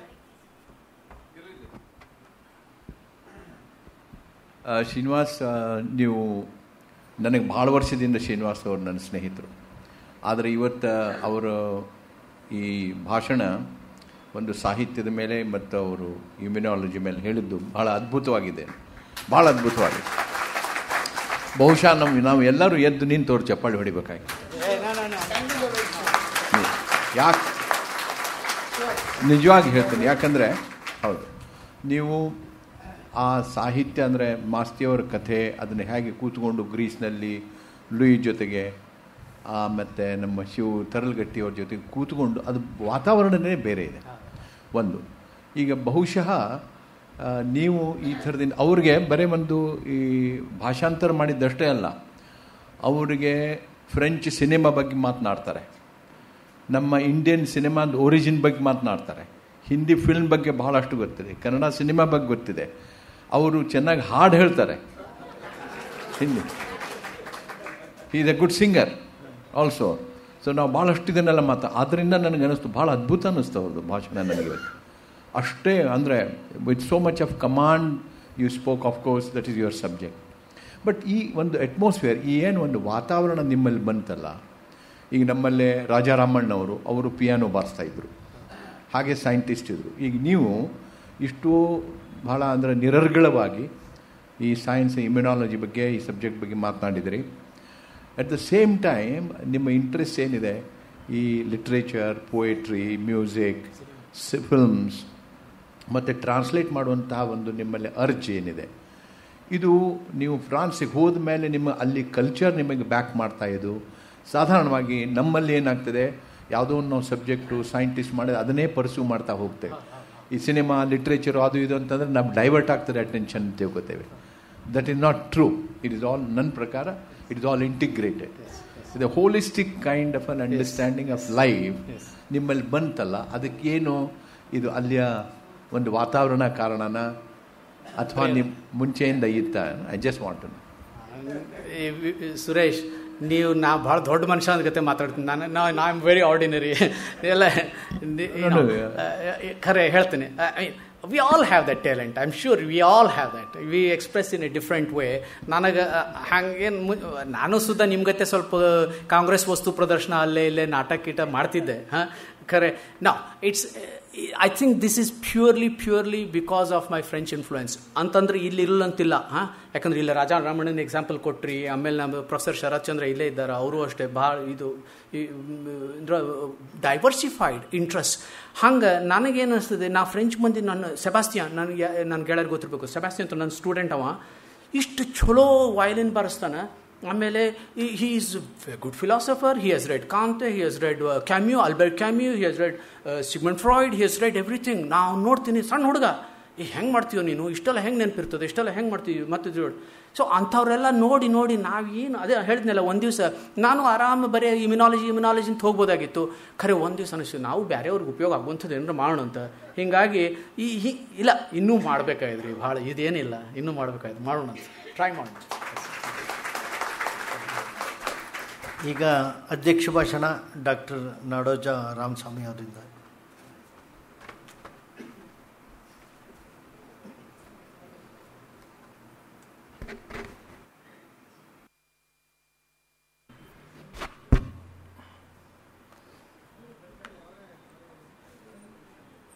ವೈದ್ಯಕೀಯ ಕ್ಷೇತ್ರದಲ್ಲಿ ಅತ್ಯಂತ ಮುಖ್ಯವಾದ, ಆದರೆ glamour ಇಲ್ಲದೇ ಇರೋ ಒಂದು ವಿಭಾಗ ಅಂದರೆ ಇಮ್ಯುನಾಲಜಿ ಅಂತ ಹೇಳ್ಬೋದು. ಈಗ ಒಂದು ನೀ ಟ್ರಾನ್ಸ್ಪ್ಲಾಂಟೋ ಬೈಪಾಸೋ ಮಾಡಿಸ್ಕೊಂಡವರು, the patients are very proud about it, they talk about it with pride. ಈ ಪ್ಯೂರ್ ರಿಸರ್ಚು ಇದಕ್ಕೆ ಅಂಥ ಆಕರ್ಷಣೆ ಇಲ್ಲ. ಅಂಥ ಒಂದು ವಿಷಯದ ಬಗ್ಗೆ ನಮ್ಮೆಲ್ಲರ ಕುತೂಹಲವನ್ನು ಕೆಳಿಸೋ ಹಾಗೆ ಡಾಕ್ಟರ್ ಶ್ರೀನಿವಾಸ್ ಕಾವೇರಿ ಅವರು ಮಾತಾಡಿದ್ದಾರೆ. ಇದು ಅವರು ಪ್ರಾರಂಭದಲ್ಲಿ ಹೇಳಿದ್ರು, I am speaking in Kannada for the first time ಅಂತ. But we felt as though he has been doing it all his life. ಎಷ್ಟು ಸಹಜ ಮಾತಾಡಿದ್ರು, ಪ್ರಭಾವಿಯಾಗಿ ಮಾತಾಡಿದ್ರು ಅಂತ ಹೇಳಿದ್ರೆ, ಅವರು ಇಮ್ಯುನಾಲಜಿ ಬಗ್ಗೆ ಮಾತಾಡಿದ್ದು ಒಂದು ಕಥೆ ರೀತಿಯಲ್ಲೇ ಇತ್ತು. ಒಂದು ಅವರ ಸಾಹಿತ್ಯಿಕ ಪ್ರಜ್ಞೆ ಅವರ ಜೀನ್ಸ್ನಲ್ಲಿ ಎಷ್ಟು ಬಲವಾಗಿದೆ ಅಂತ ಹೇಳಿದ್ರೆ, ಅವರು actually we felt it is A literary lecture ಅನ್ನುವ ಹಾಗೆ ಭಾಸವಾಗುವ ರೀತಿಯಲ್ಲಿ ಅವರ ಭಾಷಣ ಇತ್ತು. I congratulate him for the excellence of his presentation. ಇನ್ನು ಅವರ ಸಾಹಿತ್ಯಿಕ ಕಾರ್ಯದ ಮುಖ್ಯತೆಯ ಬಗ್ಗೆ ಒಂದೆರಡು ಮಾತು. ಕನ್ನಡದ ಕಣ್ಣು ಅನ್ನೋ ಉಪಾಧಿಗೆ ಪಾತ್ರರಾಗಿದ್ದ BM ಶ್ರೀಕಂಠಯ್ಯನವರು ತಮ್ಮ ಪ್ರಸಿದ್ಧ ಉಪನ್ಯಾಸದಲ್ಲಿ ಹೇಳಿದರು, ಬೆಳೆಯೋನೋ ಹುಲಸಾಗಿದೆ, ಕುಯ್ಯೋರು ಕಡಿಮೆ ಅಂತ. It's A very famous statement, biblical statement. ಆ ಮಾತು ಕನ್ನಡ ಕೃತಿಗಳ ಅನುವಾದಕ್ಕೆ ಈಗಲೂ ಅನ್ವಯಿಸುವಂಥದ್ದೇ ಆಗಿದೆ. ಆಧುನಿಕ ಅಂದರೆ ಹೊಸಗನ್ನಡ ಸಾಹಿತ್ಯಕ್ಕೆ ಈಗಾಗಲೇ 120-130 ವರ್ಷ ಆಗಿದೆ. ಅದ್ಭುತ ಸಾಧನೆ ಕೂಡ ಆಗಿದೆ. ಜಾಗತಿಕ ಸ್ತರದಲ್ಲಿ ವಿಶ್ವಮಾನ್ಯತೆಗೆ ಅರ್ಹವಾದ 100 ಕೃತಿಗಳು ಕನ್ನಡದಲ್ಲಿ ಬಂದಿವೆ. ಆದರೆ ಈ ಶ್ರೇಷ್ಠ ಕೃತಿಗಳಲ್ಲಿ ಇಂಗ್ಲೀಷಿಗೆ ಮತ್ತು ಯುರೋಪಿನ ಭಾಷೆಗಳಿಗೆ ಎಷ್ಟು ಕೃತಿಗಳ ಅನುವಾದಗೊಂಡಿವೆ ಅಂತ ಕೇಳಿದ್ರೆ ನಾವು ತಲೆ ತಗ್ಗಿಸ್ಬೇಕಾಗತ್ತೆ. ಇನ್ನೊಂದು ಮಾತನ್ನು ಈ ಸಂದರ್ಭದಲ್ಲಿ ಹೇಳಬೇಕು. ಯುರೋಪಿನ ಭಾಷೆಗಳ ವಿಷಯ ಹಾಗಿರಲಿ, ಭಾರತದ್ದೇ ಬೇರೆ ಭಾಷೆಗಳಿಂದ ಕನ್ನಡಕ್ಕೆ ದೊಡ್ಡ ಸಂಖ್ಯೆಯ ಕೃತಿಗಳು ಅನುವಾದ ಆಗಿ ಬಂದಿವೆ. ಹಿಂದಿಯಿಂದ, ತೆಲುಗಿಂದ, ಮರಾಠಿಯಿಂದ ಇತ್ಯಾದಿ. ಅದಕ್ಕೆ ಹೋಲಿಸಿದರೆ ಕನ್ನಡದಿಂದ ಬೇರೆ ಭಾರತೀಯ ಭಾಷೆಗಳಿಗೆ ಅನುವಾದಗೊಂಡಿರುವ ಕೃತಿಗಳ ಸಂಖ್ಯೆ ಬಹಳ ಬಹಳ ಬಹಳ ಕಡಿಮೆ. ಈ ಸಾಹಿತ್ಯ ಸೇವಾ ವಿಭಾಗದಲ್ಲಿ ಕನ್ನಡ ಸೋತಿದೆ ಅಂತ ನಾವು ಒಪ್ಕೋಬೇಕಾಗತ್ತೆ. ಈ ಮುಖ್ಯವಾದ ಕಾರ್ಯ ಅದೇಕೋ ಇಷ್ಟು ವರ್ಷಗಳಾದ ಮೇಲೂ ಅಸಡ್ಡೆಗೆ ಗುರಿಯಾಗಿದೆ. ಅರವಿಂದ್ ಘೋಷ್ ಅವರು, ಟ್ಯಾಗೋರು, ಆರ್ ಕೆ ನಾರಾಯಣ್, ಗಾಂಧಿ ಅವರು ಇಂಗ್ಲೀಷ್ನಲ್ಲೇ ಬರೆದದ್ರಿಂದ ಬಚಾವಾದರು. ಅದಕ್ಕೆ ಒಳ್ಳೆಯ ಪ್ರಸಾರ ಸಿಕ್ತು. ಅವರ ಬರಹಗಳು ಜಗತ್ತಿನ ಎಲ್ಲ ಕಡೆ ಪರಿಚಯ ಆದವು. ಆದರೆ ದೇಶ ಭಾಷೆಗಳ ಶುದ್ಧ ಸಾಹಿತ್ಯ ಕೃತಿಗಳಿಗೆ ಹಾಗೆ ಪ್ರಸಾರ ದೊರೆತಿಲ್ಲ. ಅನುವಾದಗಳ ಹಾಗಿರಲಿ, ಭಾರತೀಯ ಭಾಷೆಗಳ ಸಾಹಿತ್ಯಗಳ ಸಮೀಕ್ಷೆಗಳು ಕೂಡ ಯುರೋಪಿನ ಭಾಷೆಗಳಲ್ಲಿ ತುಂಬ ವಿರಳ ಅಂತ ಹೇಳಬೇಕು, ಬಂದಾಗೇನೆ ಅನಿಸಲ್ಲ. ನಮ್ಮ ನವೋದಯದ ಆರಂಭದ ದಶಕಗಳಲ್ಲಿ ಬೇರೆ ಭಾಷೆಗಳಲ್ಲಿ ಶ್ರೇಷ್ಠವಾದ್ದೆಲ್ಲ ಕನ್ನಡಕ್ಕೆ ಬರಬೇಕು ಅನ್ನೋ ಆಗ್ರಹ ಇರ್ತಾ ಇತ್ತು. ಅಲ್ಲಿಂದ ಈಗ 1 ಶತಮಾನ ಕಳೆದಿದೆ. ಈಗ ಕನ್ನಡದಿಂದ ಅನ್ಯ ಭಾಷೆಗಳಿಗೆ ರಿವರ್ಸ್ ರಿಸೋರ್ಸ್ ಫ್ಲೋ ಆಗಬೇಕಾಗಿದೆ, ದೊಡ್ಡ ಪ್ರಮಾಣದಲ್ಲಿ ಆಗಬೇಕಾಗಿದೆ.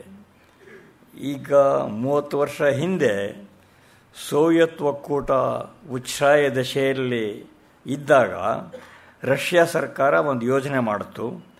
ರಷ್ಯನ್ ಭಾಷೆಗೆ ಬೇರೆ ಜಗತ್ತಿನ ಭಾಷೆಗಳ ಕೃತಿಗಳನ್ನೆಲ್ಲ ಅನುವಾದ ಮಾಡಿಸಿ ಲಕ್ಷಾಂತರ ಪ್ರತಿಗಳನ್ನು ವಿತರಣೆ ಮಾಡಿತು ರಷ್ಯನ್ ಸರ್ಕಾರ. ಹೀಗೆ ಅದರಲ್ಲಿ ಭಾರತದ ಪ್ರೇಮ್ಚಂದ್, ಕಿಶನ್ ಚಂದರ್ ಮೊದಲಾದ ಅನೇಕರ ಬರಹಗಳು ಇಡೀ ರಷ್ಯಾದಲ್ಲೆಲ್ಲ ಪರಿಚಯ ಆಗೋ ಹಾಗೆ ಆಯಿತು. ಅಂತಹ ಯೋಜನೆಗಳನ್ನು ವಿದೇಶ ಸರ್ಕಾರಗಳು, ಪ್ರಕಾಶನ ಸಂಸ್ಥೆಗಳು ಕೈಗೊಳ್ಳೋ ಹಾಗೆ ಪ್ರಯತ್ನ ನಡೀಬೇಕು. ಅದು ಅಸಾಧ್ಯವಲ್ಲ, ಅವ್ಯವಹಾರ್ಯವೂ ಅಲ್ಲ. ಅಂತಹ ಯೋಜನೆಗಳಿಗೆ ಚಾಲನೆ ಕೊಡುವ ಪ್ರಯತ್ನಗಳು ನಡೆಯಬೇಕಾಗಿದೆ ಅಷ್ಟೇ. ಮಾಸ್ತಿಯವರಂತೂ ತಮ್ಮ ಪ್ರಮುಖ ಬರಹಗಳನ್ನು ಇಂಗ್ಲೀಷ್ನಲ್ಲೂ ಕೂಡ ಬರೆದು ಅವರೇನೇ ಪ್ರಕಟ ಕೂಡ ಮಾಡಿದರು. ಅವರ ಇಂಗ್ಲೀಷ್ ಭಾಷೆ ಕೂಡ ತುಂಬ ಉಚ್ಚ ಸ್ತರದ್ದಾಗಿತ್ತು ಅಂತ ಈ ಸಂದರ್ಭದಲ್ಲಿ ನೆನಪಿಸ್ಕೋಬೇಕು. ಅದು ಹೇಗಾದರೂ ಆಗಲಿ, ಮೂಲತಃ ವಿಜ್ಞಾನಿಯೂ ಸಂಶೋಧಕರೂ ಆಗಿರುವ ಫ್ರಾನ್ಸ್ ನಿವಾಸಿ ಆದರಣೀಯ ಡಾಕ್ಟರ್ ಶ್ರೀನಿವಾಸ್ ಕಾವೇರಿಯವರು ಆಸಕ್ತಿ ವಹಿಸಿ ಮಾಸ್ತಿಯವರ ಕಥೆಗಳನ್ನು ಫ್ರೆಂಚ್ ಭಾಷೆಗೆ ಅನುವಾದಿಸಿರೋದು ಮಾಸ್ತಿ ವಾಂಗ್ಮಯಕ್ಕೆ ಮಾತ್ರವಲ್ಲ, ಭಾರತೀಯ ಸಾಹಿತ್ಯಕ್ಕೆ ಒಂದು ಗಣನೀಯ ಸೇವೆ ಅಂತ ನಾನು ಹೇಳ್ತಾ ಇದ್ದೀನಿ. ಇದಕ್ಕಾಗಿ ಡಾಕ್ಟರ್ ಶ್ರೀನಿವಾಸ್ ಕಾವೇರಿ ಅವರಿಗೆ ಅಭಿನಂದನೆಯನ್ನು, ವಂದನೆಯನ್ನು ಸಲ್ಲಿಸ್ತಾ ಅವರ ಈ ಸಾರಸ್ವತ ಕಾರ್ಯ ಮುಂದುವರಿಯಲಿ ಅಂತ ಹಾರೈಸ್ತೇನೆ. ಮಾಸ್ತಿಯವರ 125ನೇ ಜನ್ಮ ವರ್ಷಾಚರಣೆ ಸಂದರ್ಭದಲ್ಲಿ ಇವರು ನಮ್ಮ ಸಂಗಡ ಇರೋದು ನಮಗೆಲ್ಲ ಹೆಚ್ಚಿನ ಆನಂದವನ್ನು ಕೊಟ್ಟಿದೆ. ಇದಕ್ಕೆ ಅನೇಕ ಜನ ಗಣ್ಯರು ಬಂದಿದ್ದೀರಿ. ಮಿತ್ರರಾದ ಸುರೇಶ್ ಹೆಬ್ಳೀಕರ್, ಅನೇಕ ಜನ ಗಣ್ಯರು ಬಂದಿದ್ದೀರಿ. ಇವರದೇ ಕ್ಷೇತ್ರದ ಅನೇಕ ಜನ ಕಾರ್ಯಕರ್ತರು ಕೂಡ ಬಂದಿದ್ದೀರಿ. ತಾವೆಲ್ಲ ದೊಡ್ಡ ಸಂಖ್ಯೆಯಲ್ಲಿ ಬಂದಿದ್ದೀರಿ. ತಮಗೆಲ್ಲ ಅಭಿನಂದನೆಯನ್ನು, ಅಭಿವಂದನೆಯನ್ನು ಸಲ್ಲಿಸ್ತೇನೆ. ನಮಸ್ಕಾರ.